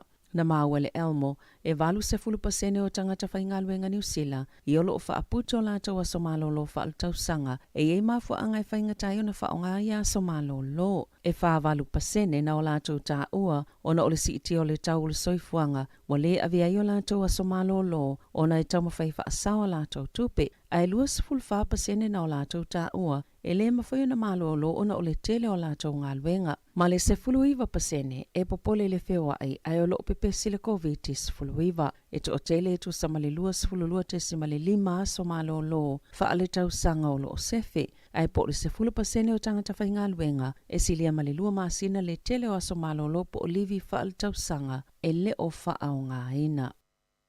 Ua popole le United States of America al whaanatinati e saina o fuafuanga I toitu u whaatasia ai ma Taiwan. E le whaingofia mo le minister al vai whafo Taiwan, Joseph Wu, le whaungof sota inga le le molo nā tunu, le olo o whaamata uina le pule ngā saina. Na tā ue Wu, la tau te le I fui whainga tau whaafewhia saina, o le talitunu ngō saina, o Taiwan e lalo lana pūlenga, ma o se vae ngō saina.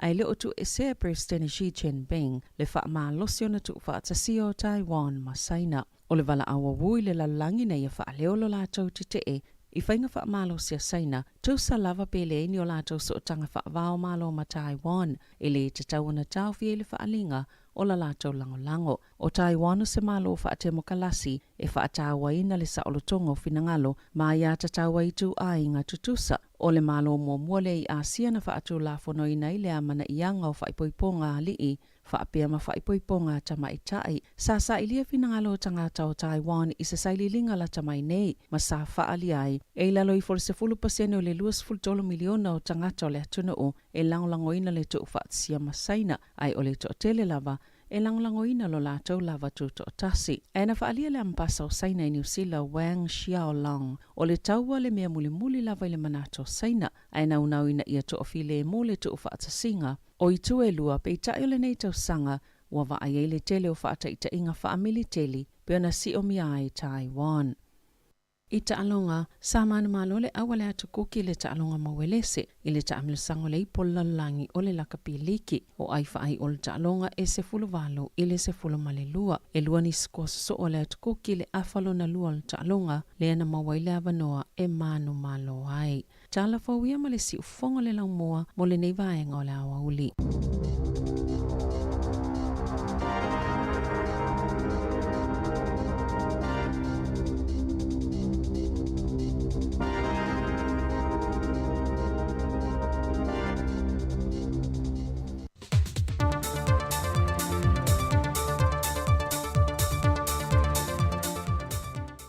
Talofa lava o se whaopoponga o tātou telefou mole nei fo iaso o si mai el whafonga. Wa whailo manino le fionga le minista o whaato angam whainga whaiva le fionga la uli le uatea polante e Valfosi Schmidt.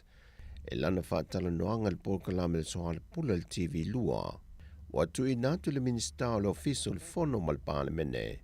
Le whaia lo se whaata tau i le na ia te pei ina le whaasa le longa tu sa o le whontanga le parlemene le aso lua. E longa le tu lau api e fōlinga. Pai vaida le mele tupu nei le mele wai sauno mai. E whai le sauno anga ale tai fono. Ai ta pe le stangata o le official fono le live. Wai sira le mele la tupu mele. Whaadu fe sasi ai. Mafo foto. Mafo fau tangata whainga luenga. Pintata no so. Na fautu e na fo ia le taita le porkalame. E te tau na sa ili, a e tuli le na ia whaia le ngāio inga. E whai le sauno anga le tai fono. O le wa matal fono. Ai ta pe le tangata o official fono. Le live ina ia sila fia Samoa. Le Facebook, ma le YouTube. Ia awana ia li fafole. Fasa launga le na luna nafi. Tono su atu. Ia, o laua ia au. Laua vatu le fautuanga le fongafatalai ma le minista e fito I tonu ai o palmeni. E le te tau nto sa whain tangata whape. Ia, mo ilama. Na ngai luangi ai le ngaluenga ma le lango lango. I le ngaluenga le palmeni. O le tūlanga peo na tā ue le fionga le minista o whaato angam whainga whaiva. Nā fuaia na toi tāo fia le fionga le fongafatalai le fontanga le parlemene. Ai toi wha le leia le wha le tono, man toi wha a wau muli muli ane ai. E nā o le Facebook na pē, ai sa ola lava le TV e le malo, ma whaasa le launga tu sao, I lungo le ala leo le malo le tu AP. Na te ena sui whaipule le tu malo le pā, le tua inga ale te fono le komiti wha pā le mene, le fionga wālasi to ngā mangata fito sele, e le I whaia sana whaato e senga lumo le pā le mene, e pe ona mana o mia I le komiti. I le whailo inga lau tustala ma le teitai o le tua ngai wa wha amalo lo mo le luas full wha sina, na ia wha ai loa mai ai lana whaato e senga sai to tono lana launga, na ia whaato e se ai le parlemene, a ngai I le tua o le au mai le wha amanga longa. Mai tātou te awai whaatasi le vi inga, ma le whaafitai, e le tua e a le wha amanga longa o tātou mause se, e ai ona tātou turi vai pēr la pēr, I luma le tua whaafonga te talo I aso uma. O le tātou wola ua le tātou lea natura o le se. Awa lava nei ai tātou. Ai e le tua pēr vi inga te tawai. E wha pēr fo isa whina ngalo le fionga le whaipule I ale ala le pule. Ina uwala au mai au le komiti. Na wala mai komiti lea wala wha alua. Ula ku foi o fai e. E ko ke le mali le fato sema ale ia ko fa maruru foi ko fionga. E ka kia ia ni mea. E ko ha iluma. Ko ha iluma wasa mo kele me le o la esme se nga la pisikia malo. Wa le mong. Kan ko fa ko ese. Wa le mo me sinonga se to fa I wan fa ya ma. Na visitingia fo e tu stala ia la ua oma. Pe leo iei se whina ngalo e wha maa vai mai o lana foa. O leo ua lua tausanga ua wha salai. O le alea iei so la leo te tono le pāle mene. E no la wha ai loe taati atu pēle vaenga le ia I la ua. Ai o le a avea pē wha salalonga mai pē tesa. E wha iei o la leo. Maso la sao I o la I tu malo. O le soe tau au nai e le sui komisina o mtanga luenga o leo, papa li I Mona Lisa tia I keti, e seni Australia se wha I longa tau loa, E CTI le tūlanga mawalunga wo o iailan te tautua ma le au onanga e te maita i leo leo le Pasifika. Whai Lord Comsino leo leo au pa aulongo i Tino Filippo. Lo maranga atu i Australia i le tufanga awards leo lo whai Australia. O lo wha peonga a fia i oi po one of the finalists i le tufanga awards leo. I lalo le pokalame lea le region e ka o le Australasia and women and policing. O la koulanga e la tau te ilo ina i tulanga fo i tamaitai leo leo. I tono le Pasifika Masia. I fia i New Zealand Australia.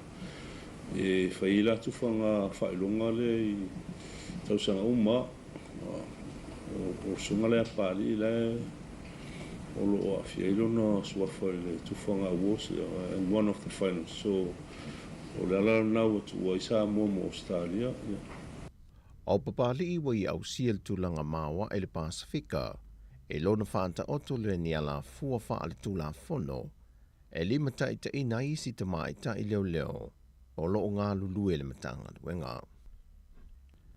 E lua se fulu ni mōrianga o whaasanga isi ta mai ta i sa moma i Amerika, le ta mai ta i atu i whaasasina pe tina tautai, e tua inga o lona whio ni whaasala longa i lungo peng ta whae langi, e whaaluma i nai le tamali anga o se tangata. E le whae ungo le aso mō le tūla i el tamaita i luma le whaamasinonga. Na tālu sanga i leo leo e tu i nātu se lua vai aso e whaamai ai a lātou sā ili ilinga e tu whaatasi ei mōrianga e whaasanga i atu i whaasina. Peita ina tali el whaamasinonga le te te le loi o lo tūla i mō le tamaita e. Le tō whawhai mālo ma tū mua Matthew le misio. Wa lava le tasi o le vai aso e tu i nātu mō lātou su e su enga wha a wau, taru wai le lewa o na 40 maile nei mata opo. O le tangi na wha aulu le fionga le whailau tusi o le vaeng wha upawhai le wha tutui le tua sa mō watasi, le tō wha wa a wau lo fipo. O le aso lua o le vai aso fau, e toi wha a wau wai le mata opo, ai o lo te tala i tuale tamaita i a tui wha asesina, i lalo tu unga le ofisa o leo leo, ai saini ilo na ofisa i whaleolo i le vai aso a toa. O talafowia mai sa mo manuia le ni aso le tātou tunuu, whaasoifoia.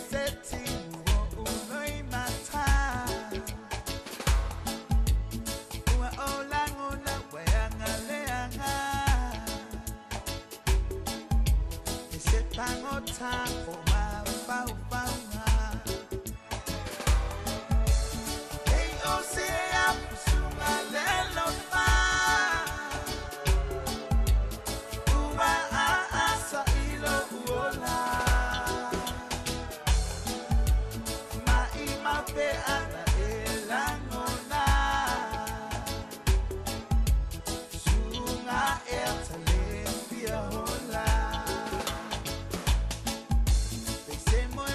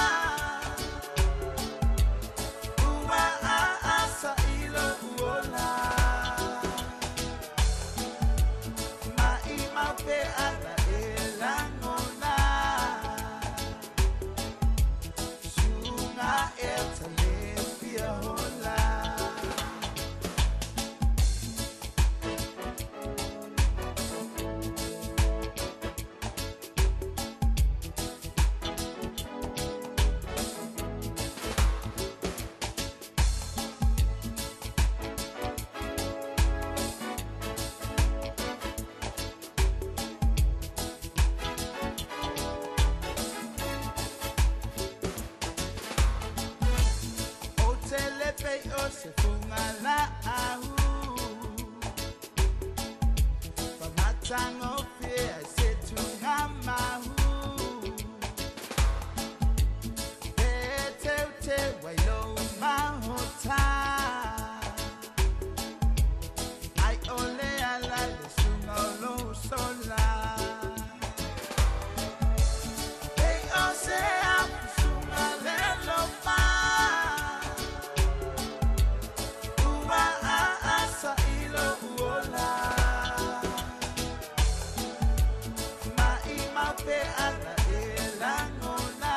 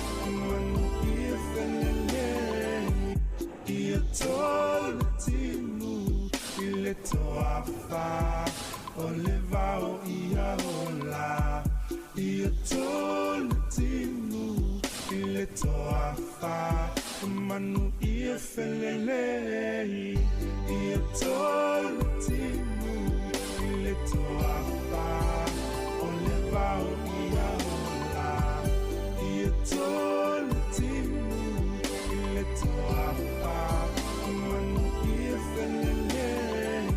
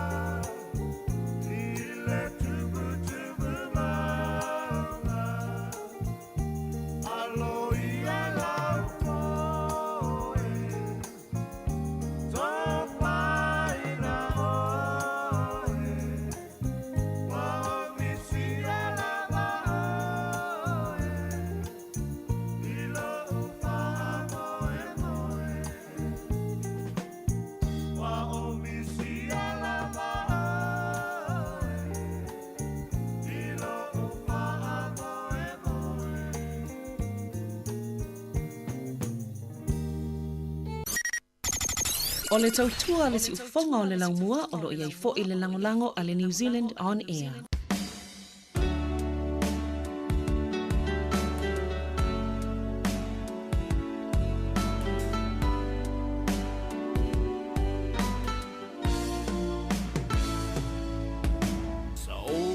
Tali i le tele o aso Sao no whapea matatalo Ei ai se taimi Sao se aso E whaatau nu ai O lo manao I se whaifua Mai le atua I tiu te mawhai Wai a fuafua O ana mea lofa Nā mo i taua A o le wha maoni E sili o na taua E le atua e Pa manu i a mai Taleni ua maua Wa e poai mai O whaamanuianga E malino ai o la uwa ai Te whaamaoni I ngā luenga uma o te whai O te whaamoe moe I le magosi e te au mai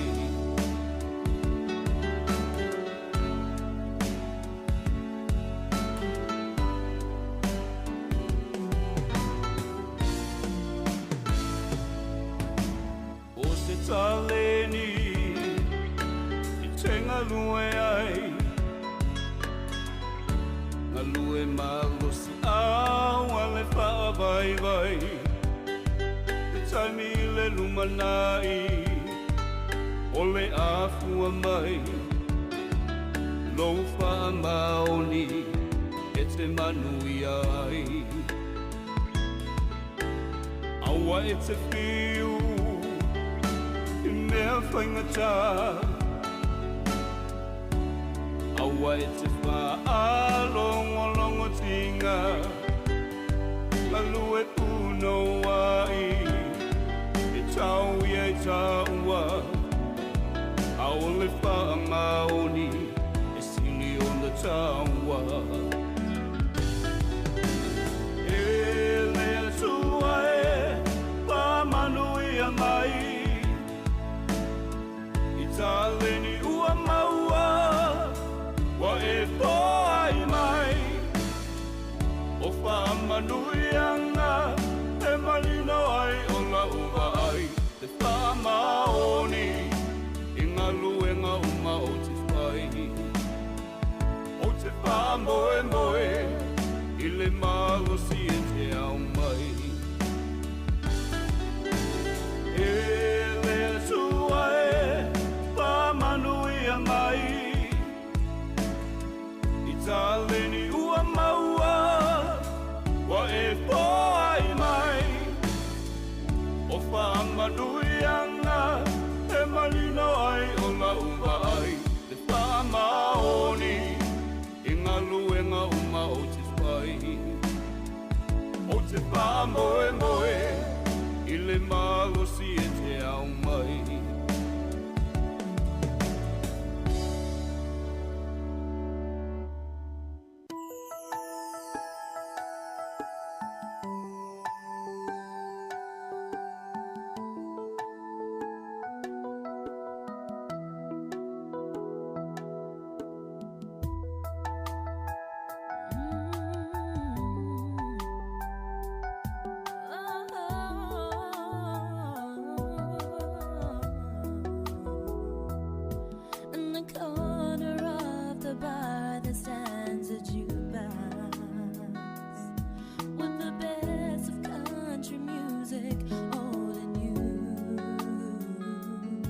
You can hear your 5 selections for a quarter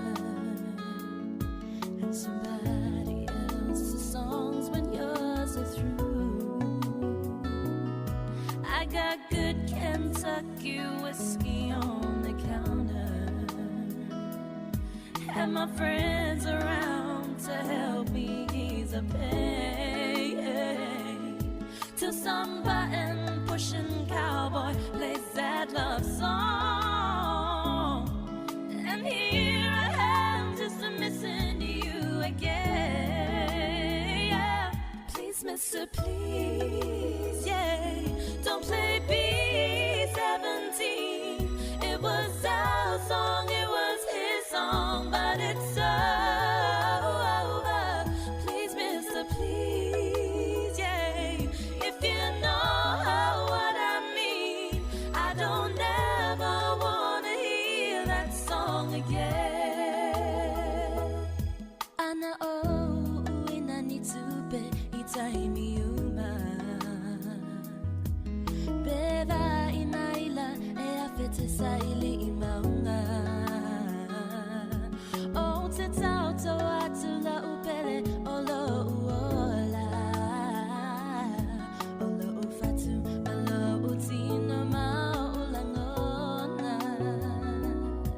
Aiuilea o manatu umaia wanao semiti. Mana onga lea nganga moe iso se taimi.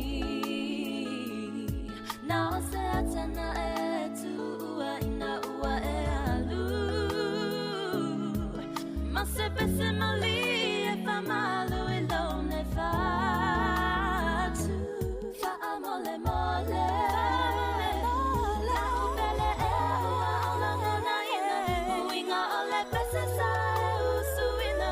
Ai ua uma. Fa amole mole. Anga e tapo ie ona.